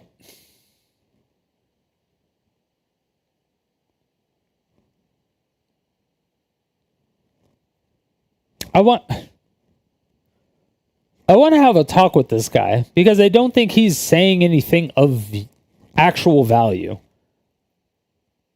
But he should.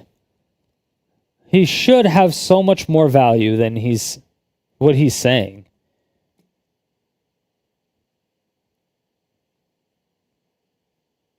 What's his name again? Stuff like that. It on there. It was Asian, no raisin. Let's go. Stories and just being immersed in games, and that's never changed. And here we are with the studio. Oh, that's beautiful. I love that. Can we get a round of applause for love for video games in here, y'all? Now, Anthony, I know you got some history for us. What's up with your gaming history here? Woo, all right, so similar to you, sir. Here, and I'm actually going to go with Ebonics first. But Ebonics, how did you decide, as someone who created their Let me know that my mission or level degrees, and that was hardware technician? Nice. Okay. Now, Anthony, we were chatting a little bit backstage. You work with AMD, and you're a very knowledgeable hardware technician generalist.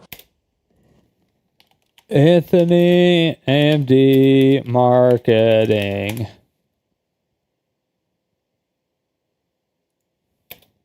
Twitter.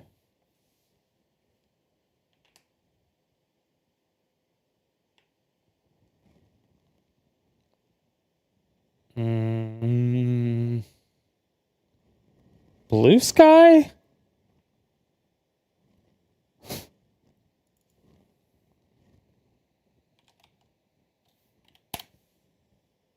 No, AMD.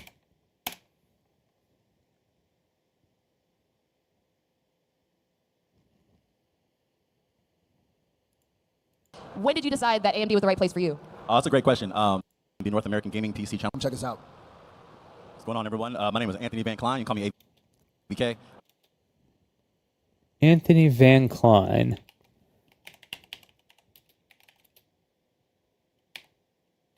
Anthony Van Klein, AMD, Twitter.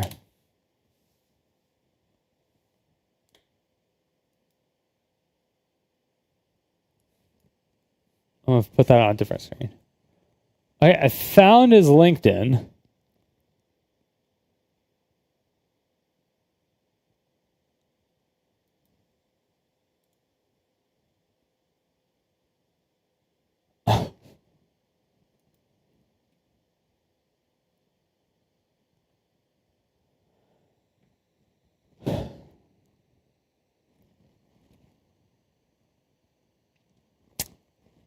Gaming PC channel marketing manager at AMD. Contact info. There's a LinkedIn page.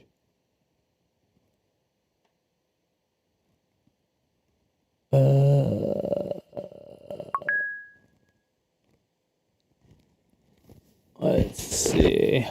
I don't know each other.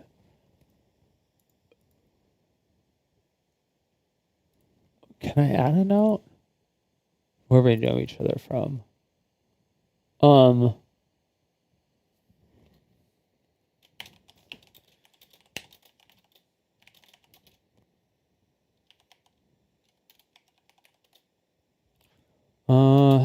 something on the DREAMCon 2025 panel. I think you have a lot more information than you talked about. I think your knowledge could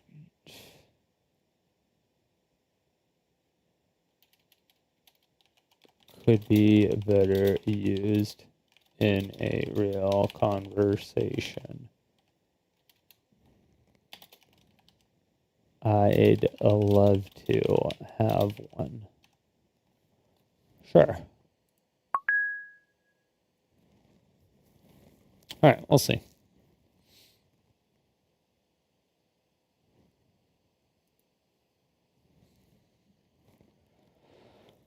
It's weird that a marketing person, especially a gaming marketing person, wouldn't have a Twitter.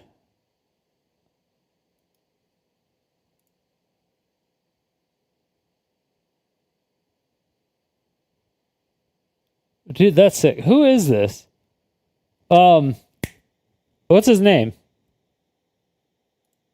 What's this guy's name? Is it Toto? No. That's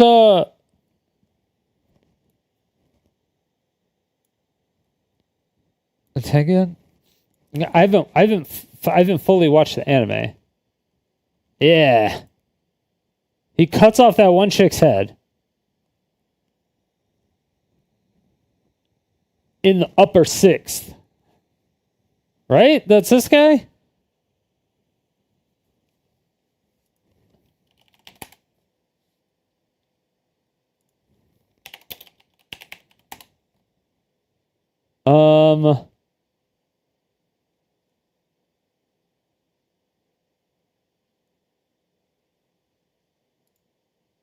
I'm pretty sure it is. Where is it? It's the one with Nezuko.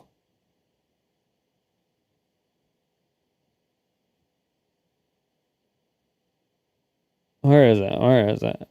Show me. Truck-kun! Truck-kun is definitely like the definition of Black Forest energy in anime. You don't. It doesn't get any worse. Like, this is crazy. Truck-kun is rated E for everyone.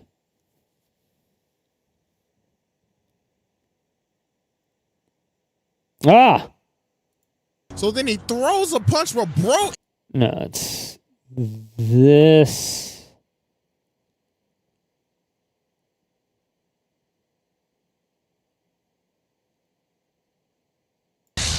But nah, we didn't think he'd get even worse for Daki, right? Well, it did. So while Tanjiro's trying to calm Nezuko down, Daki's trying to get back up and trying to land a hit on her. Tengen comes in and stops the whole attack. Yeah, that's this guy. Tanjiro, Daki's like, ooh, Hashira, you came to fight, nigga? And you like, right? Shut your Tanjiro, Daki's like, ooh, Hashira, you came to fight, nigga? Wait, Hashira?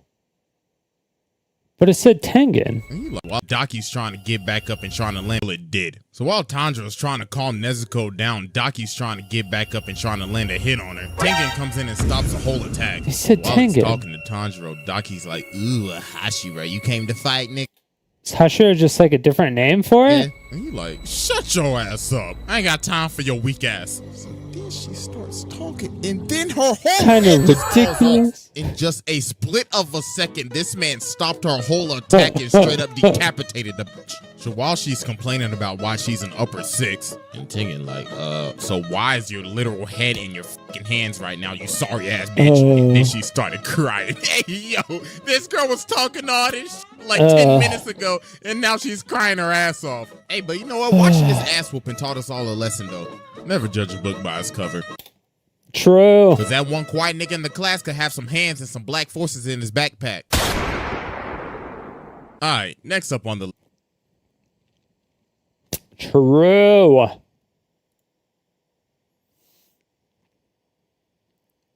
I didn't know he was like that. Oh, is he dating her? Wait, is this the same person? Am I racist?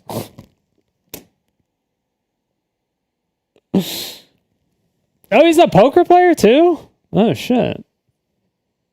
If only I was good at poker. Like, I feel like I'm good at poker, but I get bored of it too quickly. I don't know why. Like, I always get ahead early, and then I just start making stupid calls, and I'm just like, all in. Like, all in. And I just, like, do stupid shit, and then I'm like, all right, cool, later. And then I just go do something else. Like, I don't know what it is. I just don't. I don't know. I don't know.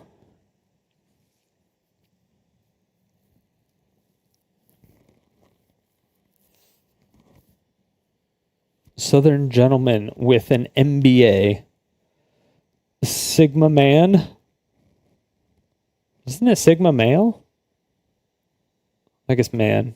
He's got to have a bigger dick than just a male. He's got to be a man. Foodie? Ooh, I wonder what his favorite food is. If he could pick one singular item from a singular restaurant, I wonder what that would be. Does anyone have it? Does anyone have like a secret? Not a secret, but does anyone have like... Oh, I don't think they're the same person at all. Never mind.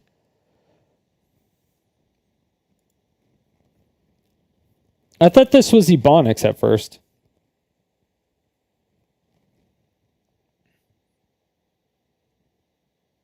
All right, I couldn't be more proud of what you become. I can't wait till you change the world for the better. I love you, man. Oh, that's his fucking daughter. Jesus Christ.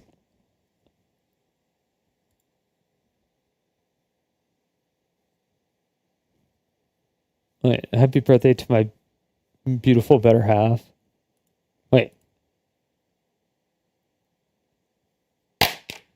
Do they have the same birthday? Or wait, are these different days? Now I'm confused.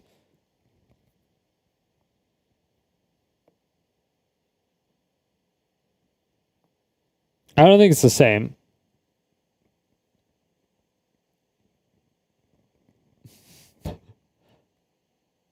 Okay, no, Cap, this kind of looks like rotten teeth.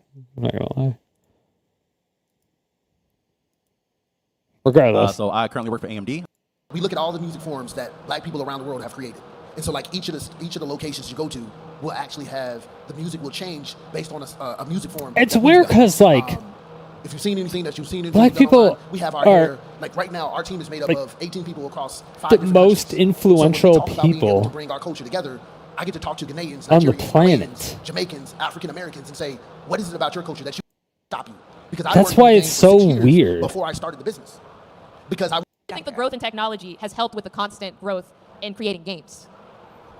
Oh, what do you think the Right, so you're, you know, it doesn't matter how educated you are, it doesn't matter what you look like, you're a number, you know what I'm saying? So it's like, and I think recently we've seen that impact on the tech 1,000, 100, 1,000, it doesn't matter, even game devs, right? Like there's game devs closing doors, but these are husbands, these are wives, these are, you know, sons, daughters, brothers, sisters, that's their livelihood, right? And they, you know, lose their job or whatnot. So in terms of one of the biggest challenges, again, it's like, you have to show.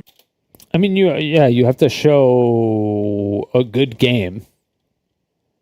If a game doesn't sell, if you put $10 billion to a game and you make $1 million back,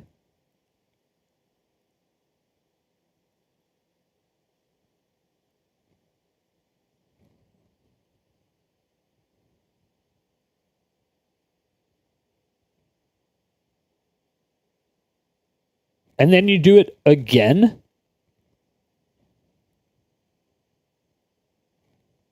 do you expect 0 layoffs?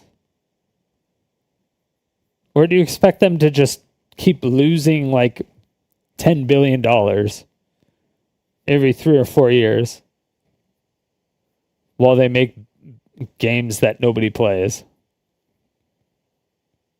I don't understand.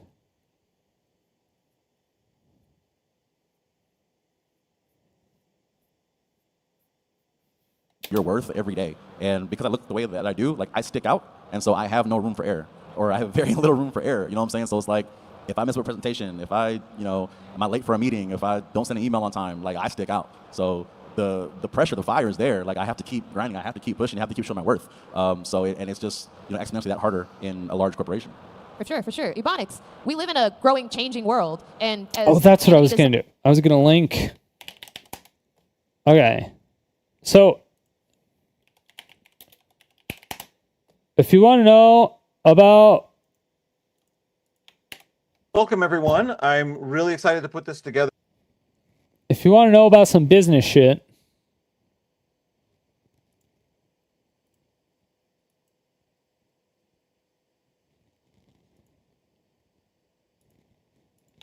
I will link Ethan Evans' channel in chat.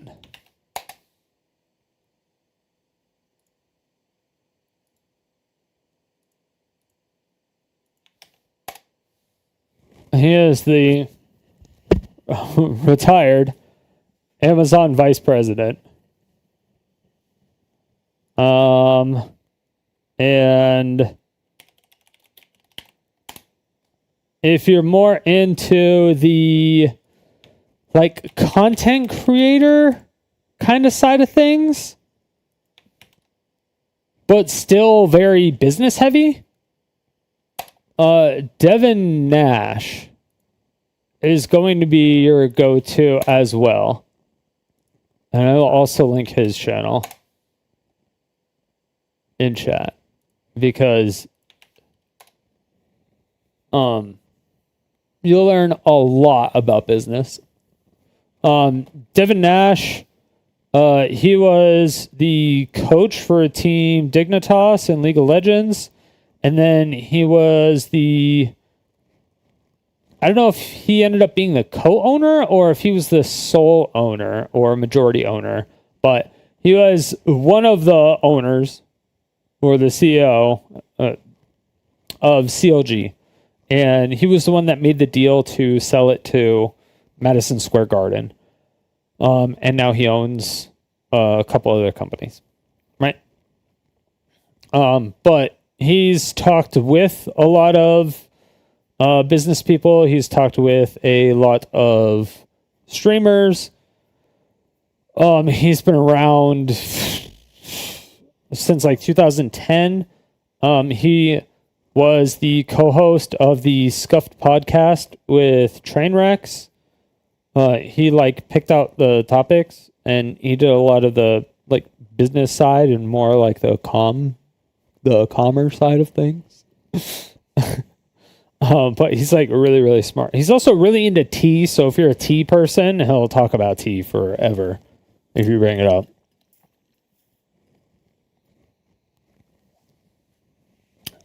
Just to let you know. So, but if you're interested in business, those two people, Ethan Evans does really good work. Obviously being the vice president of Amazon, because he worked there for so long. He has a lot of fucking experience. He invented Twitch Prime. Which reminds me, I haven't chilled in a while. So if you have Twitch Prime available, make sure to use it because you do have to manually use it every month. So don't forget to use your Bezos bucks. Don't forget about that.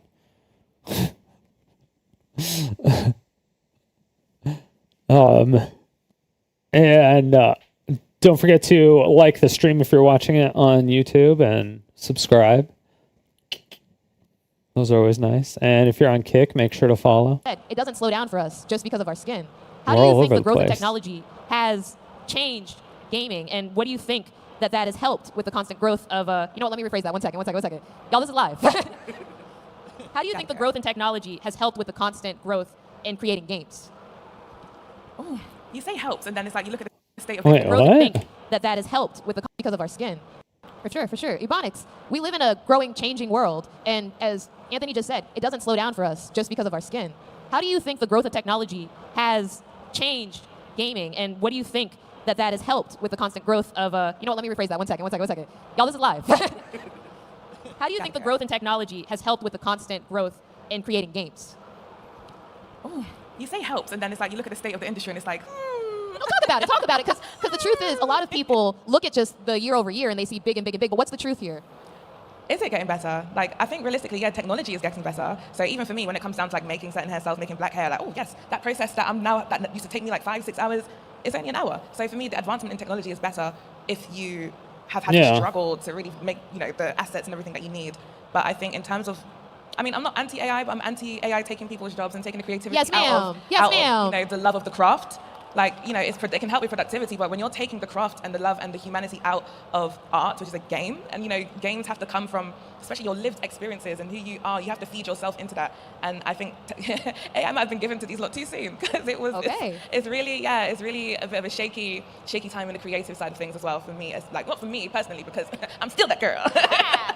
But it is getting better, but I mean, even my good friend AM Dark, she just developed an algorithm as well for black hair and animation. I'm sure you've probably seen it. It's gone viral. Like, and that's the kind of technology that you want to see because it makes making us a lot easier without the excuses of, oh, it's too hard. Oh, da, da, da, da. But okay, you know how to do jiggle physics.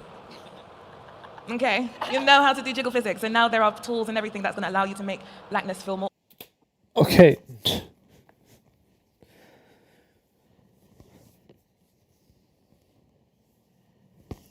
Jiggle physics and hair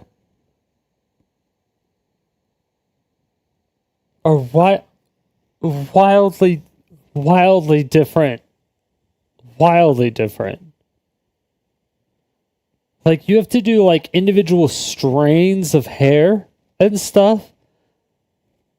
Like, there's so much, and it's not even like jiggle physics are realistic either. You're complaining about dreadlocks not being realistic. And you're saying jiggle physics are realistic?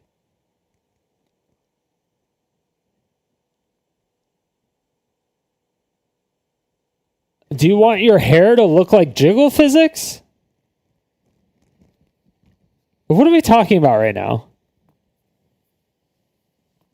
Authentic and realer, and just that representation is going to be there, and you can just load up a game and not have that anxiety.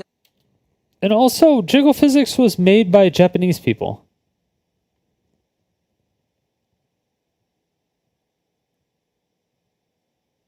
And Japanese people are racist as fuck. Oh, okay.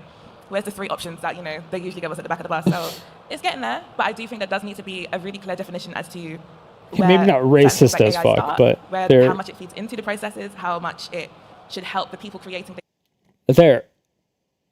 Every other race in Japan is extremely underrepresented.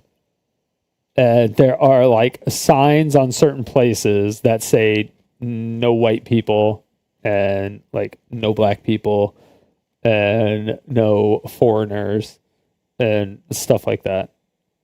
It's like, depending on where you are, there will be that stuff. So it's such a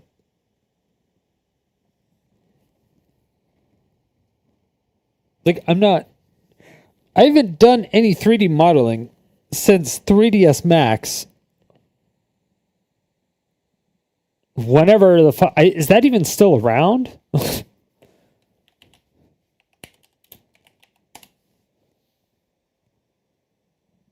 It is still around. Okay. I wasn't even sure if 3ds Max was still around. That's how long ago it was. I did some 3ds Max stuff when they initially advertised, or when they initially came out with like some I want to say maybe they advertised it as AI, but it was like a way for them to like instantly populate a randomized like parking lot with like different cars. So you didn't have to like manually put cars in the parking lot and go through different cars. Like, it would just put them there. And they would also like back out and leave and then have cars come in and do that. And it did it automatically for you. So you didn't have to actually do that. And it was like awesome.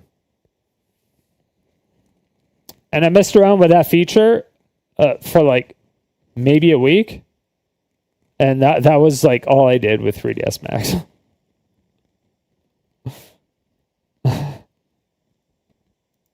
Games, as opposed to it completely being the thing to create the games and feeding us. Because if we're being real, the algorithms and the data sets that AI has been fed and are built upon do not include us. So they shouldn't be used to create things that we are consuming. Oh, girl, can we get a round of applause for that knowledge? Because you're right. Very frequently, people want to profit off of our voice without representing us inside of their games. Yes, ma'am. Mike, right. Create things that we are consuming. And the data sets that AI has been games, as opposed to it completely being the thing to create the games and feeding us. Because if we're being real, the algorithms and the data sets that AI has been fed and are built upon do not include us. So they shouldn't be used to create things that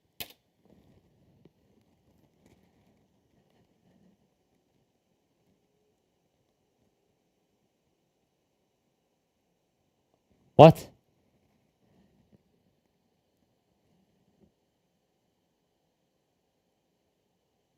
Data sets are pulled. The algorithms are made to pull data sets from everywhere where there's pictures. So like Instagram, where the majority of American black people post shit and go live. A lot of it's on Instagram. The video stuff, like the biggest streamer on Twitch, what, Kai Cenat, maybe Asmongold, but Kai Cenat. Well, actually, a lot of the Brazilians, I think, are ahead of them. But I Show Speed is another big one. But there's so much content out there. Like, that's just a flat out lie.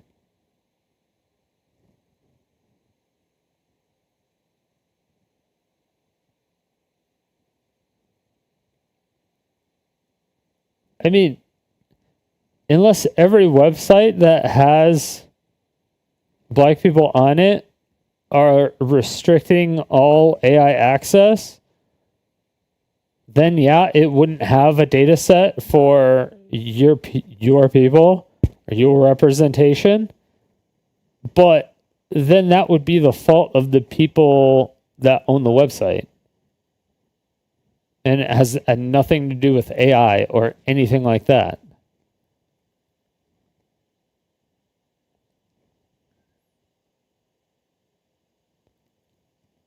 So I don't get it.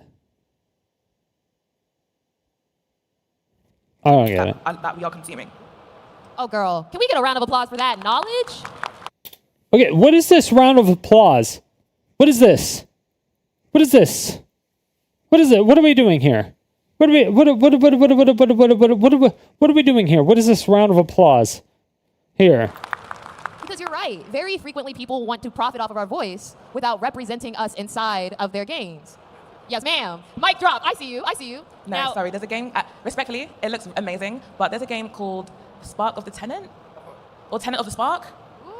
talk about it. Talk to me. I haven't heard of Love this. y'all, and everyone's been hyping it up, but let's remember it's an all-white dev team, respectfully. The game is blackity black black, however, the main character is black, but we're still seeing the same stereotypes that we see day in and day out, but just with a new, 2025 razzle dazzle on it. But let's keep it a buck. They cannot tell our stories and then get the same hype and love that you should be really feeding into the black game devs who are creating games with your voice, with your heart, with your mind, with your ancestors in mind. This game is supposed to be, he's tapping into his different ancestors to da-da-da-da, but sorry, I didn't realize that your Aztec and your Nordic ancestry was feeding into your blackness. I'm so sorry. But yeah, no, sorry, I just had to say it again. No, you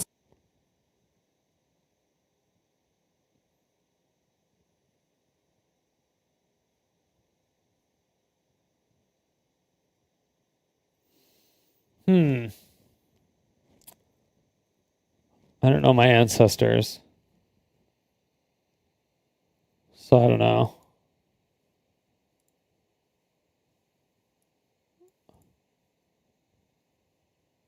I could learn about my ancestry from a book and like what they did to Italians and stuff.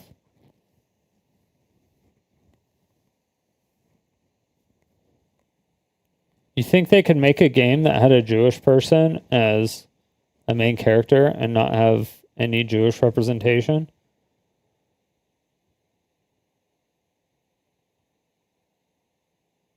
Or any Jewish employees?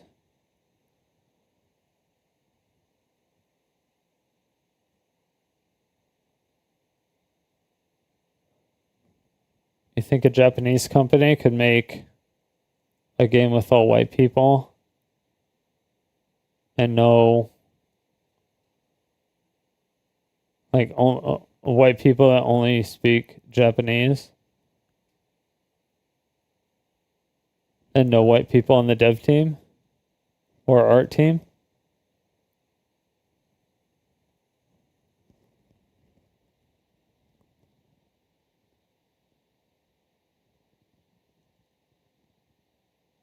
Huh. Interesting. Say what's on your heart, girl. You speaking for more than just you right now. You channeling the ancestors, and I appreciate it. Now, let's go back to Anthony over here. Everyone here is usually working behind the scenes. What does it look like not being on the cover, but being on the credits? Ebonics talked about how our voices are utilized but not represented and not given credit. You're in the credits, but you're not on the cover. What's that like? Oh, I was like, dude, if you're not in the fucking credits and you're doing work, that's bullshit. Like, he's on marketing. He shouldn't even fucking be on the cover. Why the fuck would a marketing person being on the cover?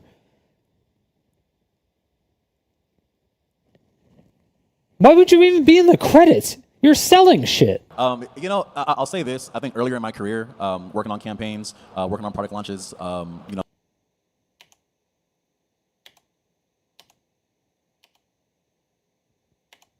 So then he throws a punch where bro ends up stopping it. But now I'll say this. Like now that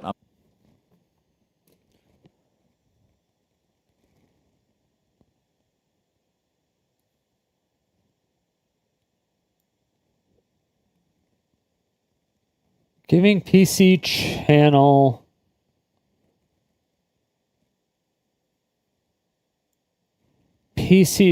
marketing manager. PC channel? The fuck? The PC channel? Like the YouTube channel?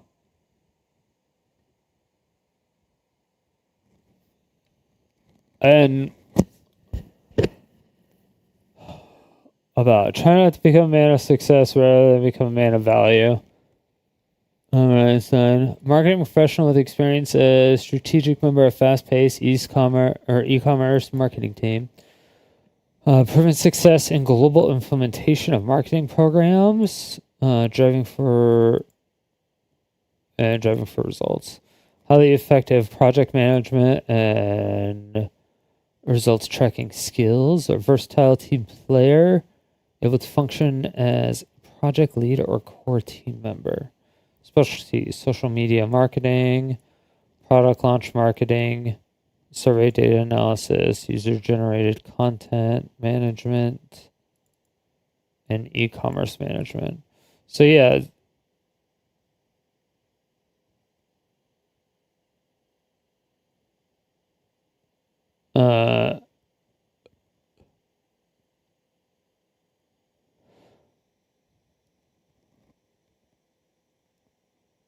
5 months? Jeez.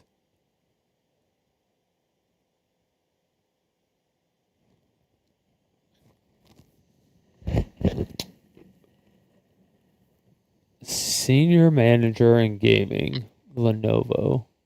When did Lenovo have anything to do with gaming? Gaming associate, merchandise manager, Alienware, because double Alienware. Oh yeah.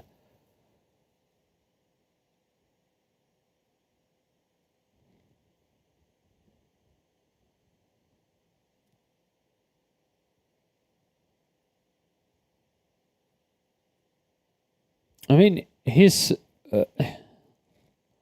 he's smart as hell, but I just don't understand some things.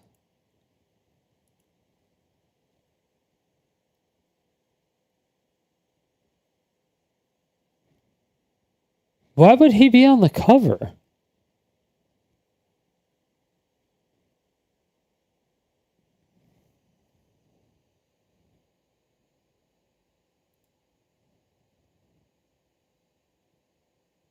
Okay, what? Is there any reason that he would be on the cover? I have fucking no idea. There's no way he should be on the cover. Kind of OG in the game. I kind of take my own victory lap, right? Like, you know, I didn't necessarily have to like shout from the rooftops that like, hey, like I'm with AMD and we did all this, right? Like we don't have to do that, right? Because at the end of the day, seeing y'all's faces, like seeing you guys like use our products, seeing you guys game on our systems, like who in here knew that PS5s run on AMD? Like yeah, if you have a PS5, you play with AMD. Xboxes, you have Xbox, that's AMD. Yeah, Steam Deck, that's AMD. I didn't know right? that. I didn't know that. He schooled me on that before Legion the show. Go, that's AMD, right? So like, you don't have to necessarily be in the PC space to use AMD, and you guys are probably using AMD for a minute. But I'm just like, hey, I'm in the back of the cut. I'm like, it's cool, right? But now you guys know, and that's dope. So I'm cool, you know, with not being, you know, the face of the game or whatnot. Like, I just love to see you guys enjoy the products, enjoy what we have to offer, and just watch it grow. So like, I'm chilling. So Crandon, Yeah, but you also say you're like an expert in this. Okay, this is one thing I don't get, is that you say you're an expert in like social media marketing and stuff, but you have zero social media presence. That's one thing that I'll never understand, is that people say they have like all this expertise in something. Yeah, I don't see it anywhere. Unless they did it with a company specifically and not themselves at all. That's possible? earlier you talked about the difficulties of walking into a room with publishers where they don't look like you, they're not like us, and you have to basically pitch your concept to them. With examples like the Black Samurai and Assassin's Creed, how do you deal with like just the blatant disregard for Black history and Black culture inside of these spaces? So it's very interesting. So one of the publishers, I'm sitting here, and they look at the game. They're like, "Oh, it looks great. Your story looks amazing."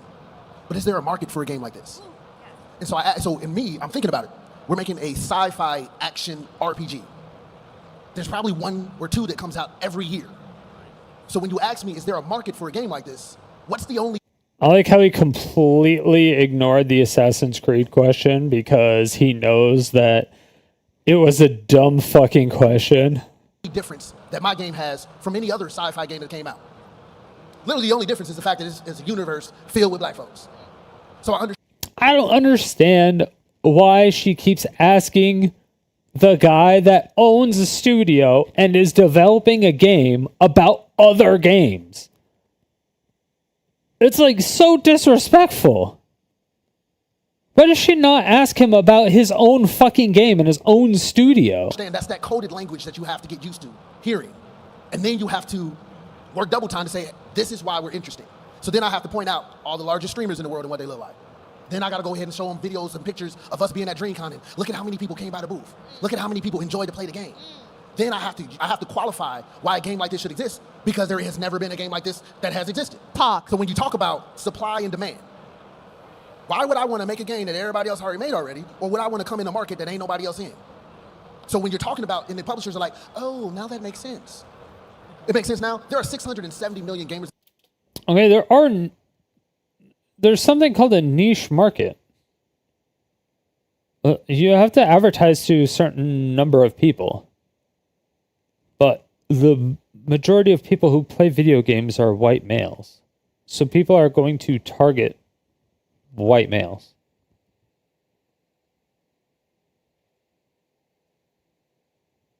In order to make as much money as they can. It's fine if you want to target a different demographic. It's perfectly fine.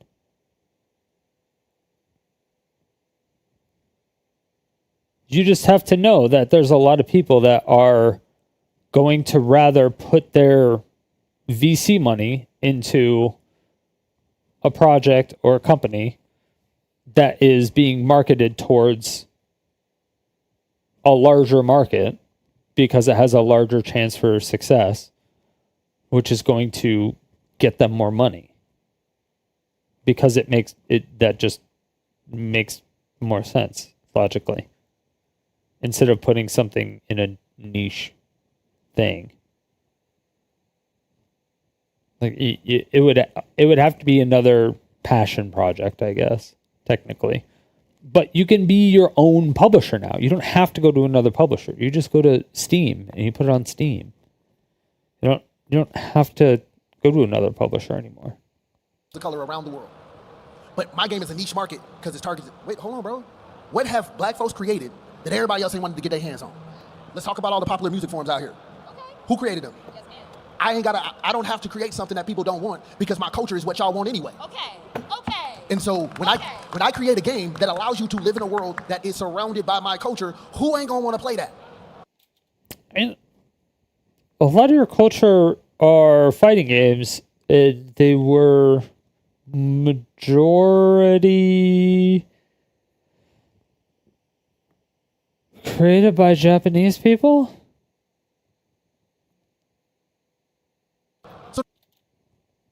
So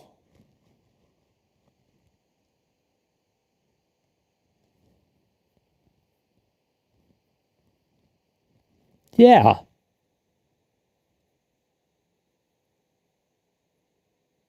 No, I don't have to. So when I have these conversations, I understand that you're not the publisher that my team needs to work with because I got to convince you that this is a game that people want to play.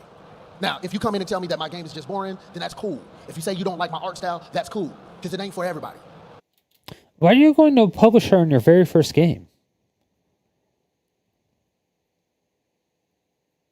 I'll put it out on Steam, blast it out there, show proof of concept, and be like, hey, see, this is what my first game did. Now you can go to a publisher and actually get it out there with a publisher. But why would you go with the publisher? You're just going to lose money.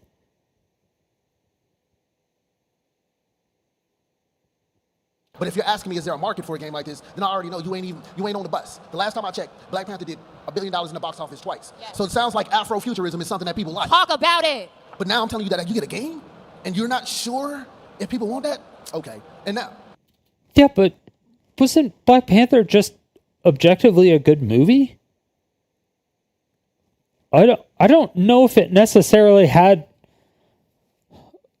like, sure, I'm sure I'm sure some of it had to do with, I mean, just the representation of black people, so it had that niche market to it.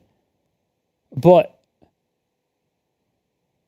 it wasn't only black people that saw that movie, and like, did it get shitty ratings? Am I crazy?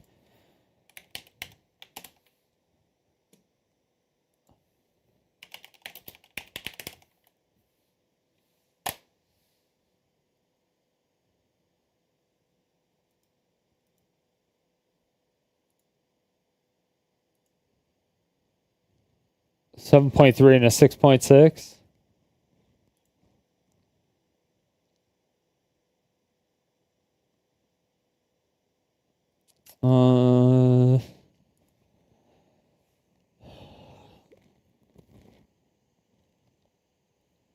That's the IMDb ratings. Does Rotten Tomatoes have...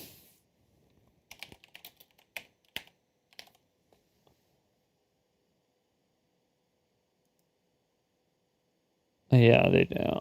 Okay, wait. No, I want to see a fucking trailer. So, wait. Verified ratings. I don't know what verified ratings are.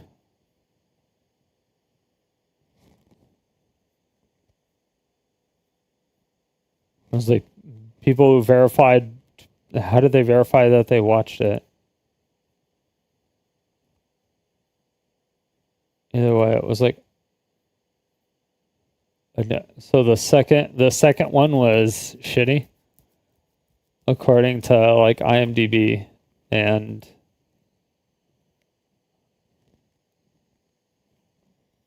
I don't want to say shitty, but it was definitely shittier.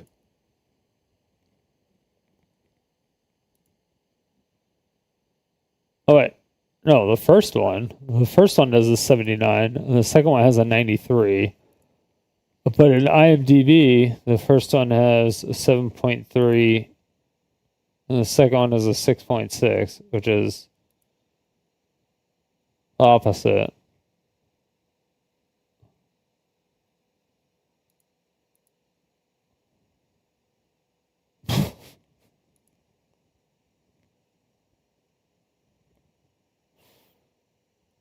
It's like reversed.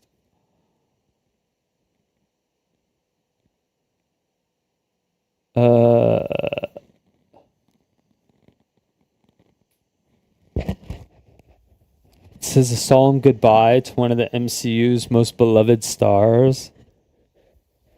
It says goodbye. What, did he die at the end?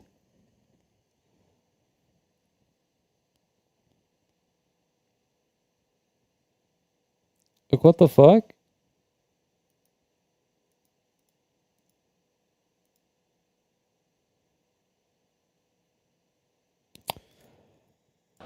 I'm going to love it because I made it. So the test is, do we come out and support when we hit it, when it hits the market? And then that's how we make these things change. But hopefully that answers your question. Oh, it definitely did, brother. I appreciate you. All right, y'all, we're winding down. Real quick, my fault, chime in real quick. Please. So just to give them some perspective, like, cause I'm the one here in the the large corporation. First off, dope game. You know what I'm saying? And like, we do need support, right? So like, coming from behind the scenes, like at AMD or any large corporation, again, when I talked about earlier that we're all numbers, like, we're all numbers. So if you want to see more Afrocentric, games, right, by black devs, then you have to support what is already out there.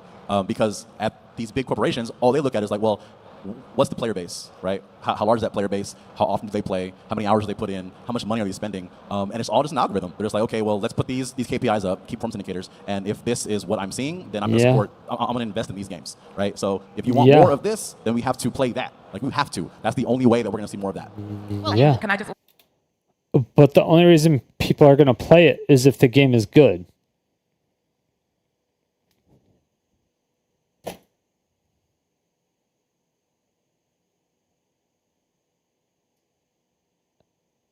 If the gameplay sucks, people aren't going to play it.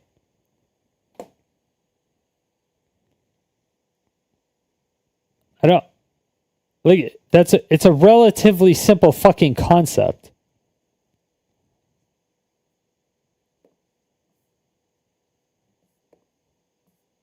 Like, people play Teferi all the time in Magic the Gathering. It's like their favorite fucking planeswalker. I hate that fucking planeswalker. But he's OP most of the time.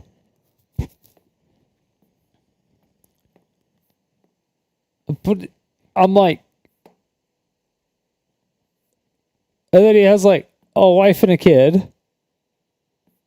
And you gotta like go back in time and do all this crazy shit. But it's like people like his stuff. People do the shit. I mean, I just think the whole story of WotC or MTG sucks, but I'm like, he's such a huge main character and people like that character. And they like the cards.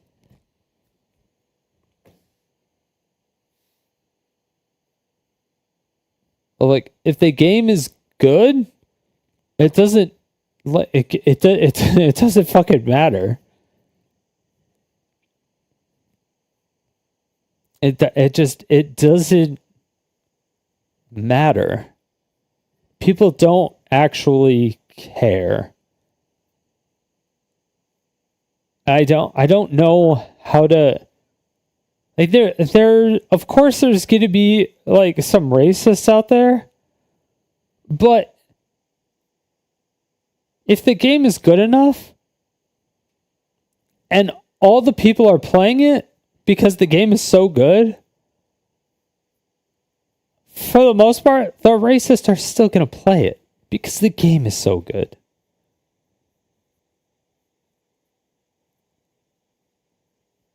So it's like, and he's talking about how like everyone's a number, and in order to get more Afrocentric games out is to play them. And it's like, okay, do we want more Afrocentric games or do we want more Afrocentric representation in like AAA developer games? And then if we want the latter, what is the percentage?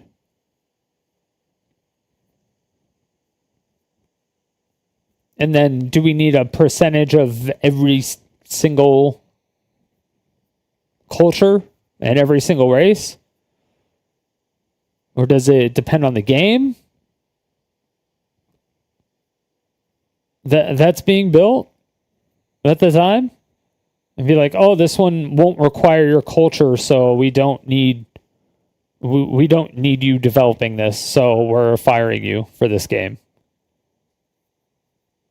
So then everybody is an independent contractor at that point. They're like, oh yeah, we have a really good idea, but it only has Asians in it. So the only people we're going to hire to make this are going to be, it's going to be based in Thailand. So we're only going to hire Thai people. We're not going to hire anybody else. Because they know the culture better than anybody else, so they're going to make the game better than anybody else. And it's like, okay. But then everybody's an independent contractor. And then everybody is at the behest of whatever idea gets through. Which is kind of what it is already, but you still have people of different nationalities and different origins. Like, the whole concept of, like, black people and white people is really just, like, an American thing. Because when you go to Europe, you don't really say, oh, I'm white, or, oh, I'm black. You say, oh, I'm Irish, or, oh, I'm Scottish, or, oh, I'm German, oh, I'm French. And it's not, and you can be any color of anything. It's like what, you're identified from, like, what nationality you are. It has nothing to do with what color you are.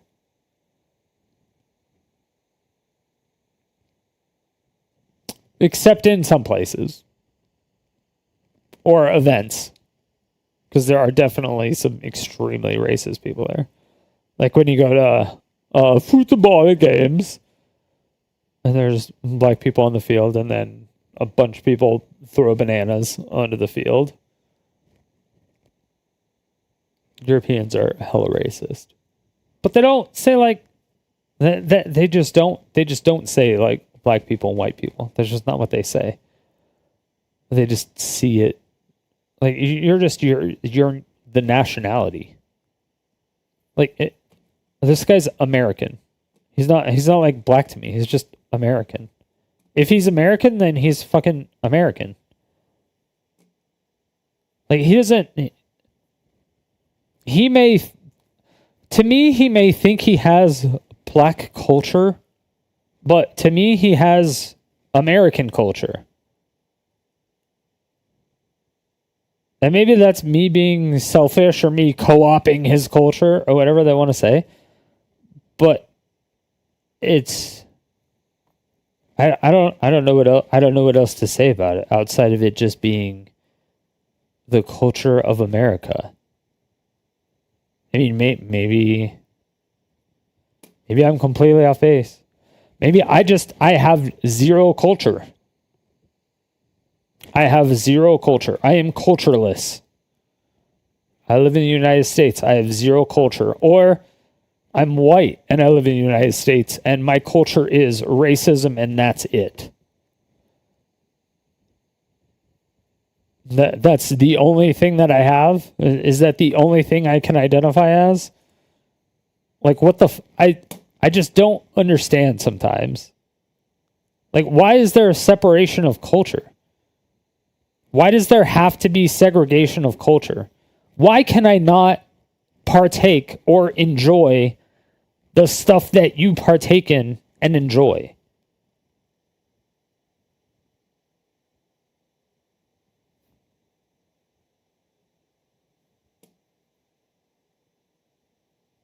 I just don't get it.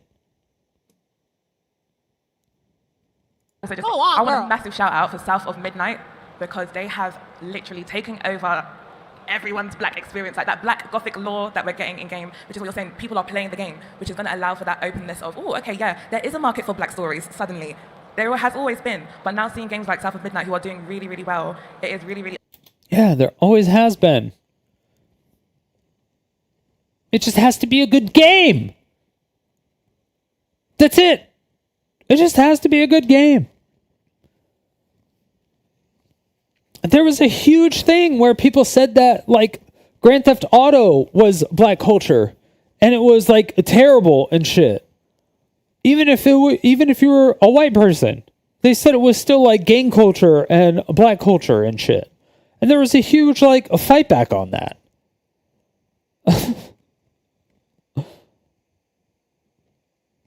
It's like I don't know.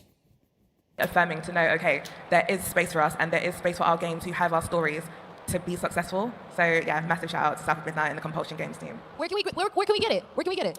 Currently it's on Xbox. So and I've had everyone on my socials like, when is it coming to PlayStation? I'm like, maybe you got to ask them.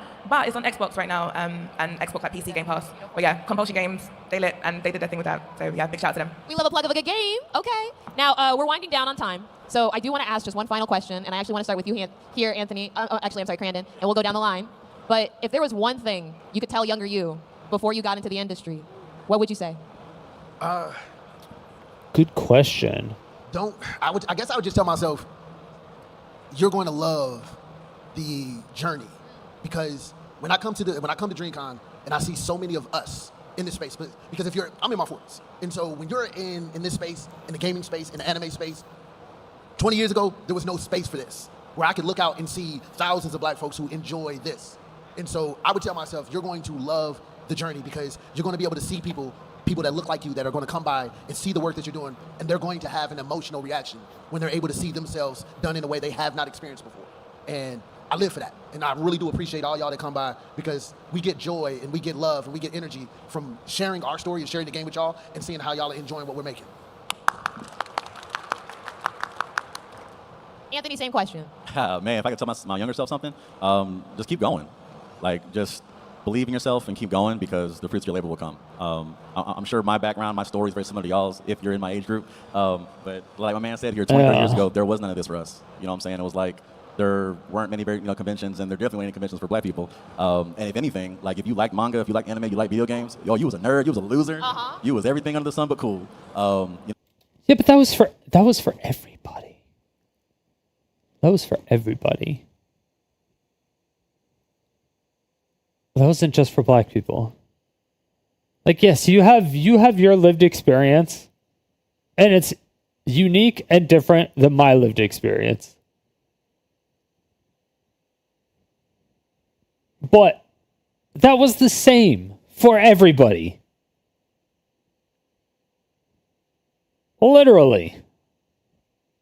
The same for everybody. You know what I'm saying? And there's a lot of people like me that ended up putting down the controller and picking up a basketball. Not saying there's anything wrong with that, but they picked it up because of societal pressures. You know what I'm saying? Like in our culture, it's like we glorify athletes, we glorify the streets, we glorify things that are masculine, right? But gaming wasn't that. So I tell myself, just keep going. You know, keep grinding. Don't worry.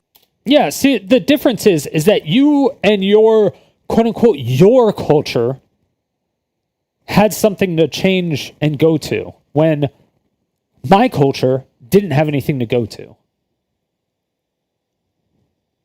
Our culture was, okay, I guess we lift weights and beat our wives and become serial killers and racist. Because we got gatekept out of every sport at that point.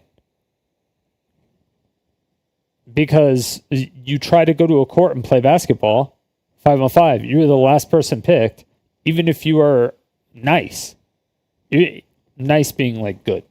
Even if you were good at basketball, you were picked last every time. Nobody wanted the fucking white kid on their team. And you could be fucking raining threes. You could be fucking hooping. You could be running circles around people, and you'd still be last picked, because nobody wanted to be associated with white people if they were in sports. Like, nobody. Because you were also seen as, like, you would be picked on if you were black and you were spending time with white people back then too. And so even if it was just like, white people had nothing. If you were a nerd, if you were a geek or whatever, the only thing you had were other nerds and other geeks. So if you had no other nerds or no other geeks around you, or if you were an introvert and there were no other geeks and nerds around you that had and you could somehow communicate with them in a way, you were fucked. You had nothing. You had literally nothing. You were just fucked. You became a school shooter? I don't fucking know. But they had stuff. We didn't. But they don't know that because they didn't know our lived experience either. Worry about what you have to say, and believe me, it's gonna work out. Ebonics, give us a word, girl. We also got a lot of shit from our parents for it too. Enjoy the journey of finding the most authentic version of yourself. And in that, you'll find your tribe who will enjoy loving the most authentic version of you. It was crazy. I have had the pleasure of growing the most beautiful, supportive community over the last 10 years. And I would not be in the rooms or places that I'm in now without my community. Good for you. I was playing The Sims with Megan Thee Stallion yesterday. Girl, you better talk. Okay. And I'm like, if not for the babes who pulled up for me, streams, posts, mods, content, because in me is in them. Ebonics to me now is just being able to see you in the game. That's what Ebonics now means to me. I didn't even know she played The Sims. I didn't even know The Sims was multiplayer. So shout out to my community. I love you lot so Since much. when is The Thanks for allowing me Sims to become me, multiplayer? so that I can be the best version of me to show up for you lot in the best way that I can. I don't know who she's channeling, but better speak, girl. I want to thank all of our panelists today. Crandon, Anthony, and Ebonics. Can we get a round of applause one more time? I still can't believe The Sims didn't have on all their like socials. black people and in I it. just want to tell everybody at home watching right now on Twitch, keep focused, all right? We got you. Or We have like even more DreamCon 2025 Asians? coming up. Do they not have Asians either? Or like any other race? Is it just white people on The Sims? We've been playing zombies today. It's the new game of Grief. It was elite. Grief is so much fun. Yo, that ammo drain took everything. It's draining ammo like instantly. Cheers, everybody. Earlier this year, as we prepared for the reveal of Call of Duty Modern Warfare 2, we set out to expand our stake in broader culture and shine a spotlight on the best of the COD community.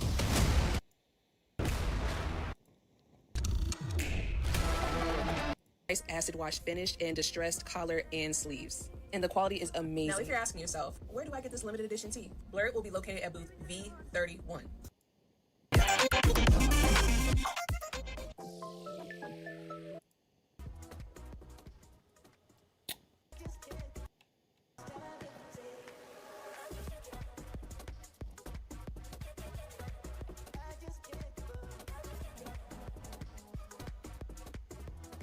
Guy just flat out smacked that Pikachu's ass. What is happening here?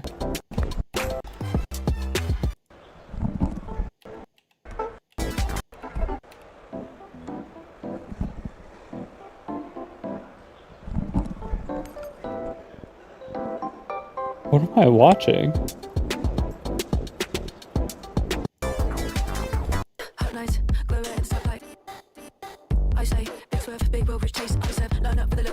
AMD commercial with Gone on it.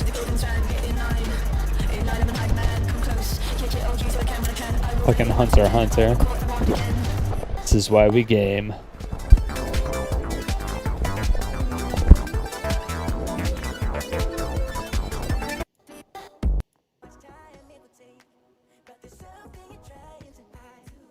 Was it like one frame or something?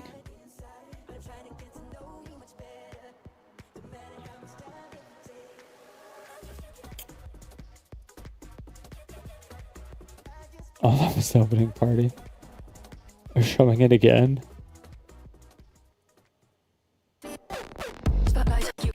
Gomcom. Burbs! We have definitely not cheers enough. Oh, Jesus. This is the longest BRB I've ever seen. Hi, baby. Or is this the Cuddle Cup?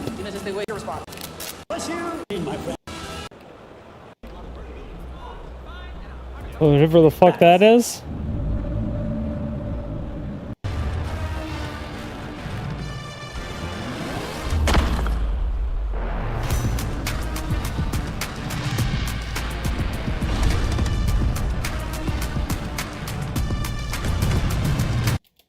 It's like a really bad mobile game.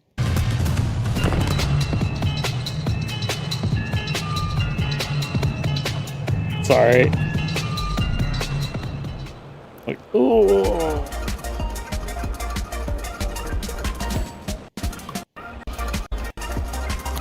Okay, more burbs. Got it. Okay, that was that one. Marvel Rivals. Wait, what the fuck is the Cuddle Cup? I still want to know what this is. Jesus. I know we have a star-studded cast, but like talk me through who we are about to see on this stage today. That's a lot. Okay. A battle. DreamCon 2025. Yeah, that was and like we are here an hour and a inside of half the George long. R. Convention Center, bringing you a battle of epic proportions. That's right, we have Marvel Rivals. I am one of your two commentators for this segment, the Purple Sharpie, but you can call me Sharpie, and I'm joined today by my co-commentator, Zipmaster Flex. How you doing, brother? I'm doing good. I'm doing good. I'm ready to watch the star-studded lineup really put on for the people here at DreamCon. I'm so excited for this Marvel Rivals. I am too. Why don't you go ahead and tell the people what they can expect today? Okay, so the format is plain and simple, right? Change anything. Okay. I don't care about Rivals.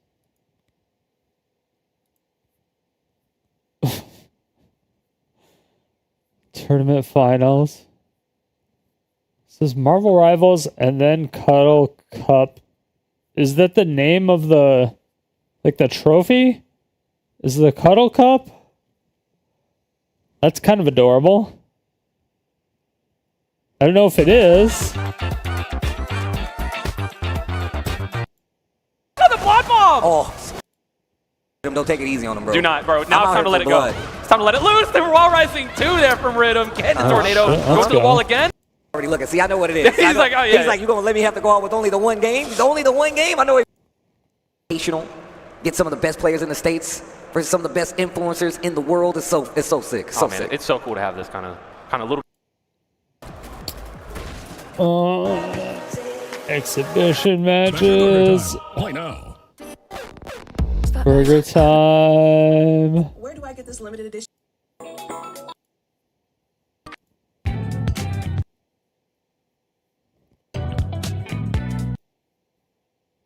Just trying to see if there's anything interesting. Sorry.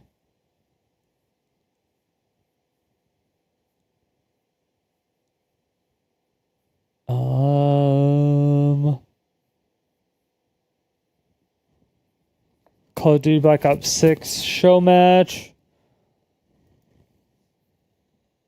This is DreamCon 2. These are all IRL ones? So I don't know. Like last year they had like game shows with the RDC people. They had like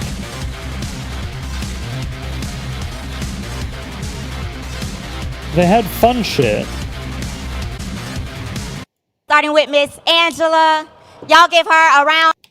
Right, so this, and speaking of noise. Jesus, loud Batman. Holy fuck so me we in the have dick. so much excitement and we're just going to keep up the vibes. And speaking of vibes, I have an amazing panel up next. This panel is not just a vibe. We are talking about being dope in the online space while doing business. And I know who's here in this crowd is a creator. So this panel is just for you. You're gonna learn some amazing tips, some background stories so that you can take this back with you and learn how to grow your platform. And so I'm gonna pass it on to these lovely ladies, starting with Miss Angela. Y'all give her a round of applause. Right, hey, good morning, y'all. Good afternoon, right? We in the afternoon. And also, we have Miss Naya Beck. Hi, everyone. And we have the Game Queen. Hello, how you doing? Hey. And so real quick, we're going to dive into your why and all this time. And I know y'all have seen me around and about. Just real quick, how many of y'all know about the origin of gaming, period, with Jerry Lawson, right? Do y'all know about how it all started? Okay, so not to date myself, but my dad worked with Jerry Lawson at Fairchild Semiconductor. So Jerry Lawson invented the cartridges that the games were built out of for Atari and all that. So when you talk about we were there. My dad was one of few black engineers that helped create that system. So y'all know where you come from, right? So you know where you can go, right? So we've been in this space. We ain't new to this. We true to this, okay? Period. And did. All right, so then I'm going to go with Naya, emerging leader in gaming and esports. She founded Black Gaming Society, earning national acclaim for advancing inclusivity, pursuing an MA in sports management at Cal State University Long Beach. Who's from Cali up in here? Long Beach in the house. All right now. Oh. What the fuck? What am I watching? No other than Miss Kelly, a.k.a. the Game Queen. She's a versatile variety streamer with over 5 years of experience specializing in action-adventure RPGs, fighting, and FPS titles. She's known for her competitive edge and has won numerous online tournaments and collaborated with well-known streamers like Patrick Cloud, TMZ, Cleo Thomas, he's in here and about. He's moderating panels. He's doing his thing with the 4 controllers. And then we have Brandy Brody from Nickelodeon. So when I talk to y'all and we talk about how to be dope online, I want to first understand your why. Like, why are you in this space? And I'm going to kick it off with you, Naya. What is your why? Sure. So with the Black Gaming Society, that's my startup, our mission is to empower Black gamers, and that comes from really being myself in my room, playing video games, loving anime my whole entire life. It's like a blessing to be in a space like DREAMCON, because here I can just be fully 100% myself, which is a diehard nerd, undeniably. And I hate to say that I don't care, but I at 3:30 also don't care. On stage, but of course. Oh, what does he say? Ladies, one more time, a round of applause. Black Gaming Society, Empower Black Gamers. And I post on there. We have a Discord. And if you want to see me compete, I stream my life as a collegiate esports athlete. And you can follow my Twitch at Bingy-san. But if you go to NIB, all that stuff will be in my bio. So, yeah. Thanks, y'all. Thank you. Hey. All right, let's give it a round of applause. Woo-woo! Yes. All right. You know, Dude, that would have been hilarious if they had. A lot of heart and a lot I don't of bravery think. to be in front of I was like, that would have been fucking hard if they invited Nadia. Your business and your ideas. That sure would have been so funny. It takes a lot to do that. Not everybody has the courage to do that. If we could please give Cheers. these ladies one more time a round of applause. And yourselves, if you're putting yourself out there and you're sharing what you do with the world, give yourselves applause as well. Awesome. So, we are slowly wrapping up for today at DREAMCON. Yes, as Cadillac said, we still have the DBZ tournament. The finals will take place at 3:30. Oh, Dragon Ball Fighters Z. But of course, I'm sure some of you are waiting here because you're waiting for the loot box again, which we do have another loot box. This will be the final loot box of the weekend. Loot box 4 has officially dropped. Once again, as the last round, there will be 4 parts to a question. Find the 4 beacons. They will give you the 4 parts. Get the question. Rock, paper, scissors, shoot. That's one. Ask. Right. Soul Eater. Soul Eater. Anyone else in the? Oh no. Is it still in this area? Wait. What you got? Thank you. All right. Decorum, don't put your feet on my chairs, please. Thank you. Don't put your feet on my chairs. I told you. Right? Decorum. Anybody else find a football? They're searching. I promise you they're out there, though. A football? How many? You only need to find one. Or, I know. It's an option. What you got? Find them before Jacob finds them. If he gets... I don't know. Girl. Somebody... What's your name? Soul Eater. Soul Eater? This is your first time? Can we get a round of applause? Yeah, what did you find? Where'd you find it? What's your name? Ariana. Ariana, is this your first time here at DREAMCON? Yeah. First time. Shit. Are you? What is your favorite anime? Can I ask? Soul Eater. Soul Eater? Anyone else in the crowd like Soul Eater? Let me get that person right there in the bucket hat. Come on up. What? We got a prize for you, Ariana. Don't worry. Come on up here, baby. I like your Black Lagoon hat. That's cute. What's your name? Kelly. Sorry, Kelly. Nice to meet you, Kelly. Is this your first time at DREAMCON too? Yes. Yeah, it is. So it's your first time, and it's your first time. All right. So we got a prize for you, Ari. But at home. I'm gonna do something special for you, Kelly. All right? Now she's winning a prize, but I'm gonna give one of y'all $50 right now. But you guys have to do something for me. You guys got to play rock paper scissors. It's the best 2 out of 3. Whoever wins is going. Okay. Oh, you guys are different? You want? Okay, let me try this again. I'm gonna give you guys one more chance. You ready? Don't make me repeat myself again after this. I'm old as fuck. I ain't got time for this. Anybody got time for that? Don't call your mama. Don't play with me. I'm a petty girl. Don't try me. Call your mama. Does your lace front got time for that? Talking to the I'm microphone. the Purple Shark. I'm going to be hosting this segment. I'm so excited to host some more giveaways and some more. Show in about 20 minutes. I hope you guys stay tuned and stay hyped. We have giveaways during the ad break, so stay here. If you have friends, you best let them know. Side of the bracket.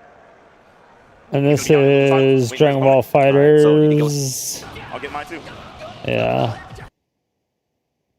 Okay. Was there really? Was there? There had to have been something. All right. Yeah. Noise, welcome him in. One time, welcome in. Thank you. Thank you. Reed, you've had an incredible run, man. I wonder how much aura I have. Is that what y'all kids be saying? They're all backstage. Nigga, no, nigga. Is that not what it is like? Okay, so anyway, show me what we got. We got the whole hallway. It's black guys. Thank you. Shit, I want some signings.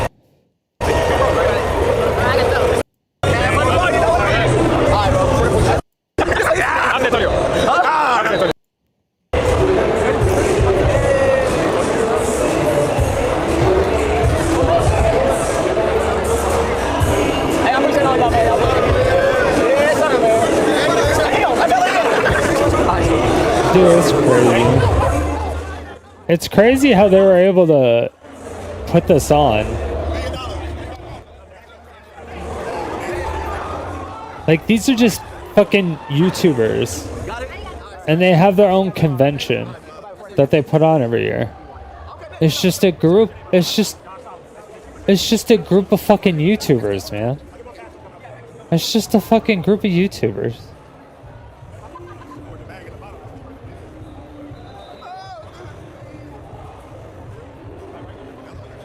That's crazy, man. How they're able to do that. That's fucking...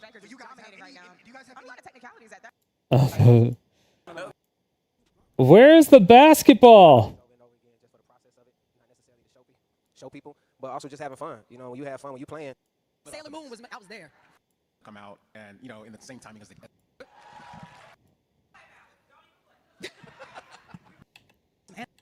I said I would create space for it. I'm a woman of my word. But now that we have taken care of the panel to see Deborah, there she go. Okay.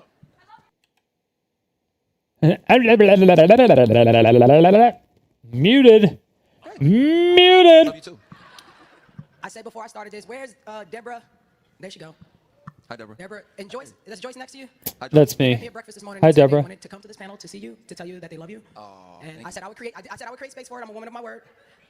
But now that we have taken care of the formalities, yes, let's get to talking about some gaming. Let's talk about some anime. Let's talk about some folklore. Yeah. Has anyone here played South of Midnight yet? She in full cosplay. Oh, She's in full no. cosplay. Okay, we got Hazel in the house. We got Hazel in the house. Here we go. Okay. I love it. Listen. Love it. This is why I love this. There's nothing like DreamCon. Nothing like it. So, tell me about your involvement with South of Midnight. I love seeing Hazel in the room. That's amazing. So I had the Hey. pleasure and opportunity. I was the narrative producer on South of Midnight. Had a chance to work with the awesome team at Compulsion. And so it was just this to see this game actually out there is a dream come true. Okay. I was with you with DBZ and then I fell off, man. I'm sorry, but for me that was it. That was the one for me. Like DBZ, I mean, it feels I don't know. It feels almost cliche because it feels like that's where a lot of people I know is where we. Hazel experience. Those are like she doesn't have to be I was like- every black woman, but every black woman can relate in some way, shape, and that's across the. I'll be around for anime talk. I think I did all my... I think I'm over. Me and my family to watch Dragon Ball Z, Gundam Wing, Sailor Moon, Yu Yu Hakusho show. Rurouni Kenshin is up there. He said Yu Hakusho. Oh no. And Tenchi Muyo. A lot of people forget about Tenchi Muyo. Those were my go-tos growing up as a kid, man. And then I'll never forget the first time I discovered Case Closed, aka Detective Conan. That is my top 5 favorite anime of all time. To this day, I will continue to watch it. I know that there's a city in Japan dedicated to the creator of Detective Conan, so I can't wait to go there and check out that one day. But yeah, those are my anime. What the fuck? What about you, James? Dude, that's way more impressive than my origin story. Where were you at? I was with you with DBZ, and then I fell off, man. I'm sorry, but for me, that was it. That was the one for me. Like DBZ, I mean, it feels, I don't know, it feels almost cliche because it feels like the story a lot of people I know is where we started. But for me, that was the thing I needed to see. Those were stories that I feel like I could relate to. Those were the things that I really rocked with. So that's where I started. That was my origin story. Did you relate to Frieza calling you a monkey? What the fuck?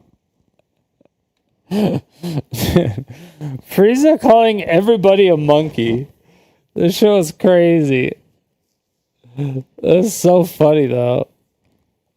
I mean, they're Saiyans, they had tails, they turned into monkeys. So I mean, it makes sense, but it's just it's funny because everyone memes about it. Everyone memes about Frieza being a racist, it's just funny. It's a meme though. It's not like people aren't actually saying that. It's just definitely a meme. And it's funny. Okay. Love it.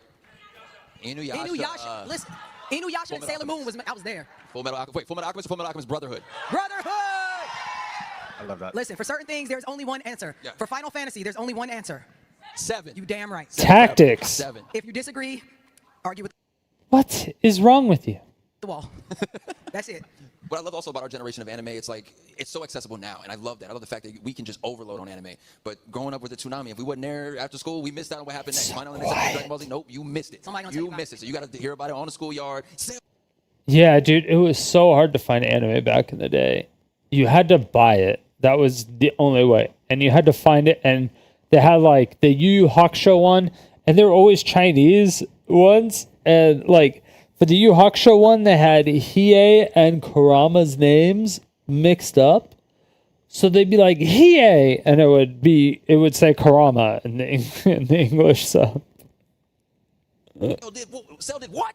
I missed all of that. Oh man, but yeah, that's what raised our generation of young anime fans, and it's beautiful to be here years later and see all the cosplays. And I'm like, Vegeta would have never looked this good if I would have tried this as a kid. Bulma would have never looked like this, and I love how Bulma looks now. You know what I did today? What'd you do? I went and got a tattoo. Whoa, I got the first tattoo at DreamCon. It's Mew. It is Mew. Can we zoom in on that by any chance? Can you zoom in? Like she got Mew tattooed right there. It went a little hard. That's a fresh tattoo. I've always thought Mew was an unbothered black cat. You ever see Mew? Mew floats. I burned all this down. And Mewtwo was like the angry cousins. Did you say you got it at DreamCon and it's not wrapped?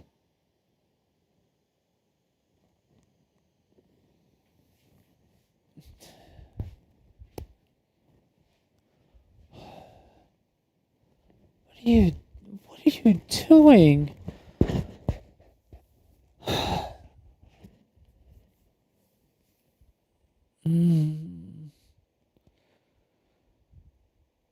Oh my god. Oh my god, oh my god, oh my god, oh my god, oh my god. I can almost guarantee you that the tattoo artist didn't set the needles right.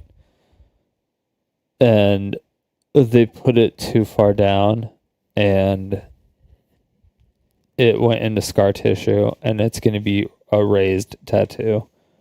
It's going to be scarred more than an actual tattoo. I can almost guarantee it. Either that or she's just fucking stupid and it didn't wrap it. Or the tattoo artist is stupid and didn't tell her to wrap it. Or she is stupid and asked the tattoo artist how to fucking take care of her goddamn tattoo. But holy shit. And the tattoo artist gave her a life ruiner.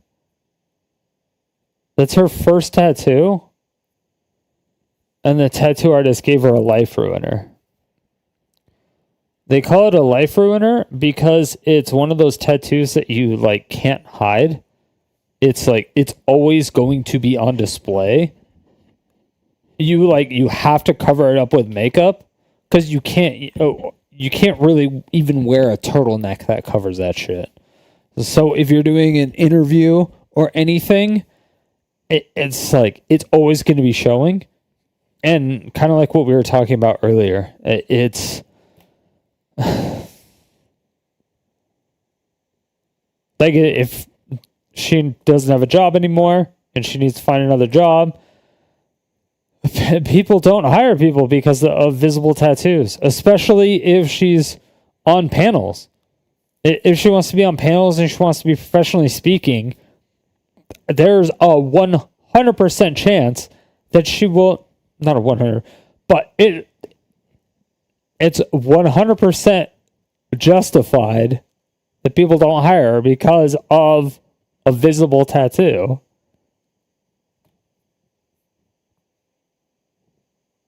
And give it like 20 years, wait for all the old like venture capitalist people to die, and it'll finally be completely acceptable. It's almost acceptable, but right now it's just like 80% acceptable. You know? We need to wait for the oldest VC people to die, and they're all like 80-ish. So who knows? From the Bronx. They zoomed in. Can you turn to the side? Can we go to one more screenshot of it? Wow, there it is. That's awesome. That's pretty sick. I saw them. The tail's in the form of a heart.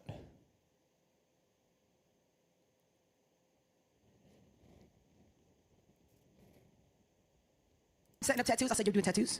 He said, yes, I'm going to be first. Nice. He said, I'm going to be first. I'm not going to be last. Going to be first. So that's what I did. That's how I started. But it was my... I'm not going to say anything. Really, I try every day to embody that, just to be chill, because I know that if left alone, I could just destroy everything.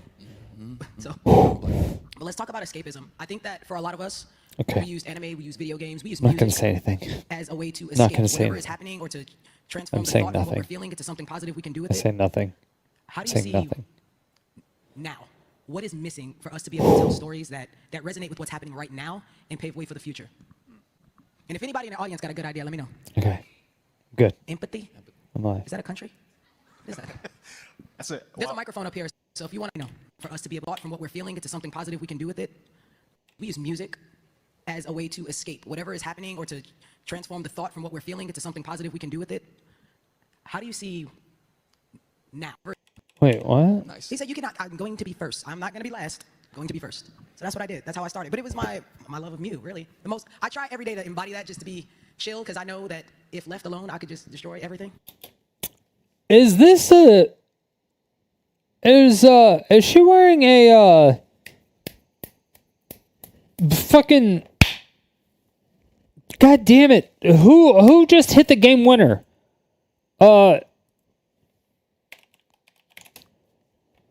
He has really ugly yellow shoes.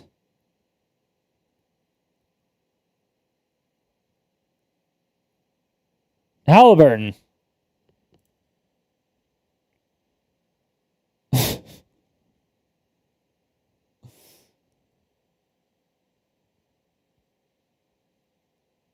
I can't believe everyone's still focused on SGA. Even though fucking Halliburton hit another buzzer beater.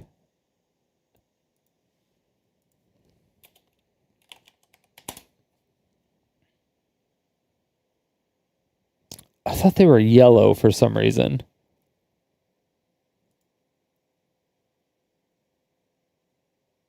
Yeah.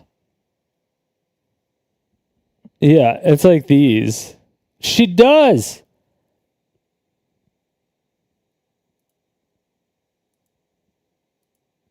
Oh God. She's rooting for the Pacers.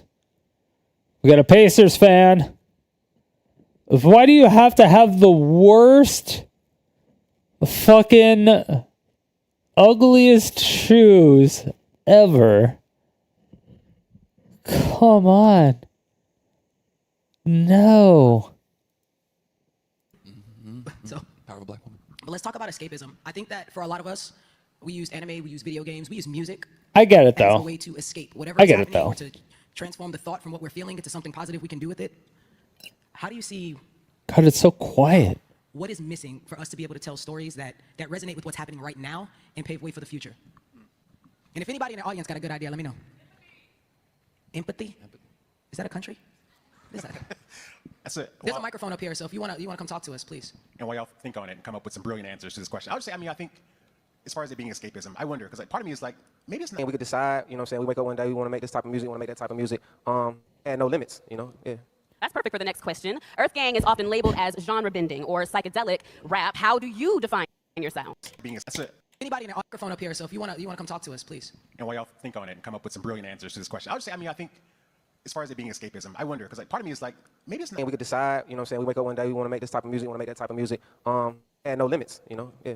That's perfect for the next question. Earth Gang is often labeled as genre bending or psychedelic rap. How do you define your sound?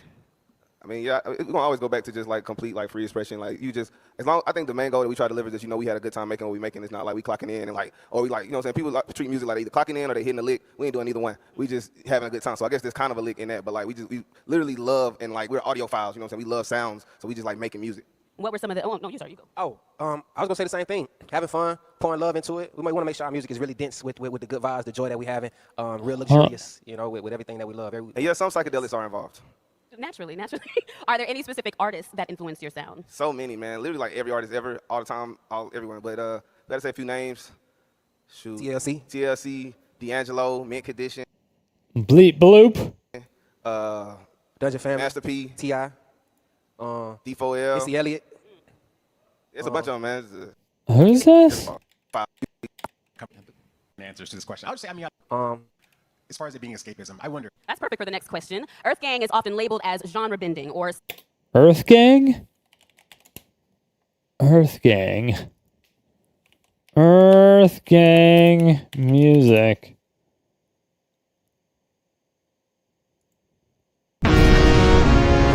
Wait, they did stuff with Jid? They stuff with fucking Jitty? The fuck?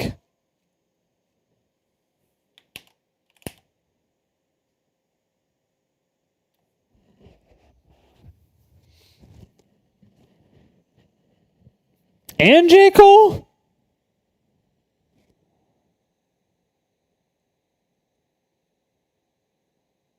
What the hell?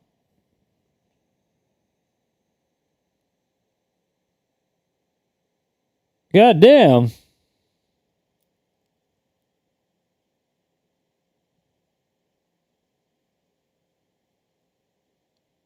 Alright, it's supposed to be like genre bending? Bending at all. Am I crazy?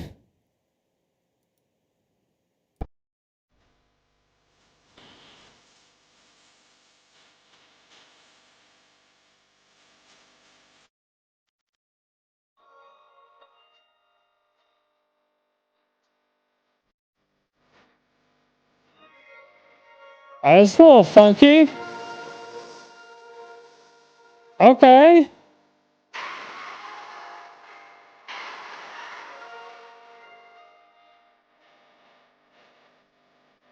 Alright, sounds like a basic big gigantic.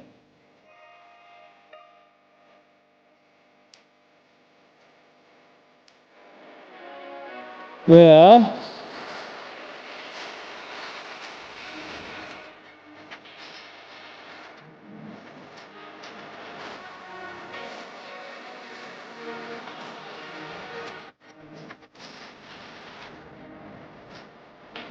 I never picked up the funk. We need more funk to it.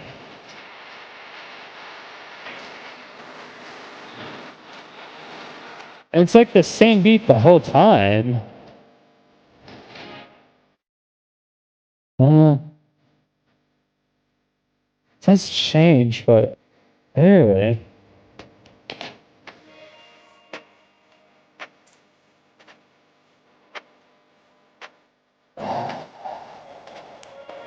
Yeah, it sounds like just a bad big gigantic.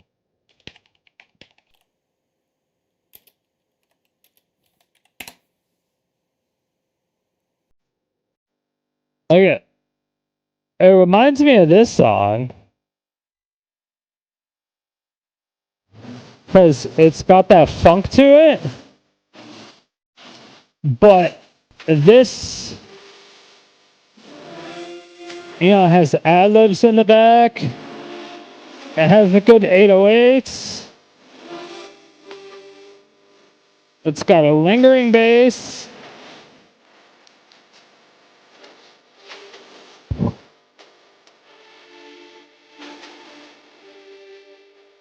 It's got the horn to accentuate the funk.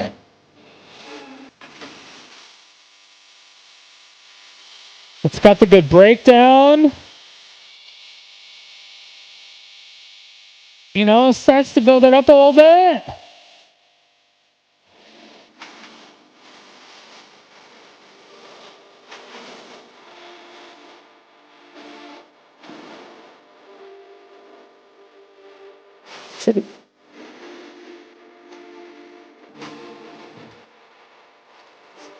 Just hit that gas. Hit that gas. I can learn you something. See? There's like...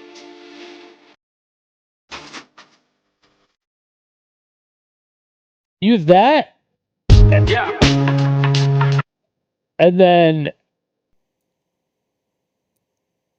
It was... The fuck.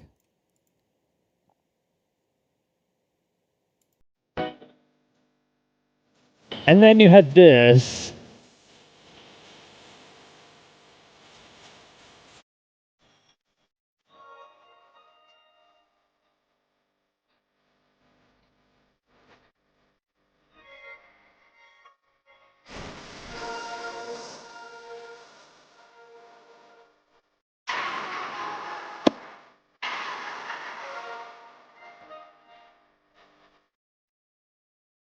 It has like a piano at the beginning, but that's it. And a little bit later, maybe.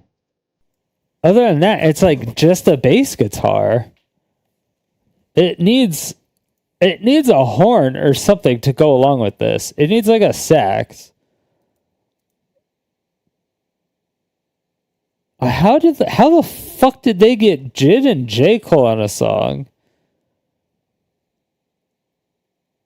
Unless... Damn, they got 2 Chainz too? They got a fucking ton of people. What the hell? Holy shit.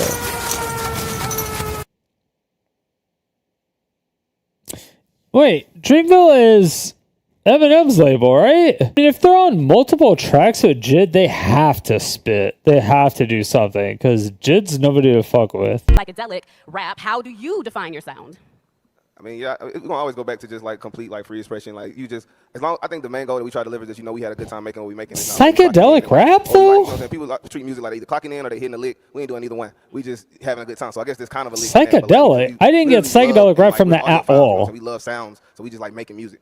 What were some of the? Oh no, you sorry, you go. Oh, I was gonna say the same thing. Having fun, pouring love into it. We might want to make sure our music is really dense with the joy that we having. Real luxurious. When I would think psychedelic rap, I would think more like bleep bloop. Like, sure, we'll just say K9 Unit. Like, this is what I would consider.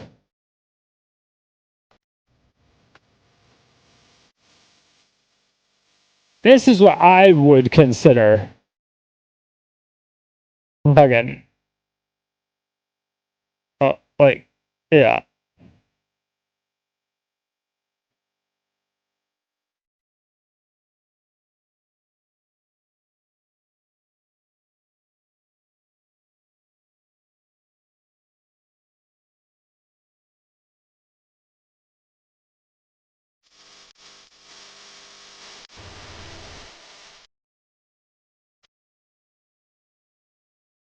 It gets crazier. It gets way crazier. It's like, what the fuck? It's fucking actually psychedelic. Oh, fuck yeah. See, this is gender bending. And this is also sound changing.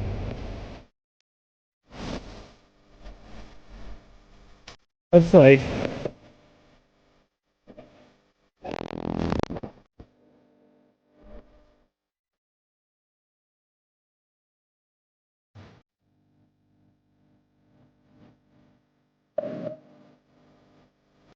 Yeah. See, that would be more psychedelic rap.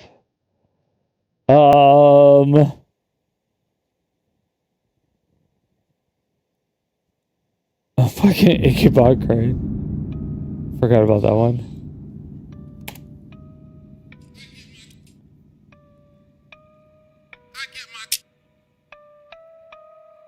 Oh,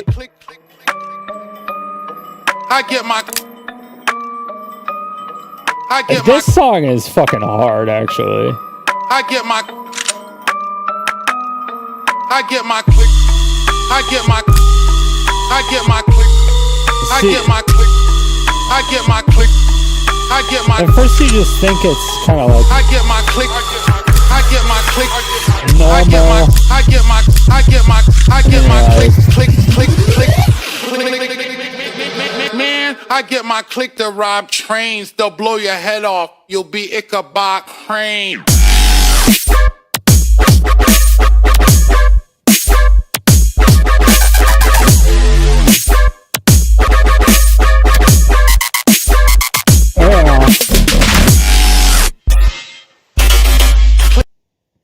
It's like way different.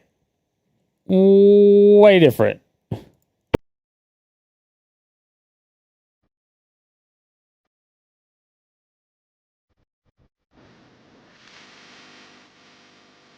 And this to me is gender bending and like a psychedelic rap. If I were to define a psychedelic and sound experimentation, he is all of that.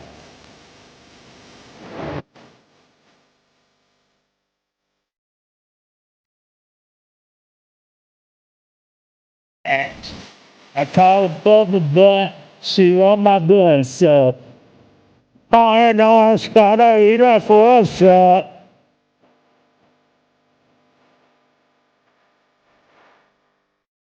I got act. I found a bubble butt, she on my butt, so calling on a star, I'll be like, what's up?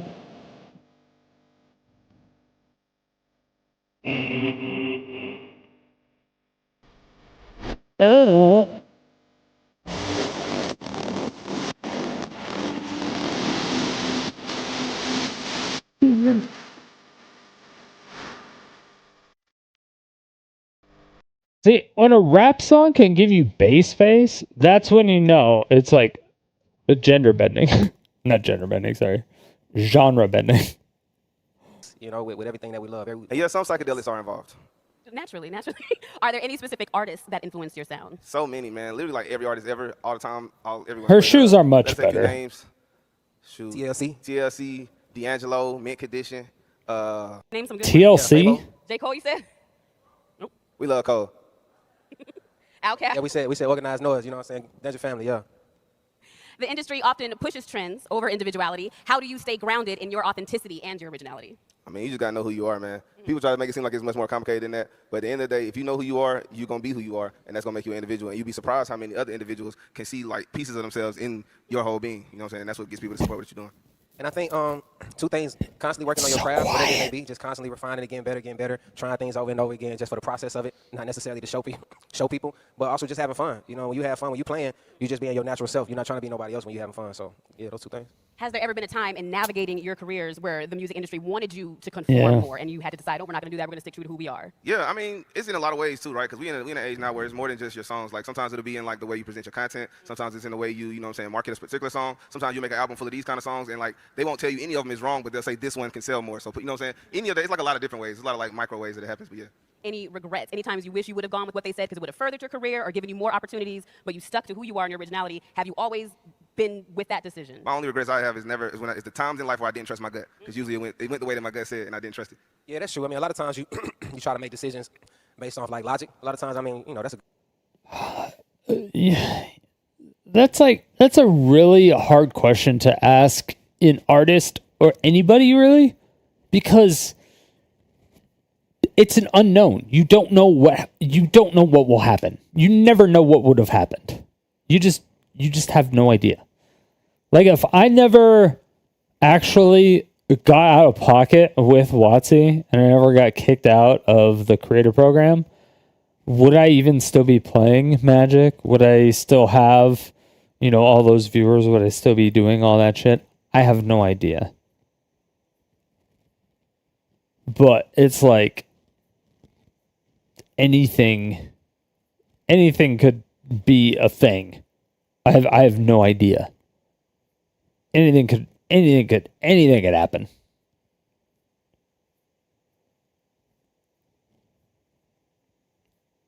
Yeah, I've no idea. Anything could have happened. So it's hard to say I regret starting the fight, but I also don't regret starting the fight at the same time. Because I wasn't getting any promotion from them anyway. I was still getting I don't want to say some assistance, but I was still getting I guess assistance would be I would get rated by the people who didn't play MTGA, which is unfortunate, but I would get rated by bigger people that played MTG, but it would be like MTGO. I would get rated by those people, so I wouldn't really get any follows or anything from it. So because they don't really watch or like MTGA, because the people who watch MTGO don't really like that. And I'm a much different personality than pretty much everybody. But I probably could sell myself a lot better when it happens. Which I probably should have done. But either way, yeah, I don't know. I don't know if I regret it or not. I could or I could not have. It's one of those things that we'll just never know, really. I never really got any benefit from the creator program.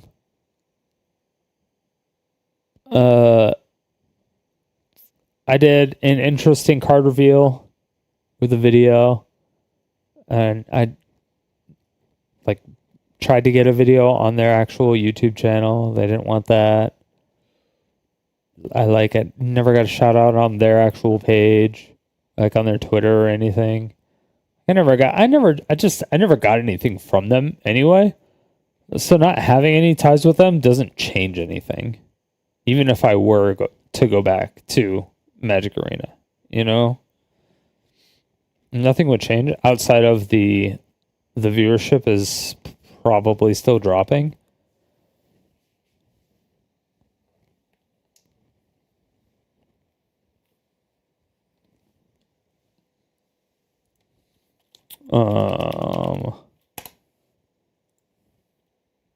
Well, actually,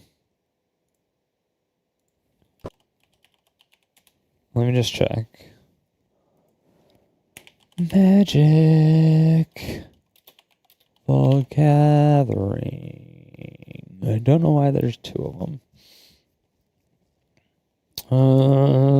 So 90 days. Hours watched down 3.5%, with hours broadcast up 4.1%. So there's less people watching and more people streaming it.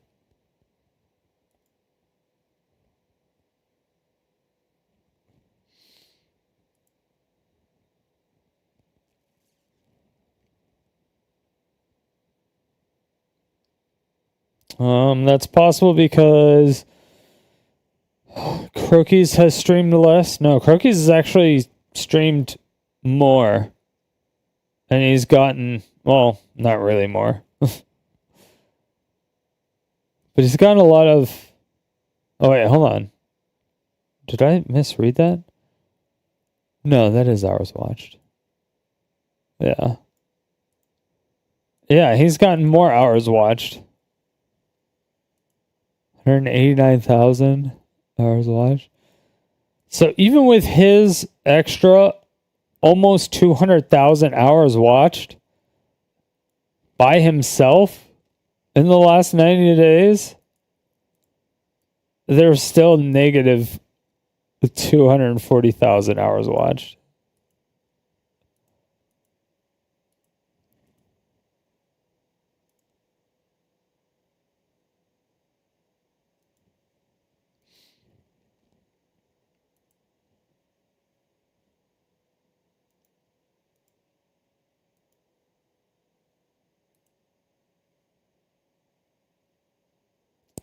Okay, Ashizzle had 30K more hours watched too. Caleb had 20K more hours watched. Amazonian had less.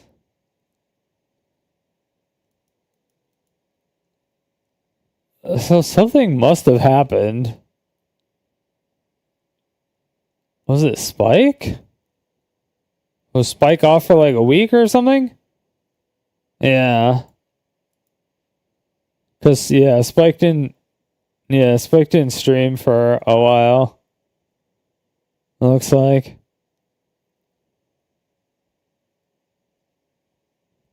Oh, he was streaming the new Elden Ring. So he got a lot less viewers.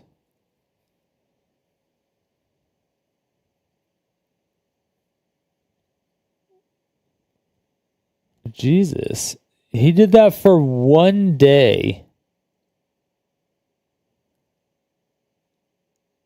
He did that for one day for 1.6 hours, and that fucked up all of his stats. No, he had to have done it for longer. No. Jesus.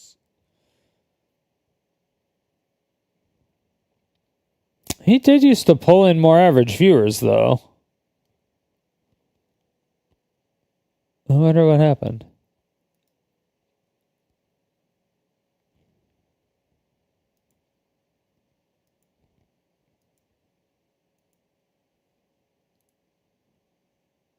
And Doom wakes up. Numot's up. Oh no, Doom wakes down a little bit. Hammy's up. Who is down so much? Was there like a big Magic tournament? Oh yeah, there must have been a big Magic tournament.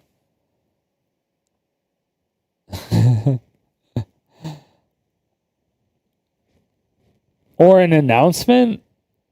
Was this the like Final Fantasy announcements? Or something? Yeah, these must be the days where there's actually stuff going on. Saturday, Sunday, yeah. So these are the tournaments. And then that's Tuesday. That's a Saturday? What the fuck happened this day? I peaked at 11K.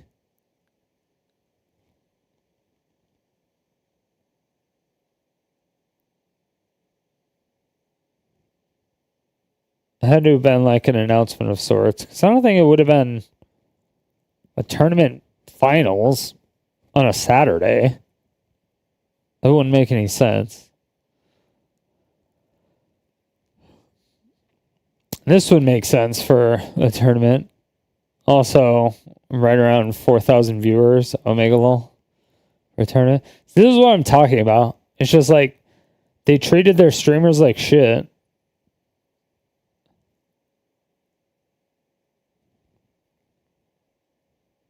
And so the streamers don't promote the tournaments. They don't do anything.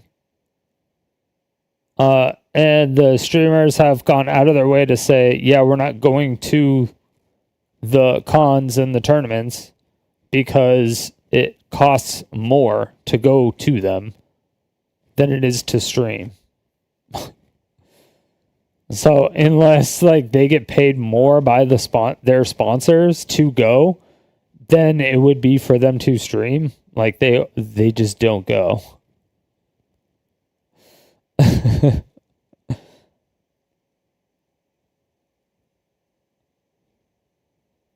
2 hours on a Wednesday. Okay, average viewers.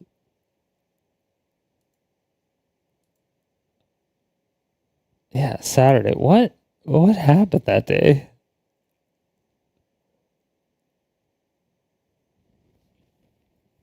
It's 1,500 to 1,700. So 3 to 5 on a Saturday. That's so weird.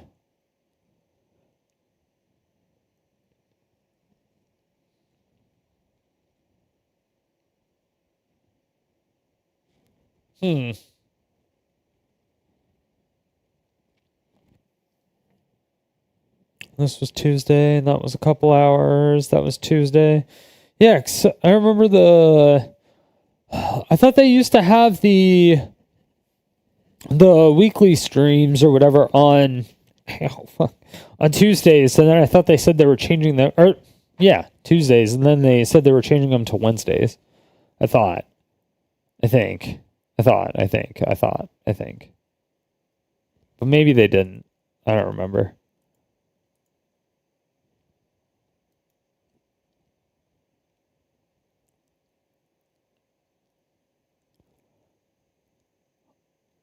So, if we look at the last 180 days,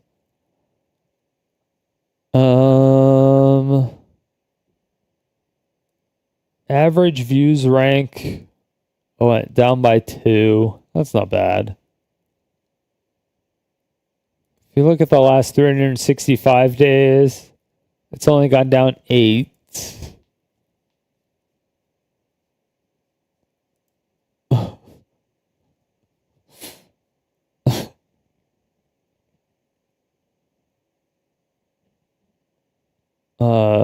Peak viewers was ranked 991, but jeez. Or no, it was just 9. Yeah, it was 991st. Jesus. So for the last, fuck me, holy shit. Average channels 160th. Peak channel rank. Oh, peak channels rank. That's too much. Okay, so max viewers in the last year compared to the year before is down 18.5%.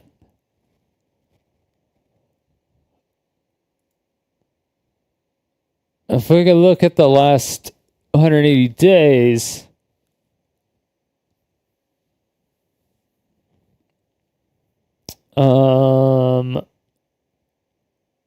the hours watched is down 6.4% from the previous 180 days. Sorry, hours watched is down 12.7%.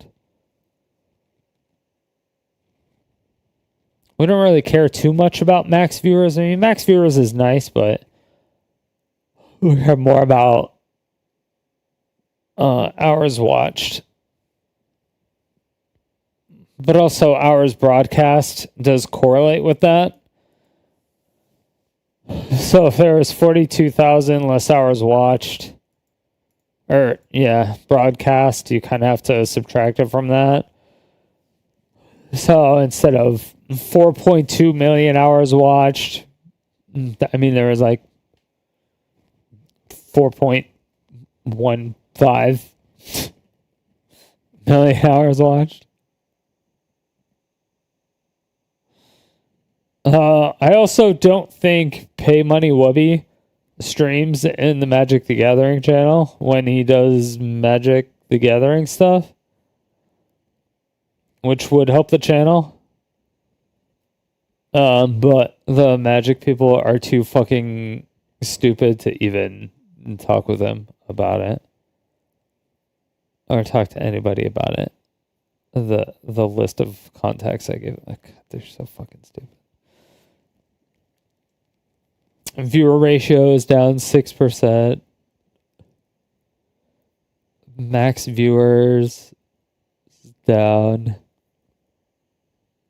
18.5%. Jesus.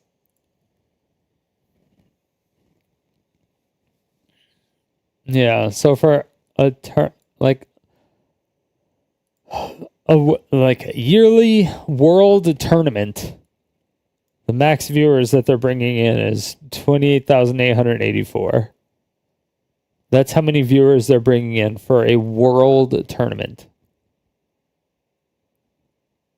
And I don't even know if that was the world's tournament. I just know that it encompassed at least the world tournament.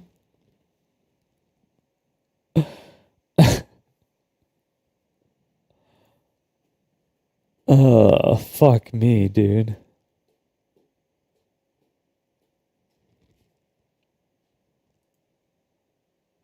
And then if we look at like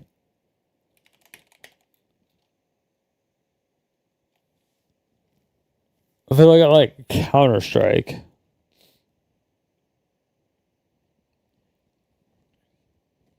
Like, this is way different. Hours watched 93 million. Compared to 13 million. And all the numbers are going up.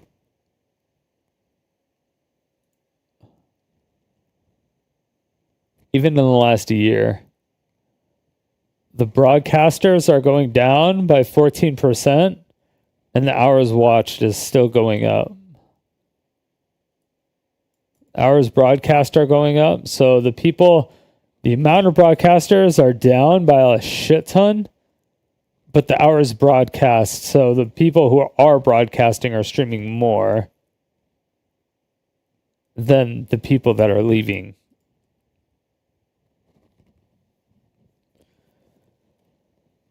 The max viewers, 1.29 million viewers. God damn. That's a big number.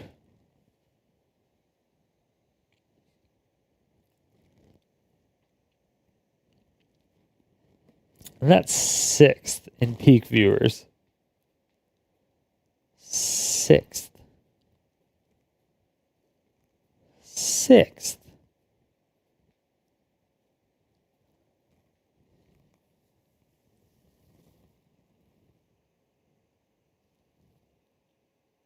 Shadow Kick W. Own a Pixel. Yeah. I'm surprised ESLCS isn't number 1. Because that would have been a big tournament. Or something. Yeah. Okay. Whatever. That's weird. Whatever. But yes. TLDR. Magic is still dying. Wait, hold on. If you look at the last 180 days, and you look at the most watched, let's see, Croaky's. I think he might still play historic, but I think he was doing more standard. Ashizzle, I think, should have standard, if I'm not mistaken. Spike plays MTGO only. Caleb plays MTG only. Magic is just the Magic channel. Amazonian only does like draft and Brawl. Ham is MTGO. Star City Games, another tournament. Newmont does MTGO and drafting. Doomwake does MTGO. Yellow Hat is MTGO. Young Dingo is MTGO. League of Magic is MTGO. Jim Davis is standard. Manguchi is standard. Just Lola is draft. Ultimate Card Live is pack openings, I believe. Scotty is MTGO. Triosk is Japanese and standard. Will Hall is Paper Magic Replays. Voxy is Draft. Misplaced Ginger is MTGO. I don't know this person. Canister is Draft. DeForest Standard. Isaiah is Draft, I believe. Who cares about those people? Delmo is Italian and plays Standard, I believe.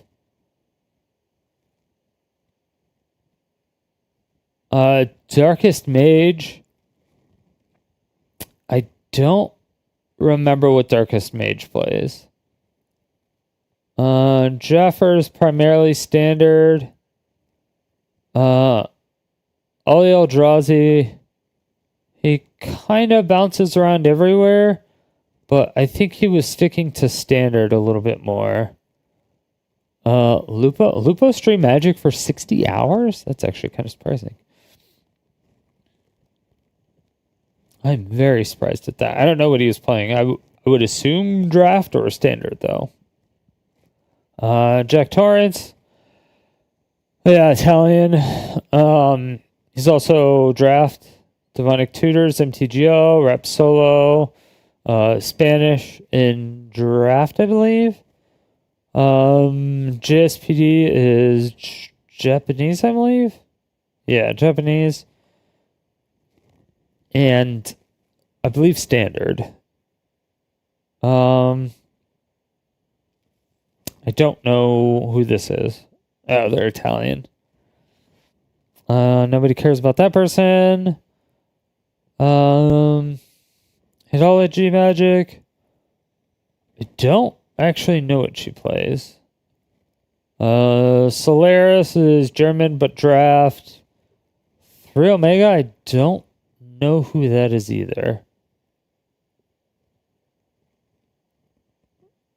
But like you see what I'm saying? None of these people play Historic except for Oli Eldrazi.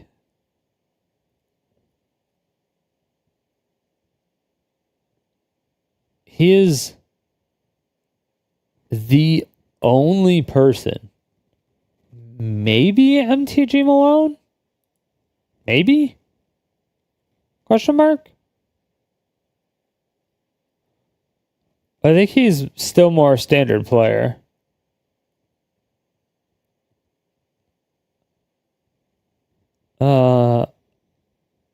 Hammy might play some Historic. Fucking Shroud played for a little bit. That's funny.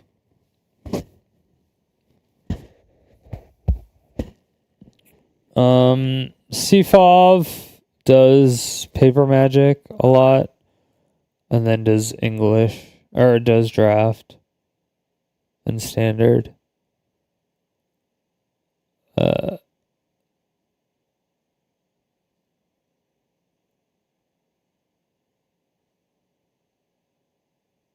Yeah, I mean, like, none of these people.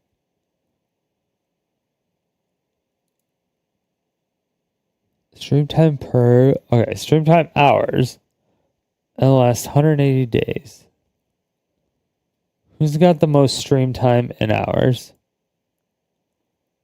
GGS Live. Oh, that's right. Okay, hold on. Let's go to 30 days.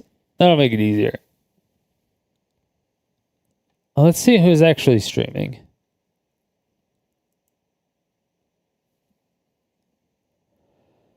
Okay, Will Hall is just on 24/7. GG's Live, I don't know what that is. But it looks like a 24/7 channel.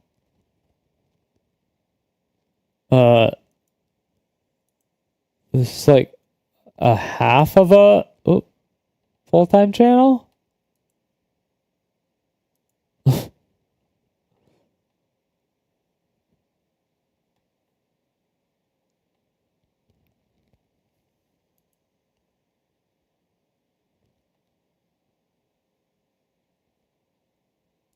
Data for channel this size may be incomplete.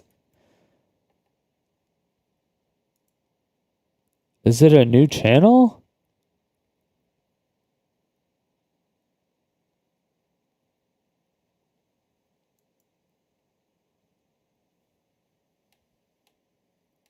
No.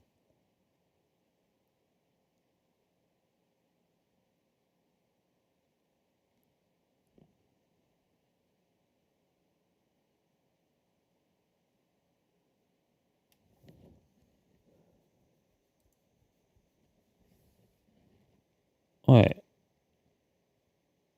How the fuck? Why does it show? Why are... How are they streaming so much?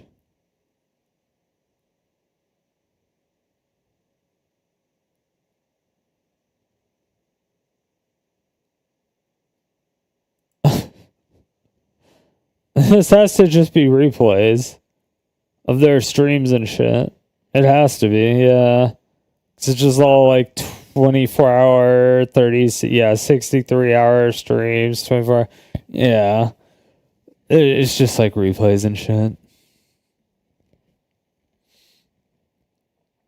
Salty Ninja, but why? How the fuck is Amazonian streaming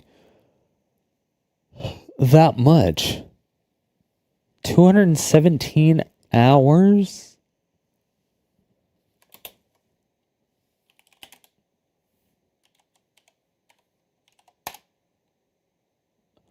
$7.2 hours a day, 7 days a week.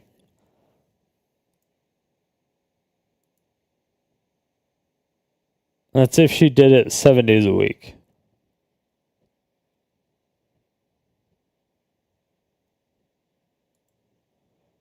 If you remove the weekends,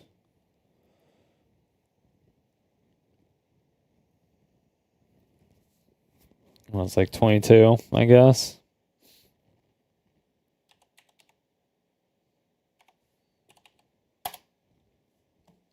$9.8 hours streamed a day. Yeah, streaming like 10 hours a day, 5 days a week. Sheesh. Average viewers, damn. Yeah, she's going down.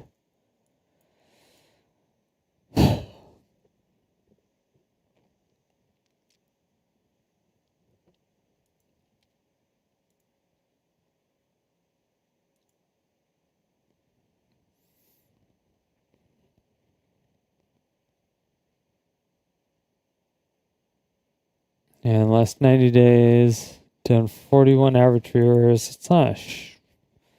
It's almost 10% though. Hours watched down 5%. Hours streamed up 4%. That's not good to see.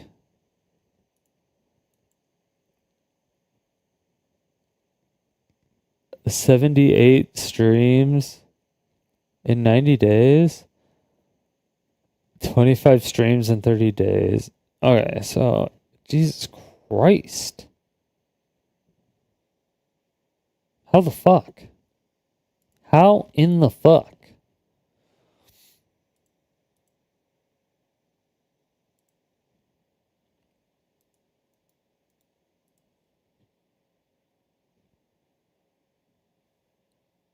Watch time. I mean, these people are getting... People who are streaming the most are getting watch time. I guess except for like these people.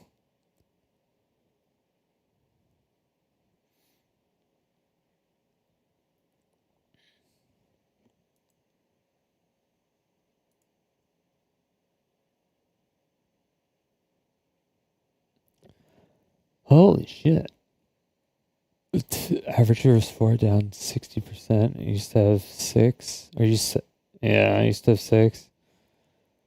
Hours watched Streams. Oh, did he stop streaming? No, he only streamed a little bit less.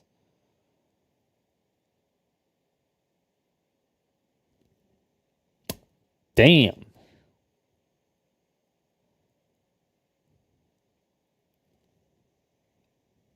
Streamed more, less hours watched. I mean, that's a small streamer, though. They're small streamers. Fuck. Yeah, they're not getting very much, which is kind of unfortunate. I don't stream that much at all compared to these people. I have a job, unfortunately.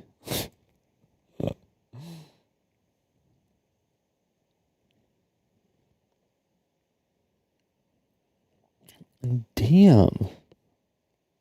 Even Ash Hizzle's down. Ash Hizzle's down huge. What the fuck? I'm an Ash Hizzle. Jesus Christ. Well, that's 30 days anyway. Whatever. Holy fuck. Alright. It's like 12:40. Okay. Cheers. I didn't eat like anything today, so I'm gonna eat sleep instead of eat food. And I'm gonna wake up tomorrow and prepare food for stream after stream tomorrow. So I might end stream a little bit early, but I might start it early. It'll be a little bit of both. So cheers. Have a good fucked up Friday. Love you guys. I will see you tomorrow morning. Later.